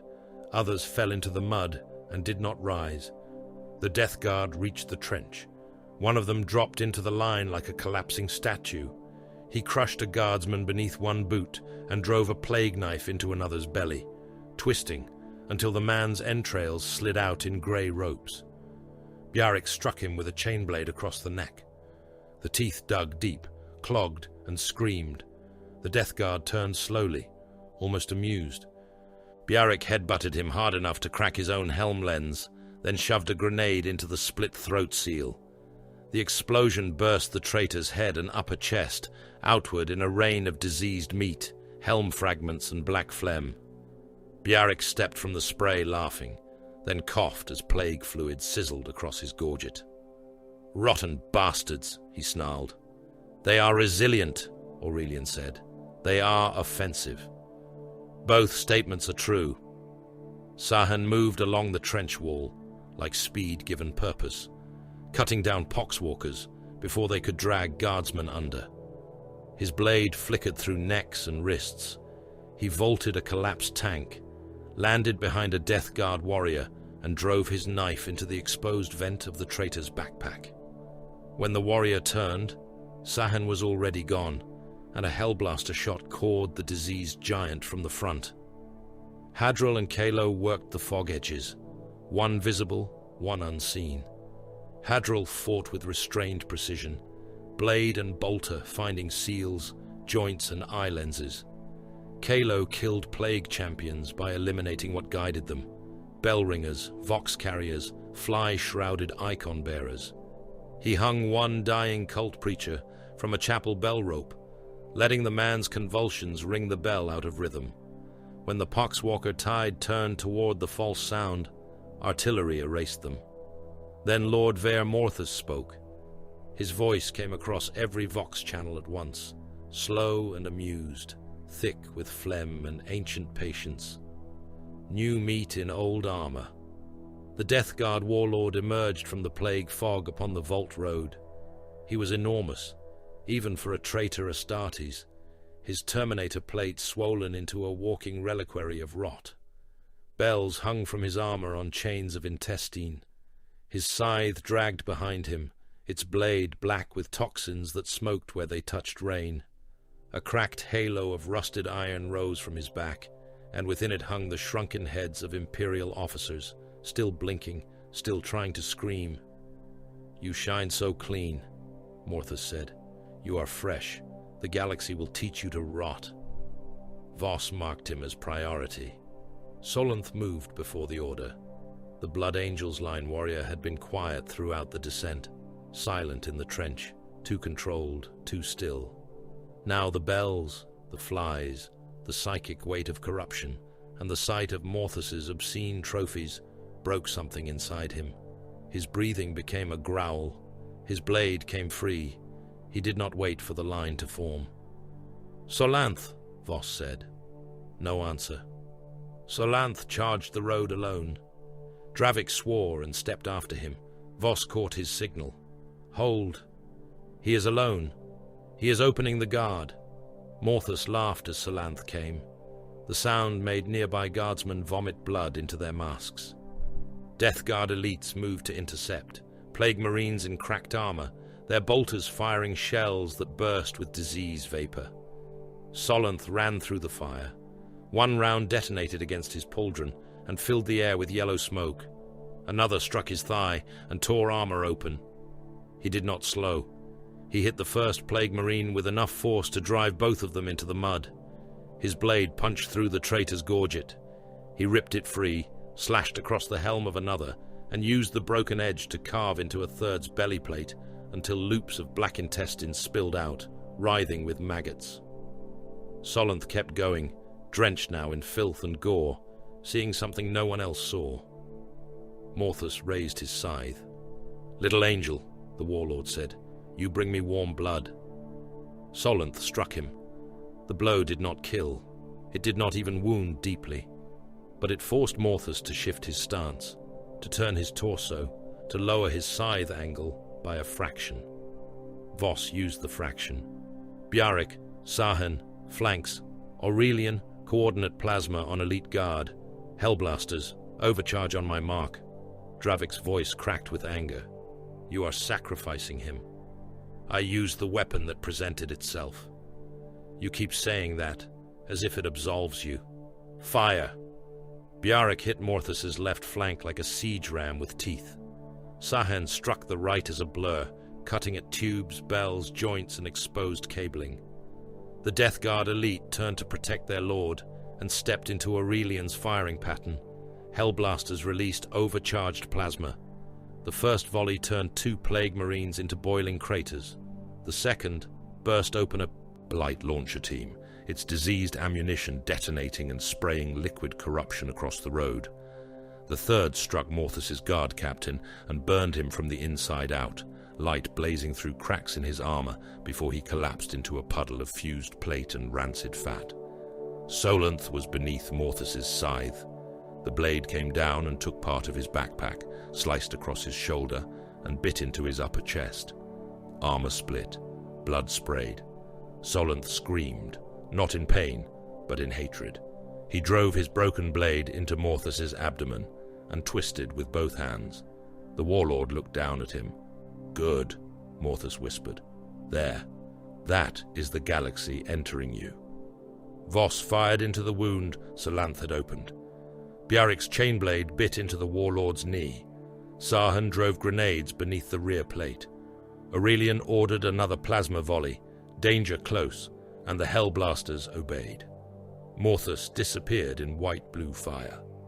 When the glare faded, the Death Guard warlord remained standing, but half his torso had been burned away. Inside the broken armor, organs the color of old pus pulsed and ruptured. Bells fell from his frame. One of the shrunken heads on his halo laughed, until Bjarek crushed it in his fist. Morthus took one more step. Voss placed his rifle against the exposed ruin of the warlord's chest and fired until the magazine emptied. Morthus fell backward into the mud, smiling through what remained of his face. The trenches did not cheer. The dead did not care that their lord was gone. The plague did not break like mortal morale. It simply continued until enough of its carriers had been burned, shot, crushed and cut apart to make advance impossible. The Greyshields reached the grain vaults at dusk, beneath a rain of ash and flies. Vault Primus was an underground continent of silos, stasis bins, grain cathedrals and nutrient reservoirs buried beneath adamantium doors and guarded by dying men. Its seals remained intact. Its outer walls were clean by Auspex. Its internal atmosphere had held. The Mechanicus adepts descended in sealed rigs, chanting Binharic hymns as they sampled air, grain dust, fungal residue, coolant, rat corpses, and the blood of vault workers. For a time, hope existed. Dravik stood beside Voss at the central inspection gantry as the first sample results came through. His armor was scored and filthy. The flamer at his side dripped condensation and plague rain. They held, Dravik said. The mortals held. Voss watched the data stream. Aurelian read it before the Magos spoke. His face did not change.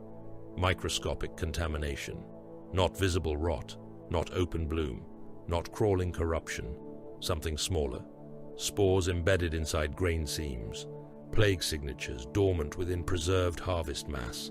Enough that one shipment could seed famine, fever, and pox across 7 war fronts. Enough that billions of soldiers could eat victory and exhale death. Dravik saw the verdict in their silence. "No," he said. The Magos confirmed it in a buzz of static. Vault mass compromised at microscopic level. Probability of safe reclamation unacceptable. Recommend sealed destruction. Sample isolation requested before terminal action. "Denied," Voss said. Dravik turned on him. "Test again. Verdict sufficient." "Again." Aurelian's voice was quiet. "The contamination is confirmed. By 1 series. By enough. Enough for you is always death." Voss opened the command channel to orbit. Dravik stepped closer. "Kadron, another test." The use of his given name made the moment worse, not better. Voss transmitted the verdict. Varadon Prime unsalvageable. Extremis Cineris authorized. Begin withdrawal and orbital sterilization pattern. For several seconds, the only sound was the distant ringing of plague bells. Then Dravik said, "You have killed a world." Voss looked down into the vault, where the grain lay in golden oceans beneath glass. Enough food to sustain armies, enough corruption to doom them. "No, the enemy did. I have identified the corpse." The withdrawal was disciplined, not clean, never clean. The Greyshields fought their way back through plague trenches where the dead had risen again. Guardsmen begged to board the Thunderhawks. Some clung to landing struts until armsmen cut their fingers away. Priests stood atop chapel roofs and rang bells in defiance as Lance. Targeting runes crawled over their districts. Mechanicus adepts tried to preserve samples and were shot by their own Skitarii escorts under Greyshield authority. The governor transmitted absolution, denial, pleas, threats, and finally hymns. Voss listened to none of them after the verdict. The last Thunderhawk broke atmosphere as the first cyclonic torpedoes entered descent. From orbit, Varadon Prime died beautifully. The torpedoes struck the southern grain belts first. Fire blossomed beneath the cloud cover, spreading in perfect spheres of annihilation. Continents turned white, not red, not orange.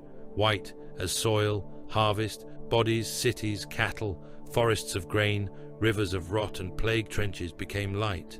Seas boiled, lifting columns of steam high enough to punch through the upper atmosphere.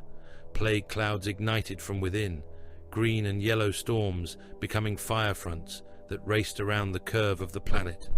Lance strikes followed, methodical and bright. They cut across vault lines, hive granaries, military encampments, infected chapels and refugee masses. Cities vanished beneath descending pillars. The northern trenches became a glowing scar. Churches rang until their towers melted. Poxwalker congregations burned beside loyal men, traitor men, children, prelates, servitors, livestock and fields that had fed the Emperor's armies for 10,000 years. Billions died, not in battle, not in glory, not beneath banners. They died because the alternative was worse. The planet's atmosphere became a furnace. Its oceans flashed into poison vapor and then into flame. Its continents cracked beneath thermal stress, tectonic wounds glowing in the dark. The last transmissions came as static, hymns, laughter, coughing, and one repeating phrase from a guard vox buried somewhere beneath the northern vault road. We held. Then nothing. Voss stood at the observation bay with the surviving Greyshields. Solanth's armor had been patched but not repaired, his blood still drying beneath fresh sealant. Bjarek was silent, which made him seem more dangerous. Sahan watched the firestorm with unreadable eyes. Aurelian recorded the outcome. Hadrael stood alone, and Kalo stood where he could watch Hadrael without seeming to. Dravik did not look away from the planet until there was no planet left to save. When the observation was complete, Voss went to the arming chamber. Dravik followed. The attack came without warning, but not without expectation. Dravik struck Voss across the helm with enough force to crack ceramite. The blow hurled him into an armor rack and sent empty plating clattering across the deck. Serfs screamed and fled. Weapon servitors rotated toward the violence, then froze as Voss transmitted a command lock. No interference. Dravik came again, not with his flamer, not with a blade, but with fists. That was the only mercy in him. He hit like a siege hammer. One blow dented Voss's breastplate, another drove him back against a munition shrine. Voss caught the third, twisted, and slammed his helm into Dravik's faceplate. The Salamander's line warrior staggered, but did not fall. "You burned them," Dravik snarled. Voss struck him in the throat seal with a short, brutal punch. "You mistake chronology." Dravik hit him again, cracking the side of his helm. Voss answered with a knee to the abdomen, then a hammer blow to the side of the head. They crashed through an armory rail. Bolter magazines spilled across the deck like black teeth. Dravik seized Voss by the gorget and drove him into a pillar hard enough to bend it. "The prisoners," Dravik said, voice raw. "The hive, the vault, the world, always the same answer." Voss drove both fists into Dravik's damaged chestplate, once, twice, 3 times, each impact placed to overload armor servos and bruise the organs beneath. Dravik tried to grapple. Voss stepped inside the hold, hooked his leg, and threw him down onto the deck. Dravik rose to one knee. Voss kicked him in the helm. The sound rang through the chamber. Dravik fell. Voss did not stop. He struck him again and again, not to kill, not to maim beyond use, but to end the rebellion in the body before it could become a decision. Ceramite cracked.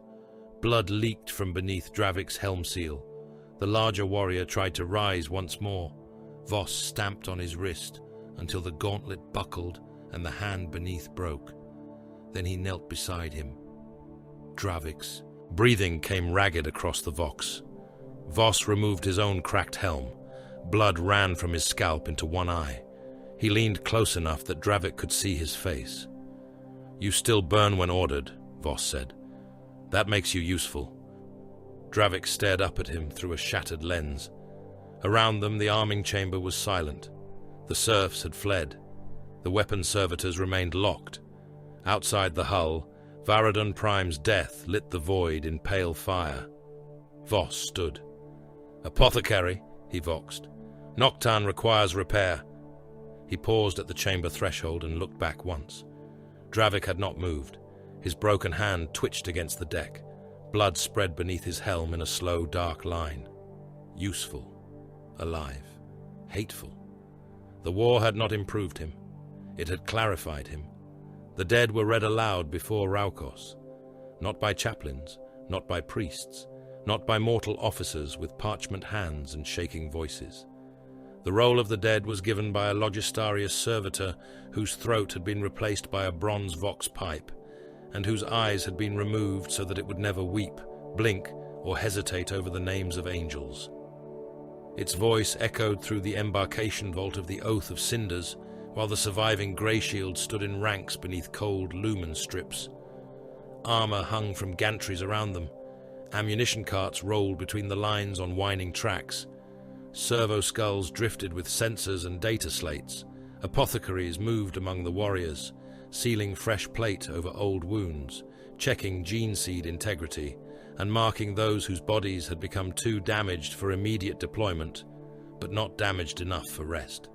Rest was a concept for worlds not yet found by war. Brother Castian Vor, gene line of Gilliman, formerly Spear Cineris, disposition, assigned to Ultramarines Successor Command Cadre. A rune changed color on the vault wall. Brother Halvek Dor, gene line of Dawn, formerly Talon Ash, disposition, assigned to Imperial Fist Successor Foundation. Another rune shifted. Brother Skaldi Hearn, gene line of Russ, disposition, transferred to Wolfspear Reinforcement Tithe.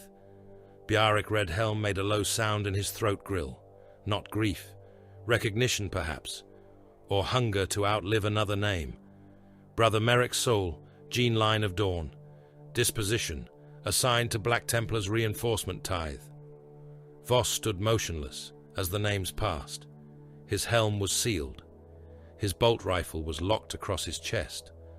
The grey chevron on his pauldron had been repainted 3 times and scarred through each layer. Under the newest ash-grey stripe, old blood had dried in the grooves, where Varadon's plague rain had eaten into the ceramite. Brother Odran Kell, gene line of Vulcan, disposition, gene seed unrecovered. Dravik Nocturne did not move. His right hand had been rebuilt after Voss broke it in the arming chamber. The gauntlet worked. The fingers closed properly around the grip of his flamer. The apothecary had declared him combat effective. That was not the same as whole. Dravik's silence had become colder since Varadon Prime. He obeyed. He answered when addressed. He burned when ordered. He hated with discipline now. That made him more dangerous, not less. Brother Mordain Carl, gene line of Ferrus Manus, formerly Shield Cohort Cineris. Disposition, gene seed unrecovered. Armor fragments recovered. Honor notation, Western blast door action, Oath of Cinders. The servitor did not pause. No one else did either. Voss kept his eyes on the wall runes. Mordain's name became red, then black. Final. Efficient. Insufficient. The squad standing around Voss was no longer the formation that had awakened beneath Mars.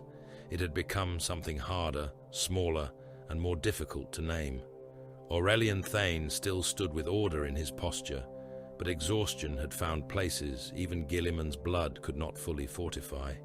It lived in the set of his jaw, in the fraction of delay before he answered, in the way his eyes lingered too long over casualty projections that once would have been clean numbers.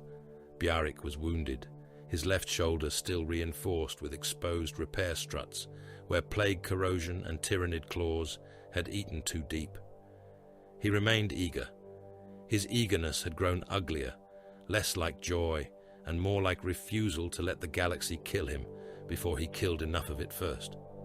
Sahan Tor laughed less. When he did, it rarely reached his eyes. His blades were sharper than before, his movements more economical. He had begun to understand that speed did not outrun attrition. It only chose where attrition arrived. Solanth Arkan stood with his helm sealed even inside the vault. Since the Baelite corpse fields, he had almost never removed it in the presence of others. His armor had been repaired, but the scars in its chest plate remained visible beneath new paint, like wounds beneath skin. At times, his breathing entered the squad link too quickly. At times, Voss caught his hand flexing around a weapon that was not drawn. He remained useful. He remained unstable. Hadrael stood apart. Kalo watched him. The matter of hidden data, old sigils and secret transmissions had not ended.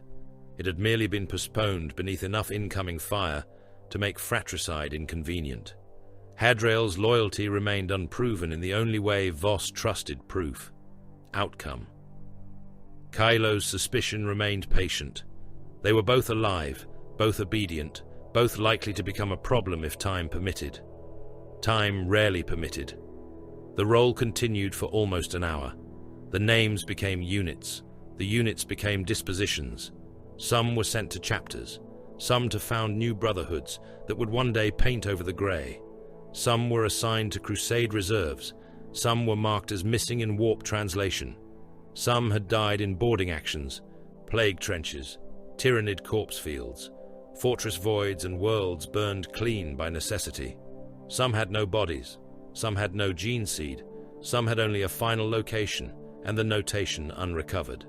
The vast brotherhood of the unnumbered suns had been bled down by war, reassignment, and command decision.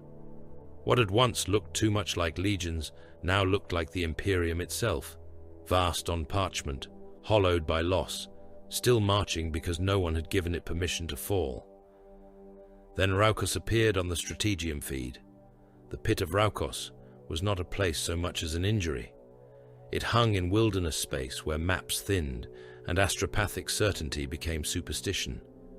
The stars around it bent toward darkness, their light pulled crooked, stretched into trembling arcs that made mortal eyes water and machine spirits stutter in prayer. Wrecked fleets hung in impossible orbits, some upside down to physics, some moving without engines, some half-embedded in asteroids that had not existed on earlier Auspex sweeps. Dead worlds phased in and out of detection range, their continents appearing as black silhouettes behind curtains of warp static, before vanishing again. Demon worlds breathed at the edge of sight. They did not remain long enough to chart.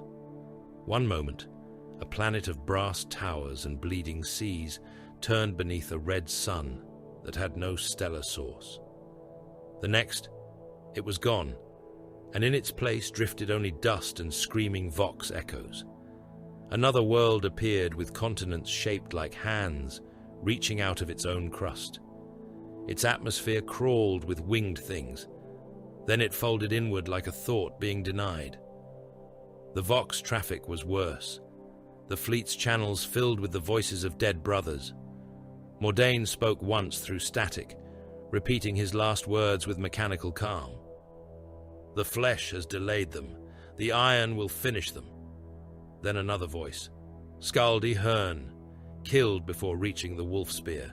Then a sergeant from Talon Ash who had died on Karen. Then guardsmen from Varadon. Then screaming pilgrims from Gathros with their mouths sewn shut, somehow begging without lips. Voss ordered the channels filtered. The voices continued beneath the silence. Guilliman's strategy unfolded across the Crusade fleet in hololithic enormity, multiple Greyshield formations, existing chapters, Astra Militarum armies by the million, Navy battle groups in layered assault corridors, Mechanicus engines and Skitari maniples assigned to shield collapse, Knight households prepared for ground insertion on stable plates of reality near the rift's anchor points, Titan Legios held in reserve where translation geometry allowed. Every blade, gun, prayer, engine and corpse was placed into motion to strike not the pit itself, but the structures holding enemy presence in real space around it. Anchor points, bastions, ritual engines, fortresses of fused wreckage, black iron, bone and void-sealed blasphemy. The enemy had not merely gathered near Raukos, it had nailed itself into reality. The Crusade would pull the nails out with fire. Shield cohort Cineris received Anchor Bastion 9. The hololith rendered it as a fortress grown from dead ships. Cruiser hulls had been welded together around an asteroid core, their prows thrust outward like broken teeth. Bone buttresses crawled over the metal, thick as hive spires and threaded with chains made from fused armor links. Black iron towers rose from the mass, each capped with demon mouths that vomited flak into the void. Chapel fragments, troopship ribs, pilgrim barges and warship armor had been compacted into walls. The whole bastion pulsed faintly, as if something inside it had a heart too large for the structure containing it. Defenders marked in red, Black Legion, word bearers, cult armies beyond sane count, bound demons, warpsmith engines, traitor artillery, human slave masses, unknown biological signatures, captured Imperial transponders repeating false surrender codes. Aurelian reviewed the assault pattern. Orbital bombardment precedes ground insertion. Void shields, Voss asked. Layered. Demonic reinforcement confirmed. Bombardment unlikely to destroy objective. It will map reaction points. Yes. Bjarrick rolled his wounded shoulder. So we throw shells until the fortress shows its teeth. And then the guard puts hands in the mouth, Sahan said. Voss looked at the hololith. Correct. Dravik's helm turned slowly toward him. You already know how many they will lose. I know what their deaths will reveal. That was not an answer. It was the only answer relevant to command. The first bombardment began as a storm of Imperial anger. Battleships fired in sequence, their macro broadsides rolling through the fleet like thunder across iron mountains. Lance beams struck Anchor Bastion 9 and flared against void shields that shimmered with sickly colors, violet, green, red, and shades that had no place in human vision. Torpedoes hit and burst against invisible walls. Plasma warheads bloomed across the fortress surface. For a time, the bastion vanished inside fire. When the glare faded, it remained. Its towers opened. Return fire clawed into the fleet. A Navy cruiser lost its prow to a lance of black light that did not burn so much as a raise, leaving the forward decks exposed to the void, crewmen tumbling out like insects from a cracked hive. A troop transport detonated when demon shells passed through its shields and hatched inside the hull, birthing things that tore through its reactor spaces before the ship exploded. Defense monitors died trying to screen the heavier vessels. Their wreckage joined the impossible orbiting graveyard around Raukos. Then came the Guard. Regiments descended in bulk landers and assault transports. Entire divisions committed to killing grounds no sane general would have chosen if sanity remained a strategic resource. They landed on debris plateaus around the bastion, on fused hull fields, on corpse roads, on rusted armor planes under a sky that changed shape every few seconds. They advanced beneath artillery that turned battalions into red mist. Lehman Russ tanks pushed through wreckage and were split open by tower beams. Infantry waves crossed black iron causeways, while demon engines fired into them with guns fed by screaming slaves. Their purpose was not to win. Their purpose was to reveal. Every time a regiment died under a hidden battery, that battery acquired a rune. Every time a bunker opened to slaughter a company, its position entered the Greyshield feed. Every time a minefield consumed a platoon, a safe path narrowed around it.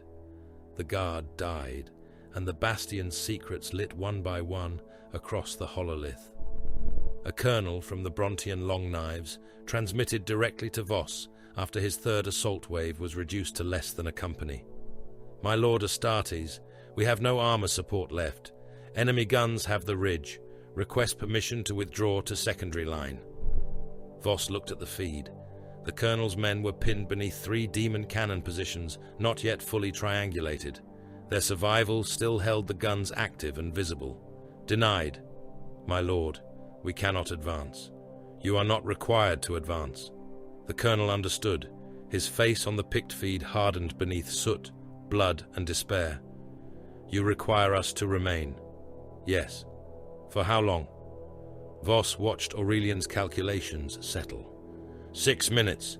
The colonel laughed once, broken and furious. "I have 40 men. Then each man must purchase 9 seconds. The channel cut. Dravik stared at Voss. "You did not even tell him to die well." He knew. 6 minutes later, the demon cannon positions were mapped. The Brontian Long Knives no longer existed as a functional regiment. The Skitari went next. They did not die like the Guard. They died in silence, which made it more obscene. Red-robed maniples advanced through the lower wreck fields, their galvanic rifles raised, their legs moving in perfect rhythm, despite incoming fire. They chanted Binharic kill prayers through encrypted Nuspheric links, while their vanguard elements slipped into shield node tunnels, revealed by guard sacrifice. Radiation weapons hissed, arc charges detonated, data spikes pierced demon iron conduits and fed corrupted machine spirits poison in the form of logic. Skitari bodies came apart beneath return fire. They did not scream. Their remains twitched under command impulses until destroyed. One manipular priest dragged himself forward after losing both legs, mechadendrites pulling him by the spine to place a disruption charge against a shield node. He completed the rite as a demon crawled from the wall and opened his torso. The charge went off inside both of them. The void shields flickered. Not down. Wounded. Enough. The Greyshields launched. They did not come as a line. They came as a knife driven through the moments purchased by the dead. Thunderhawks and boarding craft skimmed through debris fields, while the bastion guns tracked larger targets. Inceptors dropped through flak storms to clear tower mouths. Phobos elements infiltrated through wreckage corridors mapped by dying Skitari. Intercessor killprongs entered through a rent in the outer hull, where 3 cruisers had been fused together and later cracked by orbital bombardment. Hellblasters moved behind them, their plasma incinerators caged and hungry. Voss led the central decapitation strike. Around him moved the remains of his squad and the mixed squads he had reorganized by function, not blood. The anger over that arrangement had faded beneath usefulness. A son of Russ held a corridor beside a son of Gilliman without complaint. A son of Sanguinius carried ammunition for a son of Dawn. A son of Vulcan burned a path for a son of Corax. They still mistrusted. They still hated. They still carried inherited instincts that scraped against one another like blades in a box. They functioned. The outer hull was a cathedral of wreckage.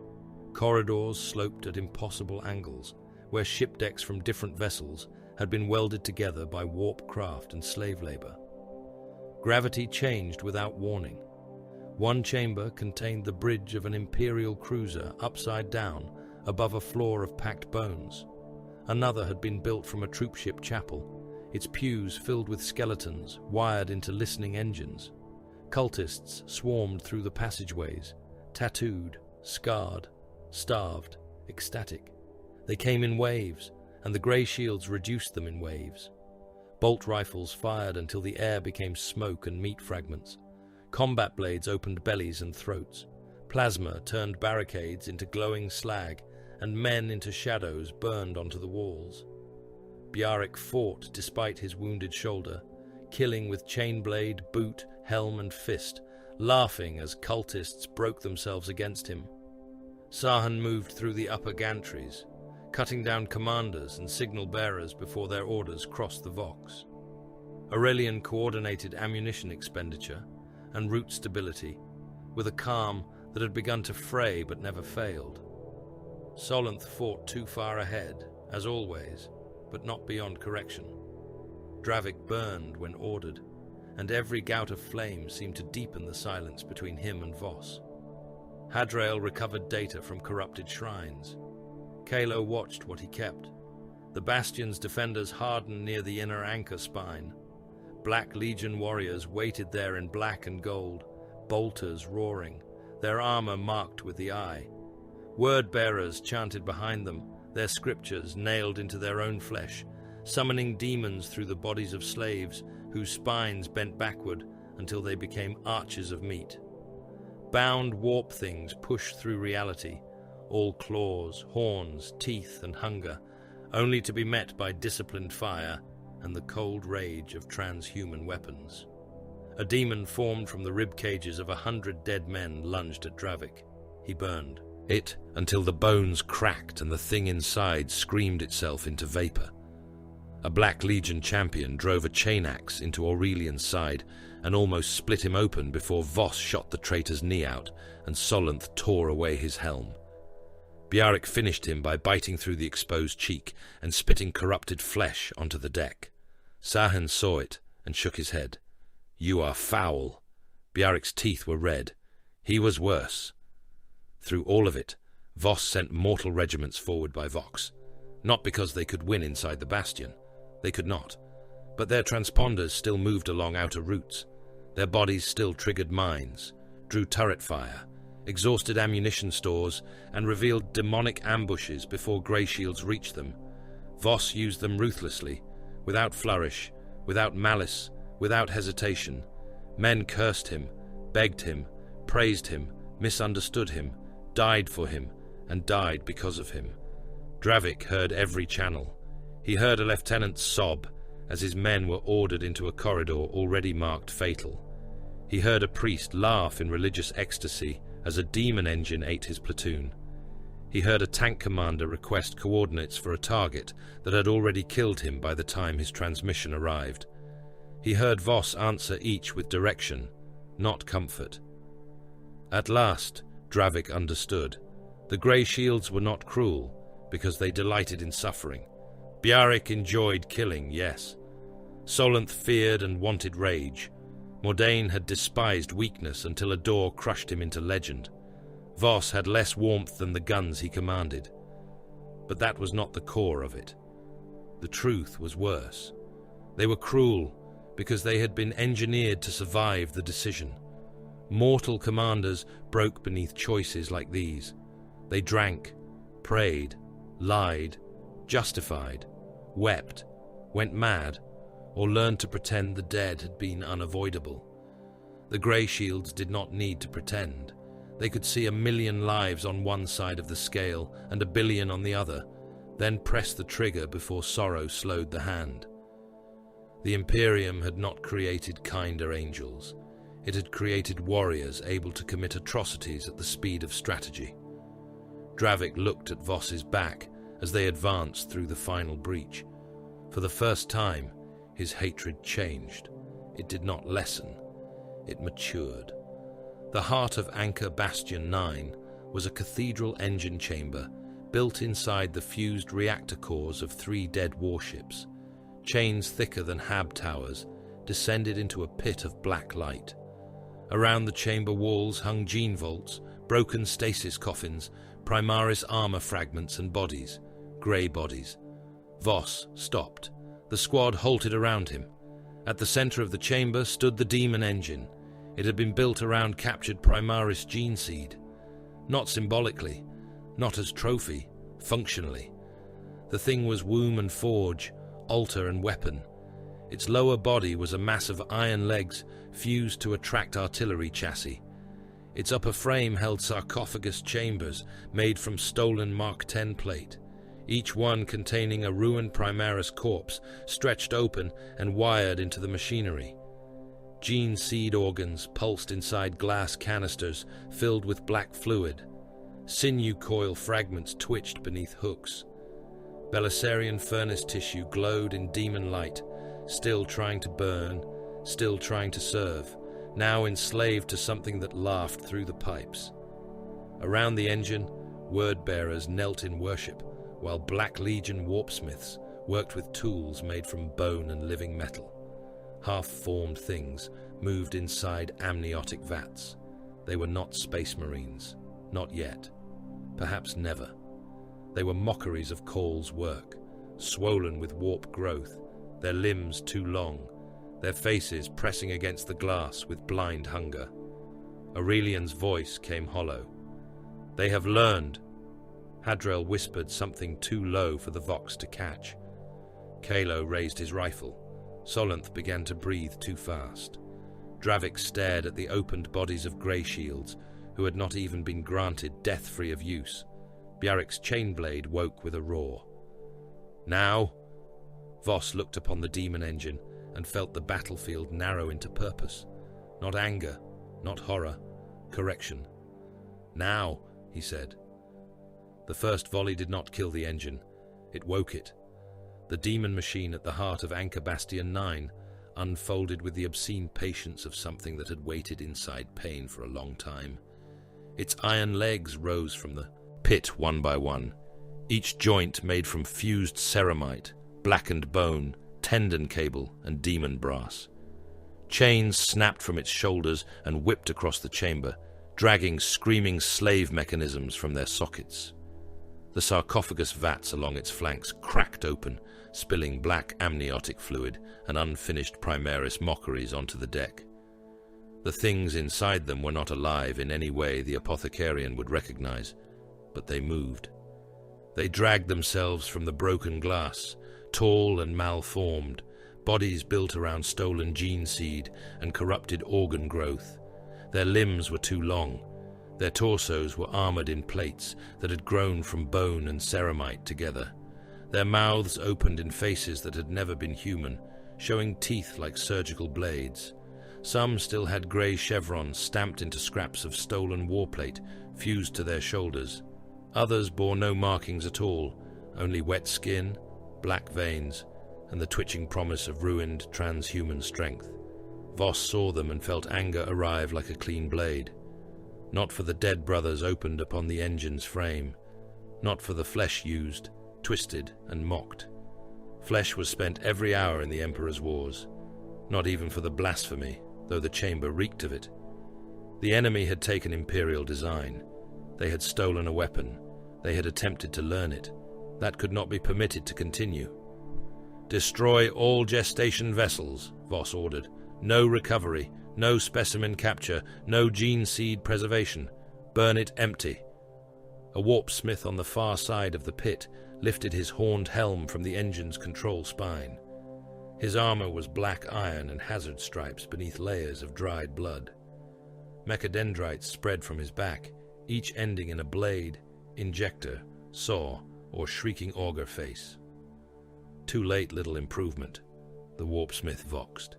His voice came through every helm speaker as static, laughter, and grinding teeth. "We have tasted the furnace inside you. We have mapped the new organs. We have taught your stolen purity how to scream." Voss fired. The bolt struck the warpsmith's shoulder and burst against demon-hardened plate. Aurelian's shots followed, precise, spaced, controlled. Kalo's round came from darkness and punched through one of the warpsmith's secondary optics. The traitor staggered. Then the womb of knives screamed, and the chamber answered. The scream was not sound alone. It entered armor. It entered bone.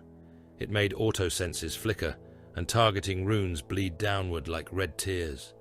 It filled the Vox with the voices of dead Greyshields, each one begging in tones they had never used while alive. It made the half-born thing shriek and leap forward. The battle became immediate. Intercessors formed a firing line at the chamber threshold. Bolt rifles roared, turning the first corrupted Primarchs mockeries into bursting slabs of muscle, chitin, and black blood. Some fell. Some crawled on broken limbs, pulling themselves forward through their own spilled organs. Aggressors moved in behind them, gauntlets cycling, bolt storm fire chewing through vat-borne bodies that came too close. Hellblasters raised plasma incinerators toward the womb's outer legs and fired into its joints until metal ran like candle wax. The demon engine moved through the punishment. Its chain limbs struck the upper gantries and tore them down. A Greyshield fire team vanished beneath a collapse of black iron, their transponders dying under tons of wreckage. A second chain lashed through the chamber and wrapped around an intercessor's waist. It tightened. Ceramite cracked. The warrior fired until his rifle clicked dry. Then the chain pulled him apart at the midsection, spilling his torso in one direction and his legs in another. His heart beat for several seconds in the open air before a half-born thing fell on him and began eating. Bjarric Red Helm hit the creature like a thunderbolt. His chain blade carved down through the mockery's neck, across the spine, and into the sternum. The thing clawed at him with hooked fingers, opening lines in his already damaged shoulder. Bjarric laughed and drove his knee into its chest until ribs burst outward. He tore the blade free and kicked the convulsing body into the pit. "Ugly little whelp," he snarled. "Even your death is badly made." Sahantor moved past him, blade flashing. "Do not insult whelps. Some of them learn." The chamber's Vox. Grid collapsed into a storm of code and demonic interference. Command channels split. Squad runes vanished. Greyshield units deeper in the bastion reported contradictory routes, impossible enemy positions, brothers alive who had died hours before, and corridors looping back into themselves. Warp pressure bent the fortress. Decks tilted. Bulkheads opened onto chambers that had not existed in the assault plan.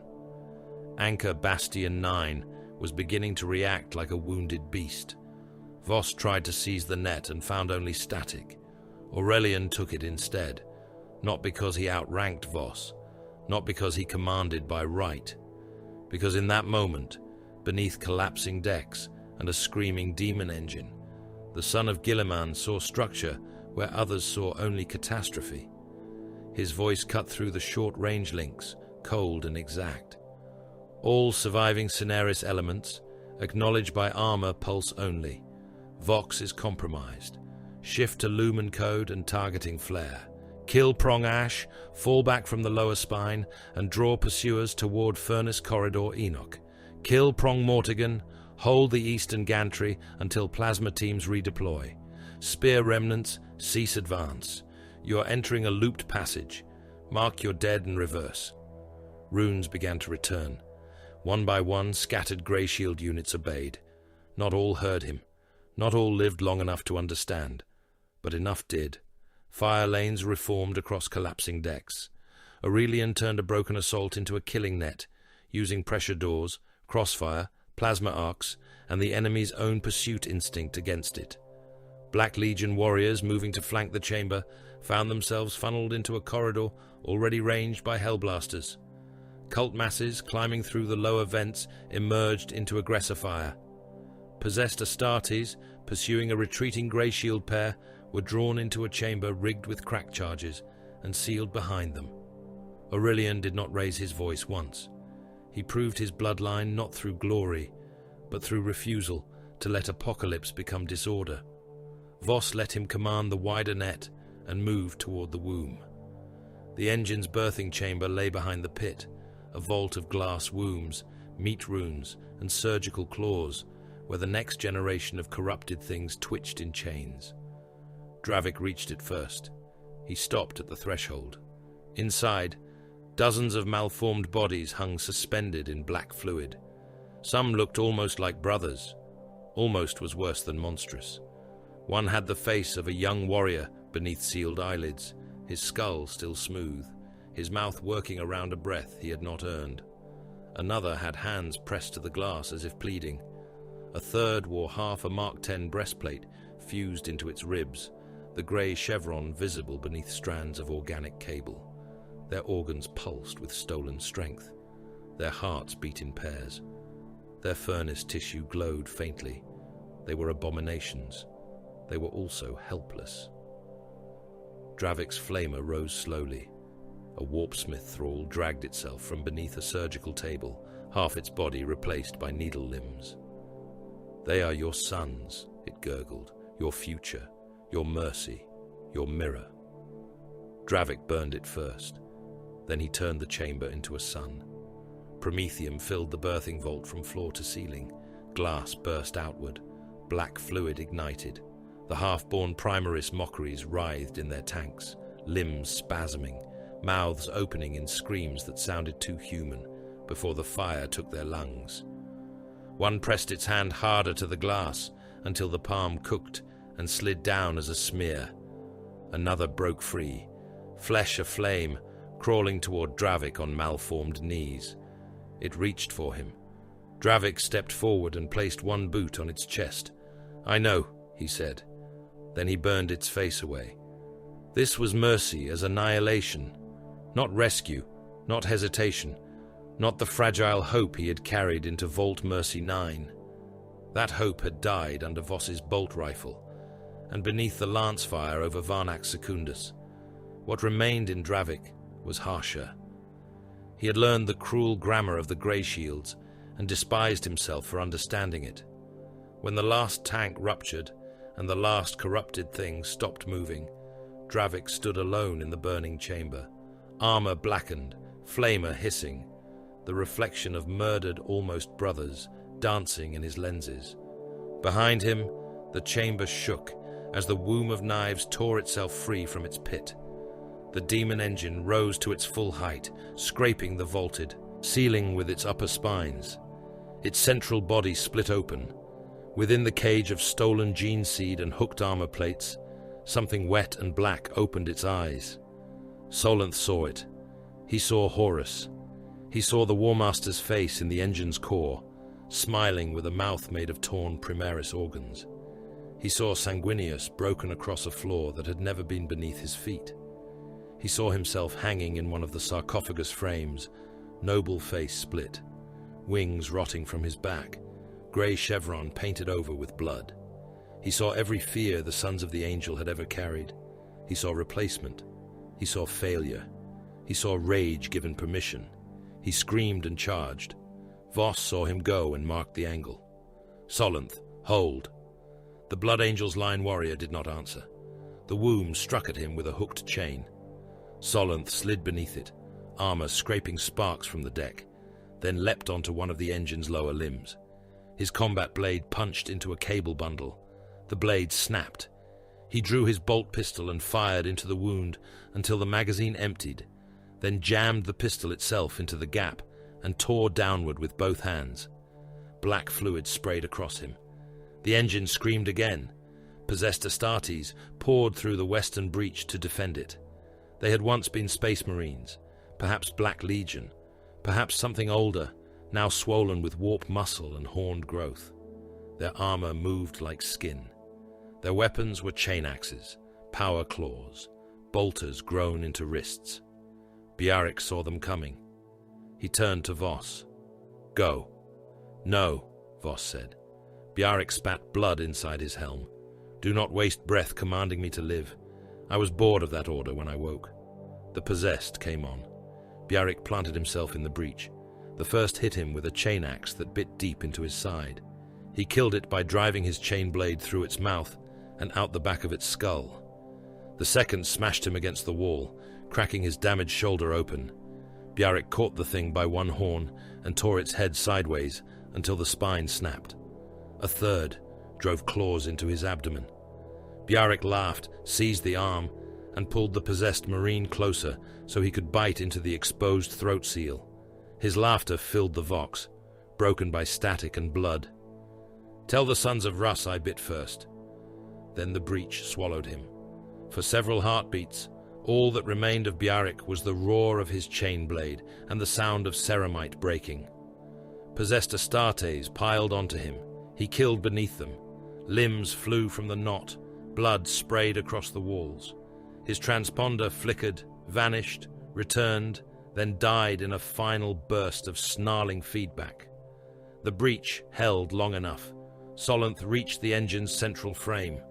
Kalo moved to cover him from the upper shadow, but a ward flare erupted across the chamber and struck him from the gantry. His armor locked mid-motion. Not damage, binding. The Daemon Engine's ward structure had recognized him through his targeting link and trapped his warplate in a lattice of black runes. A word-bearer sorcerer below lifted a hooked knife, preparing the killing word.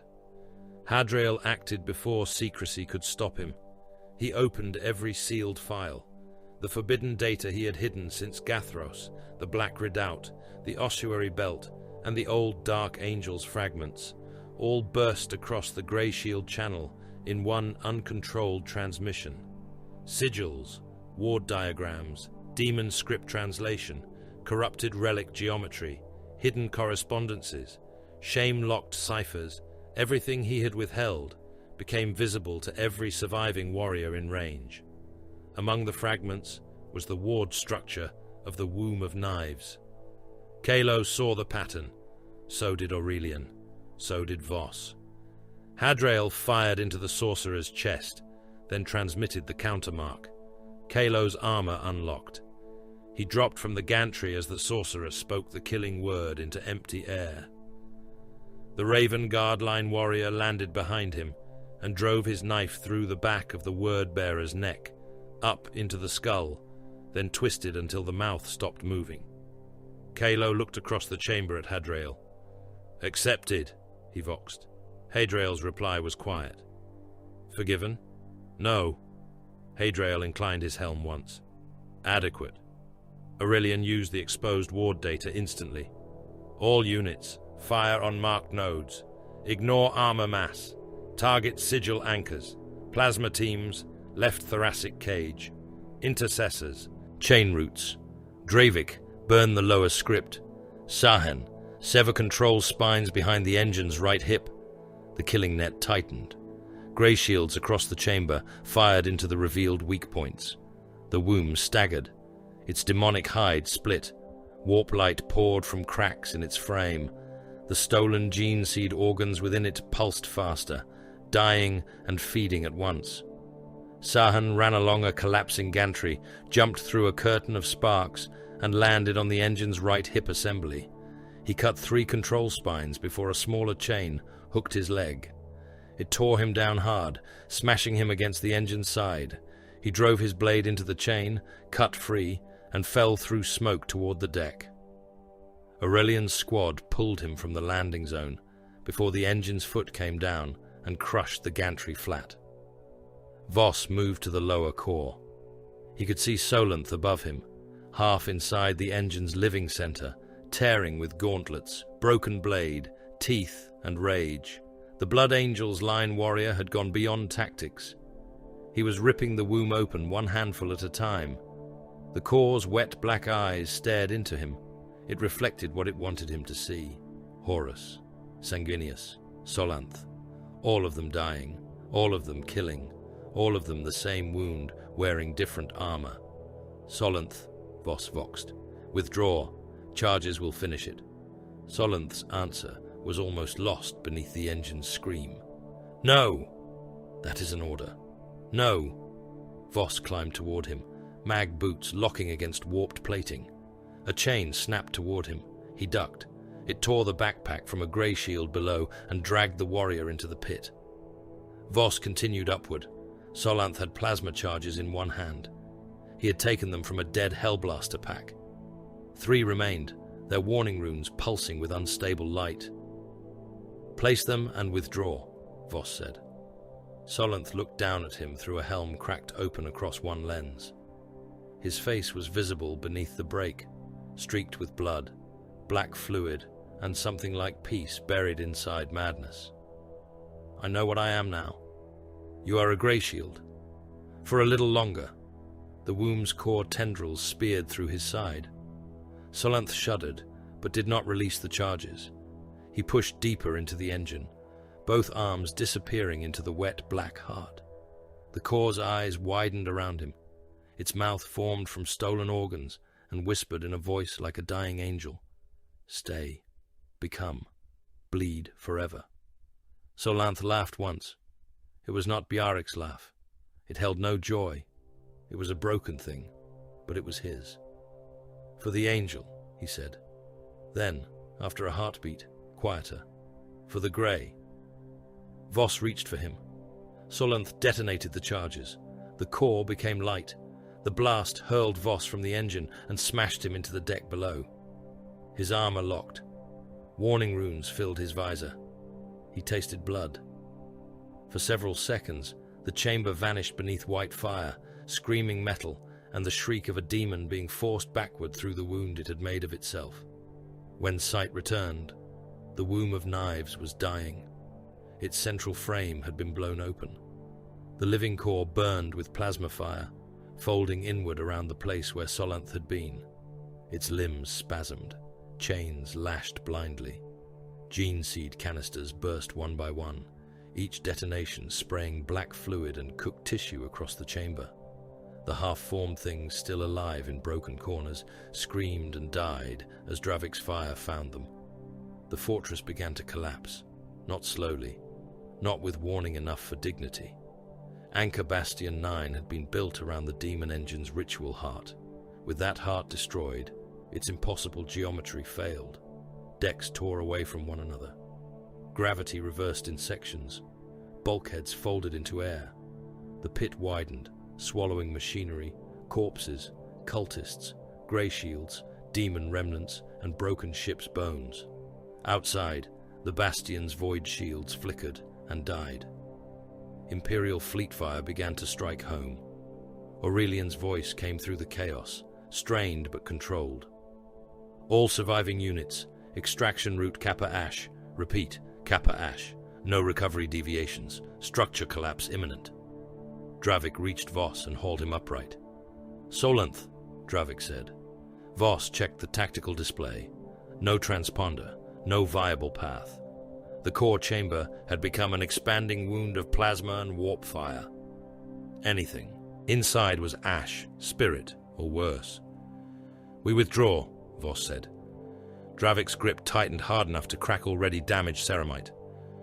We recover him. No. He saved us. He achieved purpose. The words struck Dravik harder than any blow. You butcher. Voss tore free of his grip. Move. They moved. Not all escaped. A Greyshield kill team vanished when the corridor beneath them opened into the void. A son of the Khan was cut in half by a collapsing blast door and still dragged himself far enough to throw his last grenade into a pursuing pack of cult mutants. A son of Vulcan carried a wounded brother until a demon claw pulled both through the wall. Hadrael took a bolt through the ribs and kept walking. Kylo covered him without comment. Sahan limped, bleeding from a torn leg seal, laughing under his breath once when the ceiling fell behind him instead of ahead. Aurelian held the extraction route together with orders, icons, flares, and sheer refusal. He redirected squads around void breaches, marked unstable decks, ordered trapped units to become rear guards when rescue became impossible. Gilliman's blood did not make him kind. It made him able to decide faster than despair. At the final breach, possessed Astartes attacked through smoke and falling debris. There were too many. Then orbital fire reached the inner bastion. A lance strike punched through the ceiling far behind the traitors. White light came down like judgment. It vaporized half the enemy charge and turned the rest into burning silhouettes. The shockwave threw Greyshields and traitors alike from their feet. Voss rose into smoke, fired until his magazine emptied, then killed the nearest possessed marine with his combat blade through the eye lens. The Thunderhawks arrived into a storm of wreckage. One was struck by falling armor plate and spun away, engines burning, before exploding against the bastion wall. Another landed hard, crushing cultists under its skids. The surviving Greyshields boarded through fire. Dravik was last before Voss. He looked back into the collapsing fortress, as if hatred alone might retrieve the dead. Voss shoved him up the ramp. The Thunderhawk lifted as Anchor Bastion 9 came apart. From orbit, the fortress died like a black star being unmade. Its shipwreck hulls separated and tore, chains snapping, towers folding inward. Imperial lances cut through exposed cores. Macro shells hammered the outer walls until they cracked and spilled atmosphere, bodies, demons, and burning machinery into space. The central pit ignited when the womb's remains finally collapsed into the reactor mass. A sphere of white and red fire expanded through the bastion, consumed the bone buttresses, and broke the anchor point's hold on real space. Across Raukos, other anchor points began to fail. Guilliman's strategy moved from possibility to consequence. Astra Militarum armies advanced over fields made from their own dead. Night households broke traitor engines beneath thunderous feet. Mechanicus maniples completed sabotage rites with bodies as much as data. Astartes from old chapters and new Greyshield formations struck where the enemy line bent. Navy battle groups drove into openings torn by the death of Anchor Bastion 9. The Raukos position began to break. Not cleanly, not gloriously. It broke like a mass grave under bombardment. Banners planted in soil made from bones. Every victory bought by lives no history would have room to name. The Greyshields had won. The victory felt like standing alone in a cemetery and being told the silence was applause. Extraction brought them back to the Oath of Cinders with fewer warriors than the Thunderhawks had carried down. The arming vault received them in red emergency light. Apothecaries moved quickly. Serfs recoiled from the blood and warp burns. Servo skulls counted the living with calm mechanical cruelty. Bjarric Redhelm was gone. Solanthar Khan was gone. Mordain had already been gone. The squad that had awakened beneath Mars existed now only as fragments wearing the same grey. Hadrael sat on an ammunition crate, while an apothecary sealed the wound in his side. Kalo stood nearby, rifle lowered, saying nothing. Sahan leaned against a pillar, one leg braced, eyes closed behind his helm. Aurelian stood over the tactical table, still transmitting corrections to surviving demi-company elements, though his hands trembled once before he locked them still. Dravik remained facing the hangar doors long after they shut. Voss received the final order in the silence after the casualty roll began. It came under the Lord Commander's authority. He read it once, then again. Aurelian looked up. "Sergeant," Voss transmitted the order to the surviving squad. After the Raukos campaign, the Unnumbered Sons were to be disbanded. Remaining Greyshields would be assigned permanently to existing chapters, successor chapters, or newly founded brotherhoods according to bloodline, strategic requirement, and crusade decree. Shield cohort Shineris would cease to exist. No one spoke at first. Outside the hull, Raukos burned and bent beneath the weight of Guilliman's war. Inside the arming vault, the last of Cineris stood among empty armor racks, dead brothers' weapons, scorched plate, and the smell of blood cooked into ceramite. Dravik finally turned. "So that is all," he said. "We are made. We are spent. We are divided." Aurelian's voice was quiet. "That was always the structure." Sahan opened his eyes. "Structure is a cold grave." Hadrael looked at Kalo. "Some graves keep secrets." Kalo answered, "Not forever." Voss looked at the grey chevron on his pauldron. It was cracked through the middle, cut by shrapnel and burned at the edges. Beneath it lay older paint, older blood, older ash. Soon another heraldry would cover it. A chapter mark, a number, a name. The Greyshields had been too powerful to remain whole, too useful to preserve, too dangerous to become proud. Voss understood. He hated nothing about it. That, perhaps, was the worst proof of what they had made him. "Prepare for final muster," he said. No one answered with an oath. No one needed to. The last Greyshield war had ended. The unnumbered were about to be counted. The victory at Raukos did not bring silence. It brought inventories. It brought corpse tallies, gene seed audits, armor reclamation lists, ammunition expenditure scrolls, martyrdom petitions, fleet repair projections, planetary reconquest schedules, and assignment writs sealed beneath the authority of the Lord Commander. The pit still bled at the edge of the void, but its anchor points were broken, its real space claws severed, its demonic musters scattered into retreating storms of madness and fire. Imperial banners flew over ruins that had no air to stir them. Astra Militarum regiments stood upon fields made from the bodies of their own dead.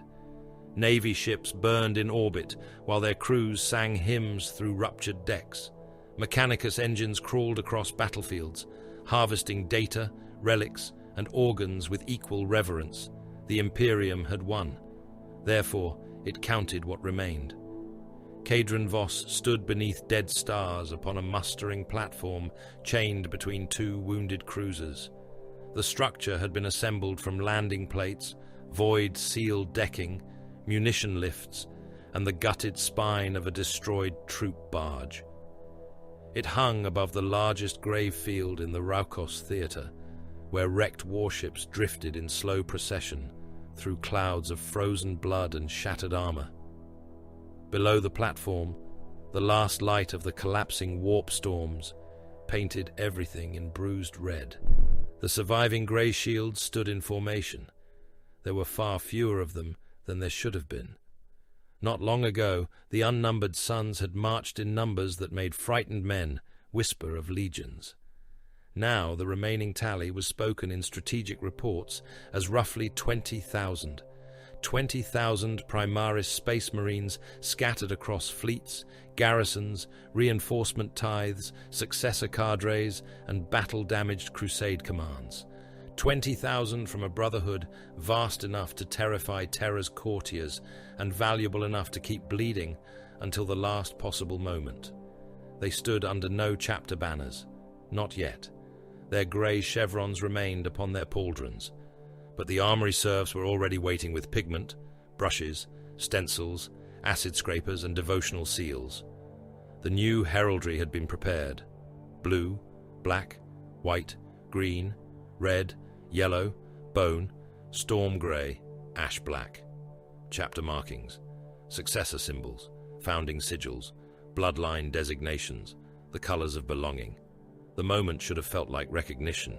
It felt like amputation. Voss stood with what remained of shield cohort Cineris.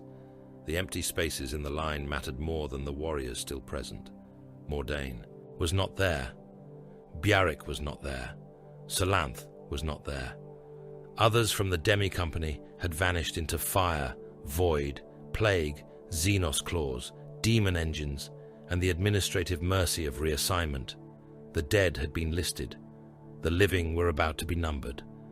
Aurelian Thane received his assignment without visible reaction.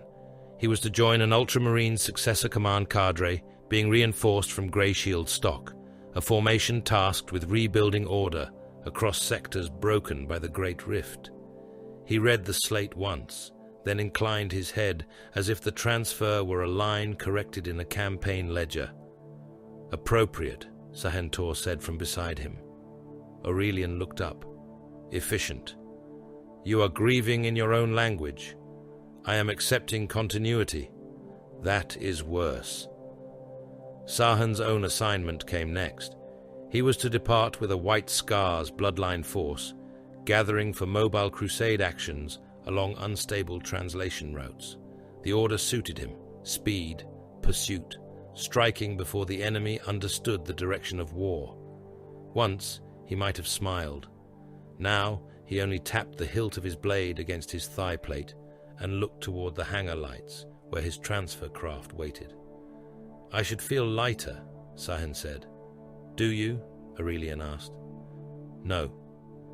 Hadriel's writ arrived sealed in black and green encryption.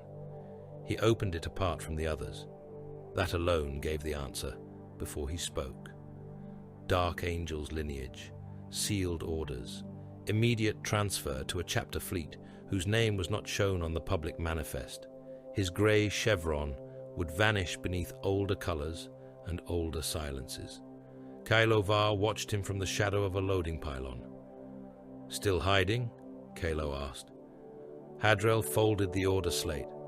Still serving. The distinction remains unproven. Hadriel looked at him. You have the files. Yes. And yet you did not transmit them to the custodes. Not yet. For the first time since Voss had known him, Hadriel almost smiled. It did not reach warmth. It did not try to. Then we both remain unfinished. Kylo's own assignment was not delivered in public. One moment his name existed on the cohort roster. The next, it had been moved into a Raven Guard successor archive under a kill team designation with no parade order, no spoken transfer, and no visible heraldry. A shadow claimed by a shadow. He gave no farewell. When Voss next looked toward the pylon, Kylo was gone. Dravik Noctan received the Salamander's successor writ with a stillness that seemed carved into him. His new chapter assignment was marked for humanitarian reclamation campaigns, civilian defense actions, and flame purge operations across worlds where survival still had meaning. In another brotherhood, among warriors who spoke of protection without irony, his compassion might become virtue instead of liability. He did not look grateful. He looked condemned to hope. Voss received his own order last, Imperial Fist's bloodline, successor Foundation cadre. Surviving unnumbered sons to form the command spine of a new chapter raised to hold fortress routes, siege corridors and threatened bastion worlds along the Crusade's bleeding edge. His assignment came with honor markings, command eligibility, rights of heraldic adoption, and a name that would be carved into chapter rolls not yet opened. He was offered memory. He felt nothing. Aurelian noticed. You are to help found a chapter. Yes. A rare honor. Yes. Sahan laughed softly. He looks as if someone assigned him a fresh magazine. That is what it is, Voss said. Dravik turned toward him. The Salamander's line warrior had been silent since reading his order, but now he stepped closer, broad frame dark against the red star wash. His repaired hand closed and opened once. Voss noted the movement. He noted also that Dravik carried no drawn weapon. That meant the confrontation would be verbal, unless Voss made it otherwise. We could have been better, Dravik said. Voss faced him. We were. No. Dravik's voice hardened. Better than this. Better than old pride, old blood, old banners. We were made from many fathers and forced to stand together. We learned each other's strengths. We bled for warriors we did not choose. We could have been better than the old legions. We were better. Dravik's anger showed through the restraint. You call this better? Broken apart before we know what we are? Yes. Explain. The old legions endured long enough to love themselves more than the Imperium. Aurelian's eyes shifted toward Voss. Hadriel, still near enough to hear, went utterly motionless. Sahan's smile faded. Voss continued. We obeyed, we killed, we endured, then we allowed ourselves to be dismantled before pride could make us dangerous. That is better. Dravik stared at him. You think obedience is purity? No, I think obedience is containment. And what contains men like you now? Voss looked across the platform at the waiting heraldry crews, the chapter envoys, the custodian observers, standing like golden judgment beneath the dead stars. Names, duties, smaller numbers. Dravik shook his head once, slow and bitter. You have made a cage sound like salvation. I have made it accurate. Before Dravik could answer, the platform lights dimmed. Every Greyshield turned. The hololithic projectors along the mustering spine awakened, one after another, their beams joining above the formation, until a giant stood in blue-white light beneath the dead stars. The image flickered at the edges, where Raukos static still clawed at transmission integrity, but the presence remained undeniable. Robuta Guilliman looked upon the remnants of his unnumbered sons. Not warmly. Warmth would have been an insult to the dead.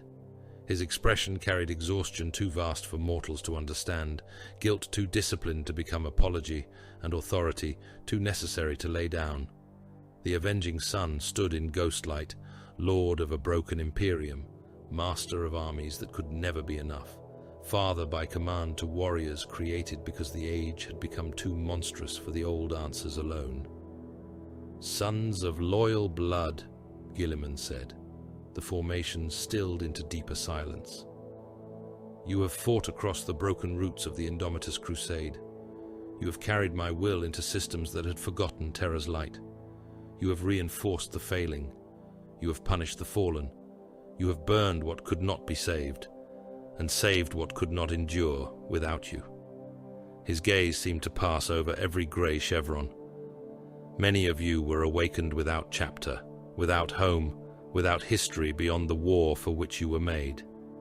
That was not mercy, it was necessity." Voss listened and heard no lie. The Battle of Raukos is won. The first phase of this crusade closes. The unnumbered sons will now be divided according to bloodline, chapter need, strategic necessity, and the future defense of the Emperor's realm. Some of you will bear ancient heraldry. Some will raise new banners. Some will command. Some will serve. All will continue. The Primarch paused. For a moment, the hololith shimmered, and the great figure seemed less like a lord of war than a man standing before the consequences of his own solution. "You were my answer to an age that should never have come." No one moved. "I do not ask you to rejoice. I do not ask you to forget the grey. I ask you to obey one final command as unnumbered sons." The surviving Greyshields knelt. It happened without shouted order. Armor struck the deck in a rolling thunder that passed along the platform from one end of the formation to the other. Thousands of transhuman warriors knelt beneath dead stars, not as one legion, but as the last echo of one. They had been too many for comfort, too disciplined for rebellion, too useful to preserve, too dangerous to leave whole. Their unity ended by command, and in ending, proved the loyalty that had made them terrifying. Guilliman raised one hand in benediction or dismissal, perhaps both. "Rise as what the Imperium requires." The hololith died. For a breath, there was only the red light of Raukos and the hum of void shields. Then the containment alarm screamed. The demon host broke loose from the prisoner reliquary at the edge of the platform, where Ordo and Mechanicus agents had been cataloguing remnants pulled from Anchor Bastion 9. It had once been a man, perhaps a cult officer, perhaps a sanctioned prisoner, perhaps something else now lost beneath possession. Its body tore through restraint chains and hexagrammic rods, spine bending backward until vertebrae burst through skin. Horns split its skull open from within, its jaw unfolded down to the sternum, exposing a throat filled with eyes. Its hands became hooked claws, slick with black birth fluid. The air around it froze, then burned. Mortal adepts died first. One was lifted by invisible force and twisted until his limbs spiraled around his torso, bones snapping in rapid, wet cracks. Another burst open from the inside, ribs unfolding like fingers, organs spilling onto the deck in steaming ropes. A custodian observer turned, guardian spear rising, but the demon host shrieked a word that shattered the deck plating beneath him and threw him back half a step. Half a step was more than most beings ever took from the 10,000. The Greyshields were already moving. No order passed between them. Aurelian's voice entered the tactical channel anyway, pure reflex. "Containment arc, civilians clear, fire lanes narrow, Do not strike the relic cages. Sarhan was first across the distance, blade flashing toward the demon host's throat. It bent impossibly backward, the cut opening only air, but Sarhan had never intended to kill with the first strike. He drove it toward Voss's line. Hadriel moved on the other flank, sword piercing one of the thing's secondary eyes as it opened in the ribs. Kylo appeared behind a shattered reliquary plinth and fired into the diamond host's knee joint with a round inscribed for witch killing. The limb ruptured in black flame. Dravik raised his flamer, but did not fire. Too many mortals, too many relic stores, too much risk. Voss advanced straight toward it. The demon host turned its split face toward him and spoke in several dead voices at once.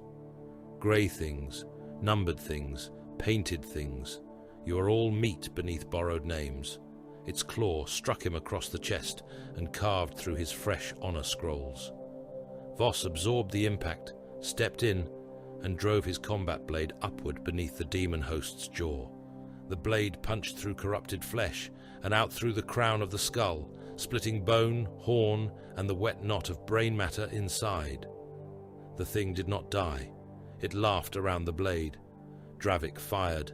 Prometheum swallowed both demon host and Voss's outstretched arm. Voss held position while fire curled across his gauntlet and blackened the blade grip. The demon host thrashed, claws scraping his armor, screaming through a mouth now full of flame. Voss drove one boot onto its chest and forced it down to the deck, pinning it as Dravik advanced and poured more fire into its body. Hadriel cut through the warding chain that had tangled around its spine. Kylo shot the exposed vertebrae beneath it. Sarhan severed one clawed hand at the wrist. Aurelian directed a custodian null shackle team into position the moment the flames dropped.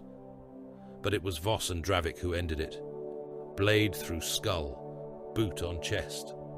Fire until nothing remained but a twitching black shape welded to the deck. Their last shared action as Greyshields was efficient, merciless, and wordless. When the corpse stopped moving, Voss withdrew his blade.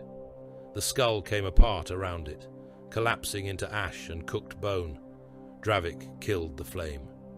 For a moment, the two warriors stood facing one another across the smoking ruin. There was no forgiveness there, no brotherly clasp, no admission, no apology, only recognition. They had functioned. The painting began before the deck had fully cooled. That was the Imperium. Death was cleared, sanctified, recorded, and worked around. The serfs came with scraping tools and pigment capsules, their hands trembling as they approached warriors still wet with demon ash. Armory priests murmured litanies over each pauldron before applying the symbols of new allegiance. Grey disappeared beneath color. Chevrons vanished under chapter marks. The unnumbered suns became numbered at last. Voss stood, while a serf ascended a small iron step beside him. The man was old, one eye replaced by a crude augmetic lens, fingers stained by paint, oil, and devotional ink. He did not speak except to whisper the required blessing. His brush touched Voss's pauldron and began to cover the grey chevron with the heraldry of a chapter not yet blooded, a fortress mark over yellow-white field, edged in black.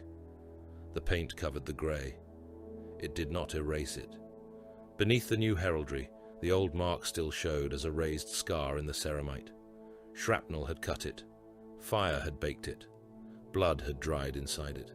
No pigment could make it smooth. No chapter name could make it never have been there. Voss looked across the platform. Aurelian stood beneath new colors, already receiving command slates. Sarhan walked toward a waiting strikecraft, blade at his hip, faster than farewell. Hadriel disappeared behind robed officers, bearing the sigils of hidden orders. Kylo was nowhere visible, which meant he had left properly. Dravik stood among Salamander's line warriors who spoke to him with solemn respect, though he did not yet answer them like kin. The dead were absent. Mordain at the door, Biarik in the breach, Solanth in the burning core. The Greyshields erased from rosters, from decks, from planets, from memory, from anything except outcome. Voss understood then that they had never truly been unnumbered. They had been counted in worlds burned, in wars won, in brothers spent, in enemies erased, in minutes purchased by dying guardsmen, in vaults sealed, in hives saved by slaughter, in plague worlds turned white beneath orbital fire, in demon engines broken, in the grey chevrons painted over before pride could take root.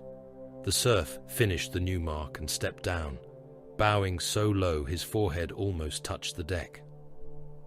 "My lord," the old man whispered, "it is done." Voss looked at the fresh heraldry. He felt nothing that weakened him. Beyond the platform, the dead stars watched. The crusade was already moving again. There would be another world, another corridor, another fortress, another impossible calculation waiting to be solved with blood. He picked up his helm. They had been born without a chapter. They had not been born without purpose.